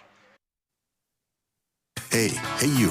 Are you at a job that is fulfilling, has good benefits to support you or a family today, and retirement goes down the road? If you just said no, listen up. CHS River Plains is hiring operations personnel, drivers, and custom applicators at several locations. These come with a knockout affordable benefit package for you and the whole family. Apply to a job with CHS River Plains and up your benefits straight up. To apply, visit us online at chsriverplains.com or stop in at one of our locations. CHS is an equal opportunity employer. Financial investments are very important, but so are the investments of time, patience, and encouragement our young athletes receive from their coaches, teachers, and mentors. Your Pierre area Edward Jones Financial Advisors understand this. That's why Edward Jones is a proud sponsor of Governor Athletics on KCCR. Go Govs! For all your investment needs, call or stop by one of our offices to visit with your Pierre area Edward Jones Financial Advisor. Edward Jones, member SIPC. As we welcome you back, it is now the bottom of the 4th, and it is still scoreless on the American Family Insurance Brittany Shufflebein scoreboard. And it will be 4, 5, and 6, Elijah Stroud, Blake Kaufman, and Jace Thurman to get us rolling here in this bottom of the 4th inning. Carter Templeton wants to do baseball here before we get to the first pitch of this bottom of the 4th. He's not allowed to hit so far, just 2 walks, an error fielder's choice, but the only reason why any of the 4 guys have reached base. Left 3 men on base through the first 3 innings as the first pitch is upstairs for ball 1 to Elijah Stroud.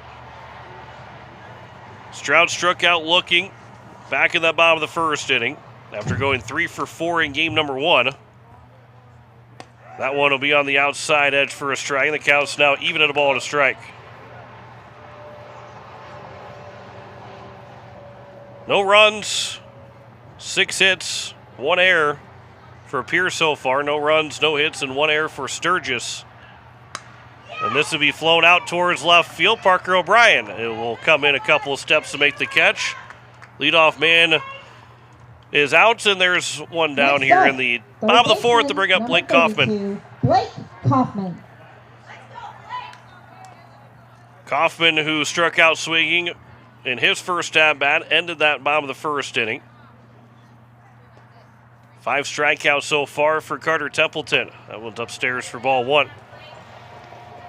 And Carter Templeton, who got his varsity debut in that first doubleheader against Yankton. Here's the 1-0 pitch. That's a curveball that will drop in for a strike.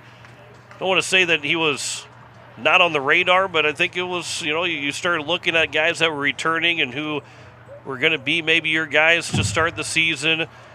As this one will be a floating shot to left field, right over to O'Brien. He'll make the catch again. 2 down here quickly in the bottom of the 4th. Next up, number 21. And it brings up left fielder, Jace Thurman. Thurman. I think you had some of those guys already picked out saying, okay, they're going to make a difference because they made a difference pitching-wise last year, and they're returning this year. But, he comes in that first doubleheader, and he throws well, and then he's just continued to do that since that first doubleheader. And he has been very good on the mound, very poised on the mound. As this will be upstairs, and the count's now 2-0. He's trying to get through 4 complete here in this second game. Again, 28 strikeouts coming into just 12 walks. Again, strikeout to walk ratio. Here's a chopper, slow roller. Shuffle by him. Boy, that's a really tough play. Man will reach first. And there's a runner on with 2 outs.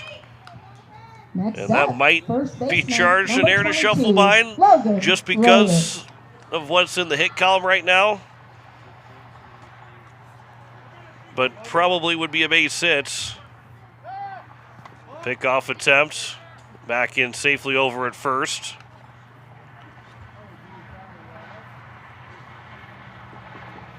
They will charge an air to Shufflebein, which, again, that maybe it's a different scoring. Had there been something other than a goose egg in the first 3 innings in the hit column for Templeton. Here's the 1-0 pitch now to Logan Royer. That'll scoot in, and good scoop there from Sonnenschein. And the count's now 2-0. To Logan Royer, who struck out looking back in the bottom of the second. He's 0 for 1. 2-0 pitch. Swing and a miss, and the count's now 2-1. Leading away from first is Thurman. Reaching on the 2-out air. 2-1 pitch. Swing and a miss, and the count's now 2-2.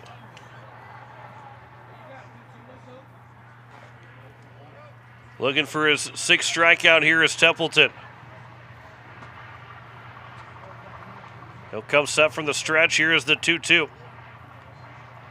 Swing and a miss, and there is your 6 strikeouts. And it ends the inning here in the bottom of the 4th. No runs, no hits, an error, and a man left on base. We head to the 5th, halfway home in Game 2, but there is no score between Pierre and Sturgis. Back in a minute here on KCCR and on YouTube at KCCR Sports. Step up to the plate with Kathy Sonnenschein Properties in Pierre, your go-to for buying, selling, and finding your perfect home. Whether you're looking for a cozy cottage or a spacious family home, Kathy Sonnenschein Properties has you covered. We're committed to helping you make your next big move, on the field or in your life. Ready to find your dream home? Call Kathy Sonnenschein Properties at 605-224-5588. Your home run in real estate. No one likes to have electrical problems, but when they happen, call Todd's Electric at 223-2518. With over 28 years of experience, Todd's Electric can handle any type of electrical problem, whether it's residential, commercial, or agricultural. Their knowledgeable staff knows and understands the importance of your home, business, or ag facility and are prepared to help. Call Todd's Electric at 223-2518. That's 223-2518. Todd's Electric, serving the Pierre and Fort Pierre areas. The line to power. It is 9-1-2 here for the Governors. Stosher will drop down a bunt. It'll be fielded by the third baseman. Throw to first is going to be in time. Stosher will end up going over the first base bag. And Coach Prunty is arguing something over there at first base, but it ends up being a 5-3 bunt attempt ground out on the first pitch here in the top of the 5th inning. And it's now the top of the order. for Carter Shufflebine, who is 1 for 2. First pitch swinging, second pitch, and this is flown out to left field. Going back is Thurman, and you look over his head, it's going to drop, and it's going to be extra bases. Shufflebine will stop at second, and it's a double for Carter Shufflebine, and the Governors are in business here at the top of the 5th with the 1 on and 1 out. Number 4, Porter And Porter Hunsley. Hunsley, who is 2 for 2 in the ball game, comes to the plate looking for his third hits. It could give Pierre their first lead. That was their 7th hit of the ball game. Second here for Shufflebine. Make that their 8th. Let's see here. Everything's kind of failing on me right now, as that will be fouled down the left field line. The long run, but it will end up falling foul.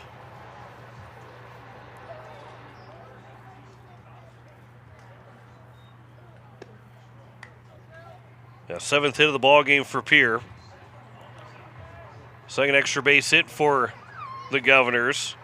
By the way, Carter Templeton, 59 pitches through 4 innings. Shufflebine takes off, showing bunts. The throw will go to third and be off the glove of the third baseman, but not far enough for Shufflebine to try and score. It did miss for a ball, and the count's now 1-1. And Shufflebine is 90 feet away from the Governors, taking their first lead. Here is Poole, who is thrown, going to be his 45th pitch. I think that is 46th pitch upcoming here. 1-1 count. Over for a strike, and the count's now 1-2. So with the top of the order, stolen base for Shufflebine after he doubled with 1 out. A chance to get this first run in, but Hunsley will swing at a pitch outside the zone for strike 3. And there's now 2 down. And it will bring up Sun and Shine to the plates.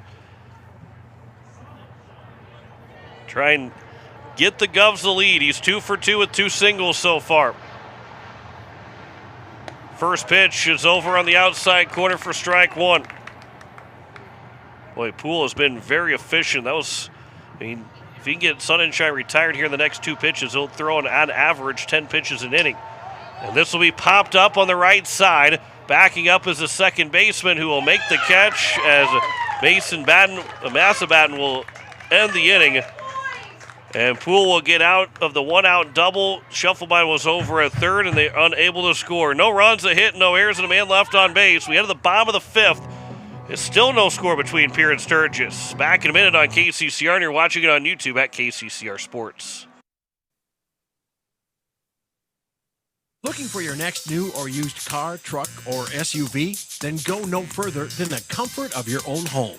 Shop online at lambmotor.com.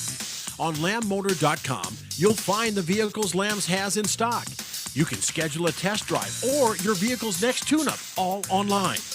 New or used, shop for it all online, anywhere you are. Lamb Motor has the right vehicle for you.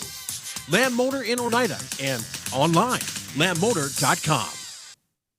Step up to the plate with Overhead Door Company of Pierre. Like your favorite team, we deliver reliability, strength, and top-notch performance. For over 100 years, Overhead Door has been the most respected name in the industry. From commercial or residential repairs to full upgrades, our team of technicians stand ready to provide winning results. Don't let a faulty garage door strike you out. Look for the signature red ribbon and call the industry MVP at 605-224-6200. Bring your garage door game to the big leagues. It is the bottom of the 5th. No score between Pierre and Sturgis. And it will be 8-9-1. Landon Lyons, Kel Sundstrom, and Bridger Massabatten. Still scoreless between these two teams here in the bottom of the 5th inning. Govs have 7 hits, but nothing to show for it. They have stranded 7 runners on base, so if we make that 6 runners on base through 5 innings. And Cale Poole has thrown just 49 pitches through 5 innings. He is well on his way to, I mean, he could go into extra innings at this point. And, I mean, 49 through 5 innings, if he keeps that pace up, they'd have, like, if he would keep that pace up, they'd have to go into the 11th inning for him to come out of the game because of pitch count. Here's the first pitch, swing and a miss for strike one. And that's if he is not as efficient as he is in the other 10 innings. I mean, he could even get through potentially 11 innings before he'd have to be removed from the game with a pitch count the way his average is going right now. There's a strike in the count, so 0-2. By the way, that was pitch number 61 for Carter Templeton. So it's hard to say that he's being very efficient too on the mound. He's just thrown now 13 pitches more than his counterpart. That one, a check swing. They will say he went, and that will be strike three. On the appeal over to first, and there is a 3-pitch strikeout for Templeton. Second time that Landon Lyons has struck out. And Kel Sundstrom to the plate. Reaching an error in that third inning. By the way, that is now strikeout number 7 for Carter Templeton. Sundstrom to the plate. First pitch to him. That one's fouled straight back for strike one. Bridger Massabatten will be next. Number 9 man in the batting order right now for Sundstrom. One out here in the bottom of the fifth, no one on. Game 2 of our doubleheader. Pierre won the first one 8-4. Still looking for our first run of this ball game. This will be popped foul out of play behind home plate. And it's quickly 0-2. Here to Sundstrom.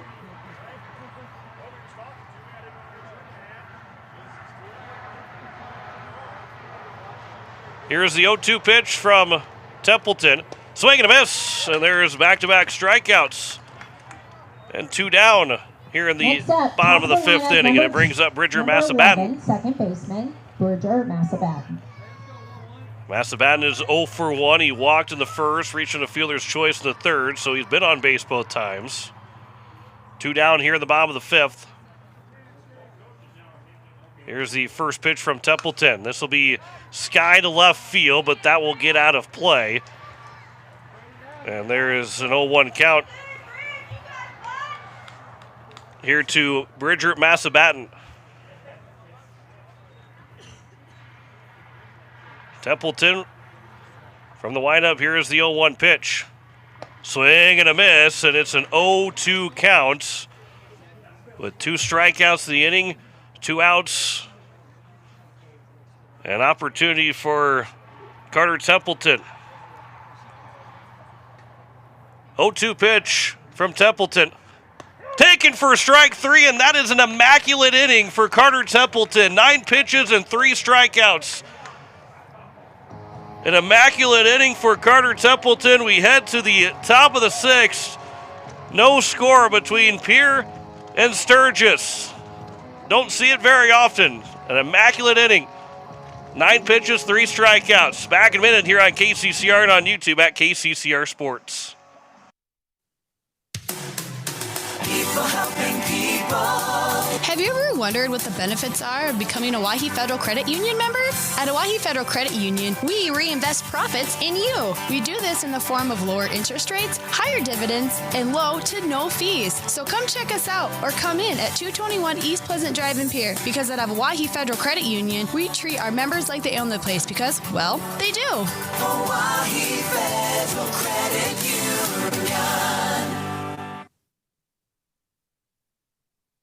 With any dream, the wind won't always be at your back, the sun won't always be shining, and some rain is going to fall. American Family Insurance is like a good, solid roof that you can trust to protect your biggest dreams. With plans that could save you up to 23% when you bundle your home and auto. Also, you can continue to dream fearlessly, no matter what comes your way. American Family Insurance. Visit mfam.com to learn how discounts may apply to you. American Family Mutual Insurance Company assigned its operating company, 6000 American Parkway, Madison, Wisconsin.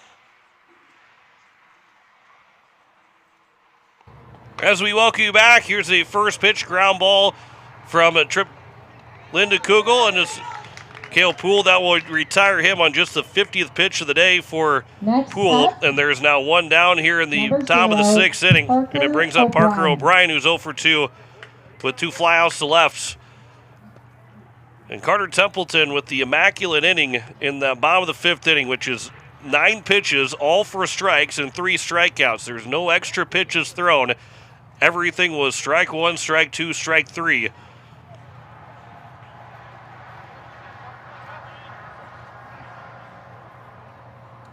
And looking at this will be fouled away for strike one. Just to put it into perspective, 118 immaculate innings in Major League Baseball. And that's all the way back to 1929. You think about immaculate innings, well, that you say, yeah, that's quite a bit as that pitch is missing outside for ball one. Might be quite a bit, but there's nine chances, actually 18 chances in a regulation game of Major League Baseball for an immaculate inning. And the fact it's only happened 118 times, as that one's over for a strike to O'Brien. The count's now, well, let's see here. Maybe AI was a little wrong. Yeah, it's happened 120 times in Major League Baseball. Here's the pitch, a swing and a miss, and a strikeout of O'Brien. There's now 2 down here in the top of the 6th inning. And it brings up Jackson Goodman. Next up for the Governors, John Clarkson of the Boston Bean Eaters got the first one on June 4th of 1889. Michael Soroka did it this year, March 30th of this year. As that pitch will miss for ball one. The Boston Bean Eaters. Interesting team name. Here's the next pitch. That'll miss to Jackson Goodman. Sandy Koufax, Nolan Ryan have done it multiple times. Chris Sale, Max Scherzer, and Kevin Gossman are the only active pitchers to do it multiple times right now. That'll miss, and the count's now 3-0 here to Jackson Goodman. So it's a very rare, that's the first time that I've seen an immaculate inning be thrown covering Pierre baseball since the spring of 2019. This will come in and hit Goodman, and that will be a 2-out base runner here for the Governors to bring up Hudson Schaefer. So no 1-2-3 inning. Next up, and as efficient as we've seen Cale Poole go, he has not had a 1-2-3 inning. He's faced 4 guys multiple times, which has been every single inning. He's faced all but the 3rd inning has only faced 4 batters. The 3rd he faced 5, but he's never had a 1-2-3 inning. Stepping off is Poole. Schaefer is 0 for 2, struck out swinging in the 2nd. Reached on error in the 4th. Here's the first pitch upstairs for ball 1. And 5 straight misses right now here for Poole. Listen to KCCR Pierre, Riverfront Broadcasting Station. That one also missed, and the count's now 2-0. 68 pitches for Templeton now through 5 innings. This will be pitch number 61 for Poole. Swing and a miss. And the count is now at 2-1. He sprinkled around 7 hits in this ball game. He's been able to get help with 2 double plays turned. 1 error for Sturgis, 2 errors for the Governors right now. That one is flown out towards right field. That will drop in for a base hit. Goodman's on his way to 3rd. He will stand up there. And now they're going to try, nope, they're going to keep him over at 3rd. Coach Rowley was trying to send him, but after the second baseman, Massabatten, had dropped it, but he had slowed up at 3rd base. So now it's Bridger Babcock to the plate with 2 outs and runners in the corners. 13, Bridger Babcock. So an opportunity here for Bridger Babcock to try and give the Govs the lead here in the top of the 6th inning of Game 2 of our doubleheader.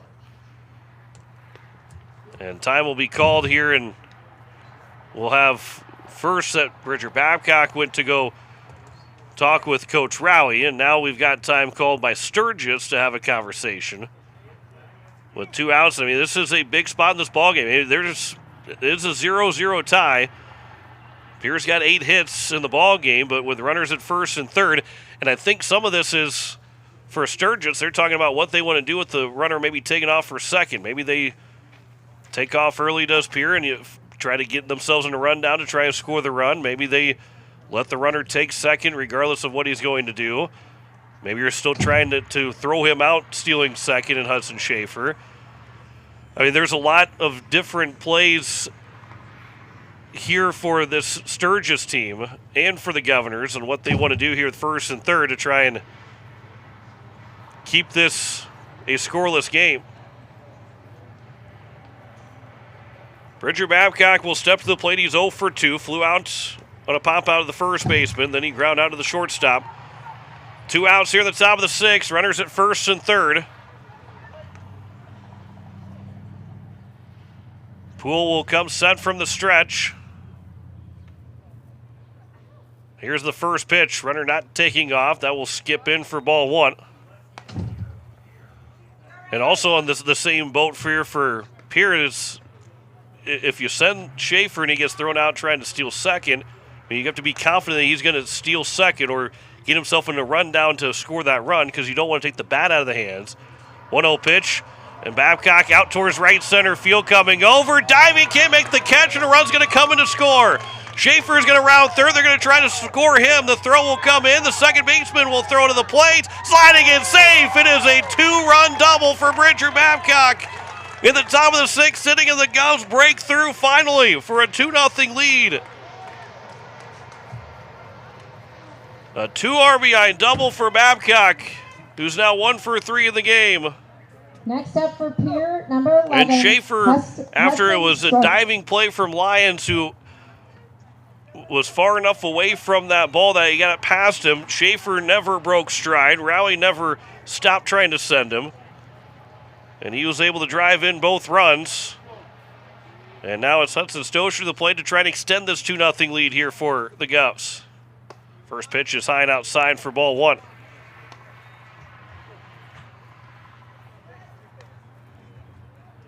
That was pitch number 65 from Cale Poole. Stocher 0 for 2 with a fly out and a ground out. Drops down a bunt, but it will be foul. And the count is now even at a ball and a strike. Longest inning of work here for Poole, who again had 49 pitches through 5 innings. He's closing in on 20 pitches here in the 6th inning alone, which still isn't a whole lot of pitches thrown, but it is a lot compared to the first 4 innings. Here's a ground ball stabbed over at third. The throw to first, and it's going to be dropped by the first baseman. And here comes Bridger Babcock, who will score. And it's 3-0. The throw was low to the first baseman, and Logan Royer didn't make the catch cleanly. And Babcock again never broke stride as he comes in to score. And it will be an air charge to the first baseman, Royer. And a 3-0 lead now for Pierre. Carter Shufflebein. And all 3 of those runs up on the scoreboard. So an error to the first baseman extends the inning. Carter Shufflebein to the plates. First pitch is over for strike 1. So now a 3-0 advantage for at least for Templeton to work into the bottom of the 6th. Runner takes off for second. Ground ball to the third baseman. That's underneath the glove. And on to third will be Stocher. They will not make a throw to it. The throw will go back to second to keep Shufflebein over at first. And again, with Stocher on the move, that ball getting underneath the glove of the third baseman, Kaufman. Stocher was already at second when it happened. He could see it in front of him, was able to take third base, and now he is 90 feet away from making this a 4-0 lead. Back-to-back errors now from Sturgis. And it's first and third with 2 away, and it's Porter Hunsley who's 2 for 3. 8th man to come to the plates in this top of the 6th inning. 3 runs have already scored, and the 4th one's in scoring position. Shufflebein takes off for second. The ground ball that is backhanded by the third baseman. The throw to first is going to be wide again, and it's going to score another 2 runs. Hunsley's going to round second. He's on his way to third. Shufflebein will walk in, and Porter Hunsley will slide in over at third base, and it's a 5-0 lead for the Governors. A third straight error. Hot dogs right now. Half-price hot dog. And it's a 5-0 lead for the Governors with 2 outs here in the top of the 6th inning.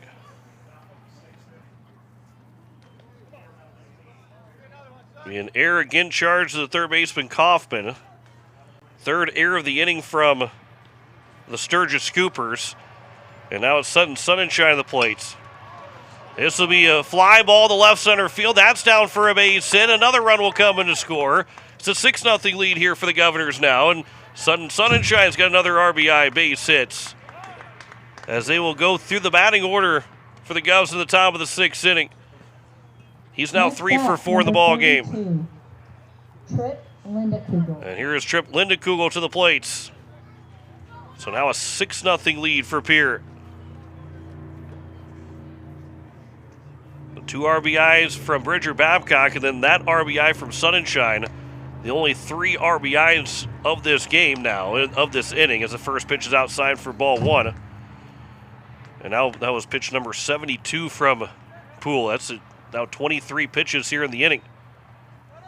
Runner takes off, swing and a miss on a hit and run. Oh, they're going to call him out. Oh no, they're not going to call him out. It's just a swinging strike by Lindekugel.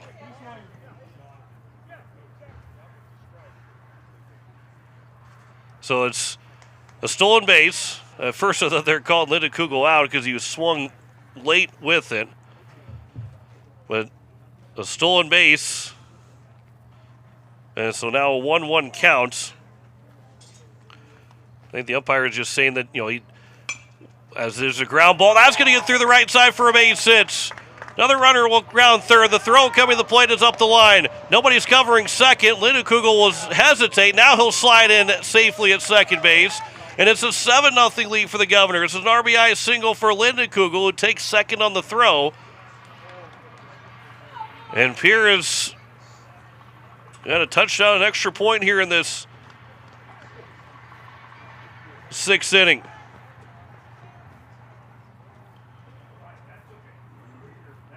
And Lindekugel ends up at second because of the throw that came in. And nobody was at second at the point. Lindekugel didn't see that right away. He stopped, hesitated, then kept going and ended up sliding in safely. Now here's Parker O'Brien to the plate. By the way, this is all coming with 2 outs. Lindekugel and O'Brien were leading off the inning, and they both ended up with being put out. Says here's a ground ball to the second baseman. And unfortunately for Parker O'Brien, he's retired twice in the inning. But 7 runs come in to score for the Governors on 4 hits with 3 errors and 1 man left on base. 7-0 lead for the Govs as we head to the bottom of the 6th inning. You're listening to Pierre Governor Baseball on KCCR, and you're watching it on YouTube at KCCR Sports. Back in a minute.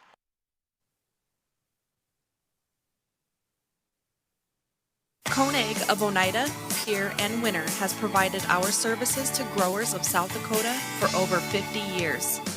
We focus on providing our customers with the products, services, and attention to detail that each farmer needs to succeed.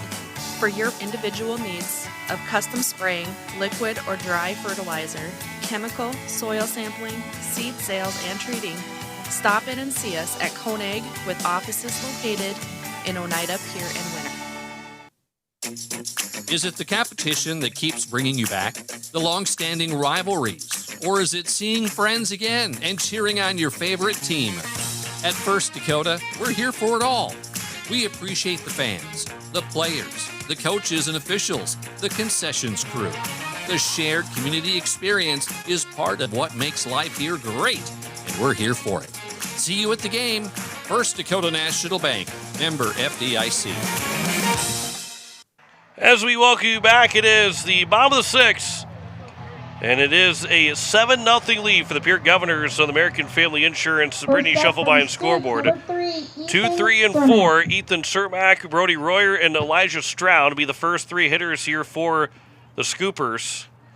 As the first pitch is over for strike 1, as Carter Templeton back to work after that long 7-run inning. He'll take it, but a long inning after having a couple of minutes in the dugouts in each of the first 5 innings. This is flown out to right field, and Jackson Goodman will make the catch. And there's one down here at the bottom of the 6th. And it brings up the number 3 man and Brody Royer. 28, Brody Royer. So no back-to-back immaculate innings for Carter Templeton, but he has thrown, I guess technically at the very least, 12 straight strikes with 9 straight in that fifth, and then 2 here to start the 6th inning. He had a strikeout to end that 4th inning. Here's a ground ball. The shortstop shuffle by, and he'll backhand and throw to first, and there's 2 down and 3 pitches for Next Templeton. up, designated hitter number 4. And it's now Elijah Stroud to the plate. He's 0 for 2. That line score again, 7-11-2 for Pierre, 0-0-4 for Sturgis. With 3 errors in that inning, Governors had 4 hits to score those 7 runs. Having 11 guys come to the plate. And again, they did all of that damage with 2 outs. Trip Lindekugel grounded back to the pitcher. Then O'Brien struck out, and it was 2 down with nobody on. Then a hit by pitch, a single, and a 2 RBI double from Bridger Babcock, which felt like that was it still is the biggest hit of the ball game right now. And Carter Templeton finally misses a pitch for ball 1. Here's the 1-0 pitch. The check swing, but did not go. The count's now 2-0. But it felt like that maybe was all you're going to get in this ball game. We could have made it a 2-0 game and trying to hope that you hold on for a 2-0 win, as that one is over for a strike. And the count's 2-1 here to Stroud. And Pierce scored 5 more runs to go up by 7 here in the top of the now bottom of the 6th inning. 2-1 pitch, ground ball over to Schaefer. That one's off of his arm, and it's going to be another error for Pierre. Their 3rd error of the ball game. Second one against Schaefer, and there's a runner on at first for Blake Kaufman to the plate. Kaufman's 0 for 2. Struck out swinging and flew out to left. Stroud had struck out looking and flew out to left. And now here is Kaufman with a runner on at first and 2 away in the bottom of the 6th. First pitch is upstairs. They will check him over near second base where the base umpire is standing. It's, again, very hard to make that call unless it's very obvious, but it didn't look like he had swung anyway, and the count's 1-0. Swing and a miss that time from Kaufman, and the count's now 1-1. Be pitch number 78 here from Templeton, so just under 30 pitches remaining here for him in this ball game. Here's the 1-1. That one's at the knees for a strike. The count's now 1-2. Looking for his 10th strikeout of the ball game. 1-2 count with 2 outs and a runner on at first. Templeton comes set from the stretch. Here's the 1-2. Taken for strike 3, and that is strikeout number 10 for Carter Templeton. No runs, no hits, an error, and no one make that one man left on base. To the 7th we go in Game 2. It's a 7-0 lead for Pierre over Sturgis. Back in a minute on KCCR, and you're watching it on YouTube at KCCR Sports. For over 60 years, Birding Electric has been powering homes and businesses across central South Dakota. When you need reliable electrical service, trust the experts with decades of experience. Whether it's a simple residential repair, a complex commercial installation, or even electrical work on your farm, Birding Electric has you covered. And if you're tired of searching everywhere for that hard-to-find bulb, Birding Electric carries a wide selection of bulbs, including those hard-to-find fluorescent and specialty options. Visit us at 2903 East Elizabeth Street or call today, 605-224-8684. When you're looking for quality trash pickup services, look no further than Envirotech. 6 days a week, their trucks are on the road picking up trash, even holidays. They're also the place to contact for recycling services. Their friendly, professional staff is ready to assist with weekly pickups or even special pickups. Check out the website at EnvirotechWaste.com. Envirotech is locally operated. Call 224-4804. Envirotech Waste Services in Pierre, proud to support high school athletics. It is the top of the 7th. The Pierre Governors lead it 7-0. American Family Insurance, Brittany Shufflebein scoreboard. And it is going to be for the Govs 6, 7, and 8. Jackson Goodman, Hudson Schaefer, as well as also Bridger Babcock. And it's going to be Tyler Cutts now on the mound for Sturgis. The lefty will throw for the first time this year. Cale Poole goes 6 innings, 11 hits. 7 runs, but only 2 of those have been earned. No walks and 3 strikeouts. As we have a pinch hitter to start. For the Governors, substitution change, number 22. And Eli Anderson. As Eli Anderson will hit first. Then we're going to have Will Danberg swing the bats for Hudson Schaefer.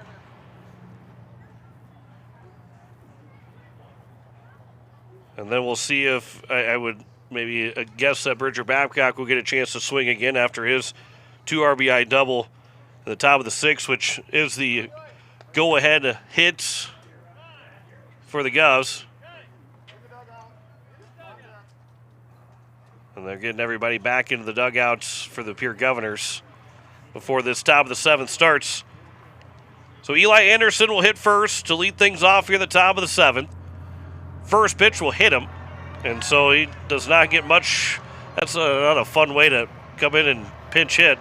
You get hit by the first pitch. That's the second time in the last 2 innings that spot has been hit.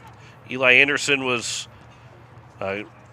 coming in. Now it's going to be Will Danberg to the plate. But Anderson was 1 for 6 and still is 1 for 6. As that pitch will be flown out towards right field, and that will be caught by the right fielder in Lyons. 1 down. Next up for the Govs, as Will Danberg is out. number 27. And that'll be Jonathan Newhart that will hit for Bridger Babcock. The other side is I think that we're going to see a lot of these guys return back into the game, and maybe we'll see someone hit for Hudson Stocher as well. First pitch is at the top of the zone for strike 1 here to Jonathan Newhart. 1 down here in the top of the 7th. Well, it looks like maybe Stocher is getting that bat and will hit. Swing and a miss by Newhart, and the count's now 0-2. Newhart 0 for 2 so far in the season. Does have an RBI, I believe, or excuse me, he's got a run scored for Newhart. He does have an RBI as well. That pitch is swing and a miss and a strikeout of Newhart, and there's now 2 down. Strikeout, Tyler Cutts. And Cutts will get his first strikeout of the season. And it's now Hudson Stocher to the plate, so he remains in the ball game. Hudson Strasser. 2 outs, runner on at first. Here at the top of the 7th. The bottom of the 7th, it'll be 6, 7, and 8 for Sturgis. Cutts will deliver the first pitch. That is outside for ball 1. Stocher reached on an error to help extend the inning for the Govs to get another couple errors. That was the first of 3 straight errors for Sturgis, as that'll be flown out of play on the right side. The count is now at a ball and a strike. And then Sutton Sunshine had the RBI single in the top of the 6th after Babcock had the 2 RBI double. RBI single for Sutton Sunshine. Those are the only RBIs that Linda Kugel had the RBI hit as well. So they had 4 RBIs of the 7 runs that scored. Here's a swing and a miss, and the count's now 1-2.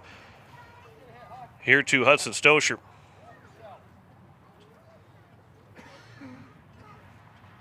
Cutts will deliver the 1-2 pitch. It'll be a ground ball that'll be fielded by Cutts.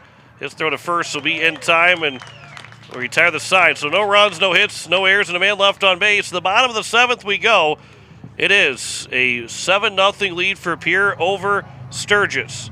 Back in a minute. You're listening to Pierre Governor Baseball on KCCR, and you're watching it on YouTube at KCCR Sports. At Shane's Pharmacy, your health and your time matter to us. Our team takes pride in providing personal, professional care, from filling your prescriptions quickly to answering your questions every step of the way. Need a little extra convenience? We offer free delivery right to your home or office. Because at Shane's Pharmacy, you're our family, friends, and neighbors, and we're honored to care for you. Shane's Pharmacy. Feel better for less and stay well with us. Call 605-223-9200 or stop by in Fort Pierre. Shane's Pharmacy. Proud to support our local high school athletes. For years, you have trusted Larry Fry Heating and Cooling to keep your home comfortable, no matter the season. Now that same commitment to quality service and expert care has a new name. Introducing Kruger Climate Systems. We're familiar faces, the reliable technicians, and the same dedication you've always known, now under a new banner. From essential repairs and routine maintenance to brand new installations, we're here to ensure your home's perfect temperature. Kruger Climate Systems, your trusted partner for a comfortable home. Call us today for all your heating and cooling needs. It is the bottom of the 7th, and the Pierre Governors lead at 7-0 in the American Family Insurance Brittany Shufflebine scoreboard. As it'll be Jace Thurman, Logan Royer, and Landon Lyons trying to make that comeback happen for Sturgis, but Carter Templeton, 6 complete shutout innings right now, and the first pitch is fouled away for strike 1.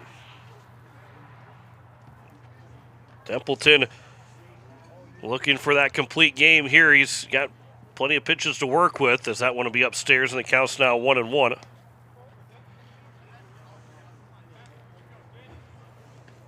Here's the 1-1 from Templeton. This will be fouled back, and the count's now 1-2.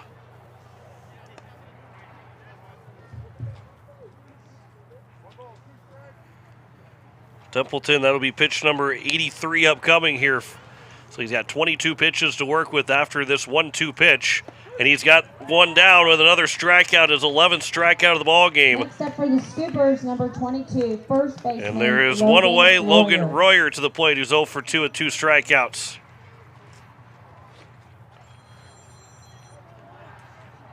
Six and a third right now, 2 walks, 11 strikeouts for Templeton.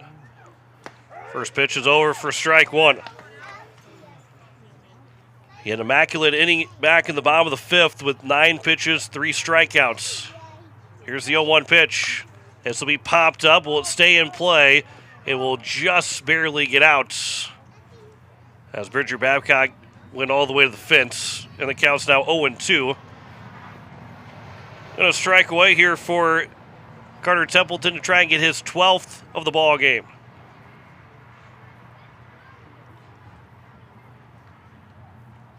0-2 pitch. That'll be high and tight, and the count's now 1-2. Pierre with 3 errors in the ball game, and those 2 walks. There's a line shot, and that is a base hit. And 6 1/3 innings of no-hit baseball. And Templeton will come up 2 outs short of a no-hitter here in Sturgis. Jack Jolly. And Jack Jolly will come and hit for Landon Lyons. First hit of the ball game for Sturgis. So Templeton, who, again, does have some history with that immaculate inning, but doesn't get a no-no on top of it, as the first pitch is fouled away for strike 1. The runner on at first, and 1 down here in the bottom of the 7th. Here's the 0-1 pitch from Templeton. That's over for a strike, and the count's now 0-2. Trying to do my best to tell you that there was a potential no-hitter without actually telling you that there is a potential no-hitter. Lincoln Keenels threw one a couple years ago. Blake Dean was not happy with me talking about it, so I was trying to find a way around that and still let you know that that was a possibility. Counts now 1-2 as that pitch missed low. But just 1 hit allowed by Carter Templeton through 6 1/3 innings. 1-2 pitch. That one is a chop foul. No, it was. Runner is out, so now they can throw it to second. Nope, the runner will get to second. I thought it was off the bat, but I think it hit the plate, so a strikeout. 12th strikeout of the ball game now. Catcher, Kel Sundstrom. Ends up being a wild pitch to get the runner to second, but again, first base is occupied, so there is no drop third strike with less than 2 outs. And Kel Sundstrom to the plate. 2 outs, bottom of the 7th. First pitch swinging. That is a ground ball that will be foul on the first base line, and the Govs are 2 strikes away from a doubleheader sweep of the Sturgis Scoopers. A 7-run 6th inning. That's all that we've had in this scoring in this ball game.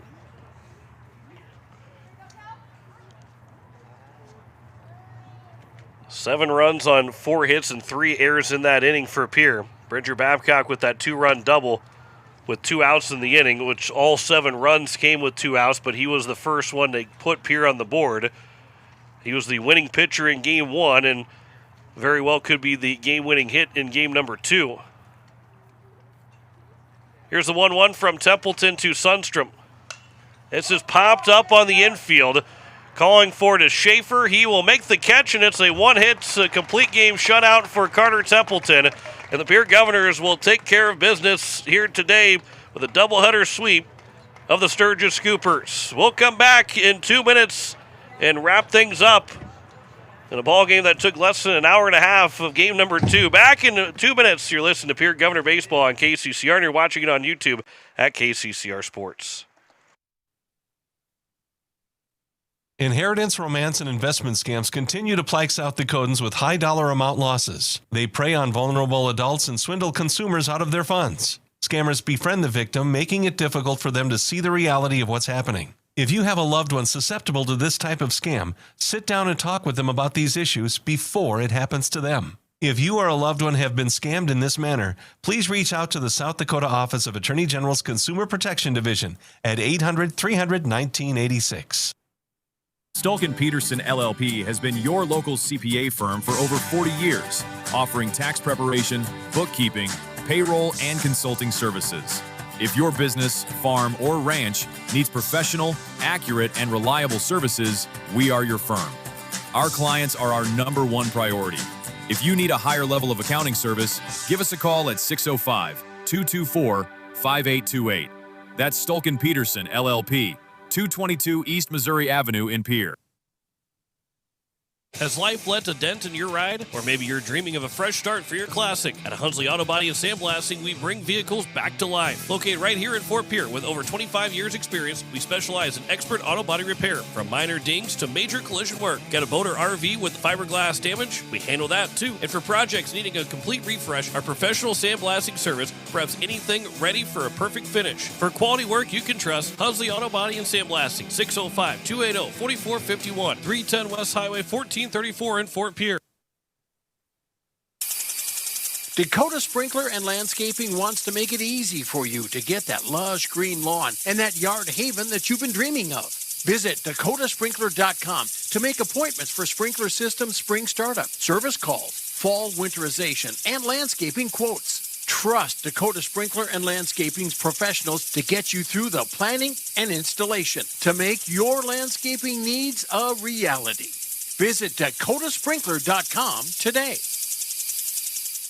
It is a final in Game 2 as the Pierre Governors win it 7-0 on a one-hit complete game shutout for Carter Templeton as the Govs scored all 7 runs in the top of the 6th inning to pick up that win over the Sturgis Scoopers and pick up a doubleheader sweep of Sturgis in the ballgame here in this doubleheader. And we had a rain delay in game number 1 that took about 20 minutes.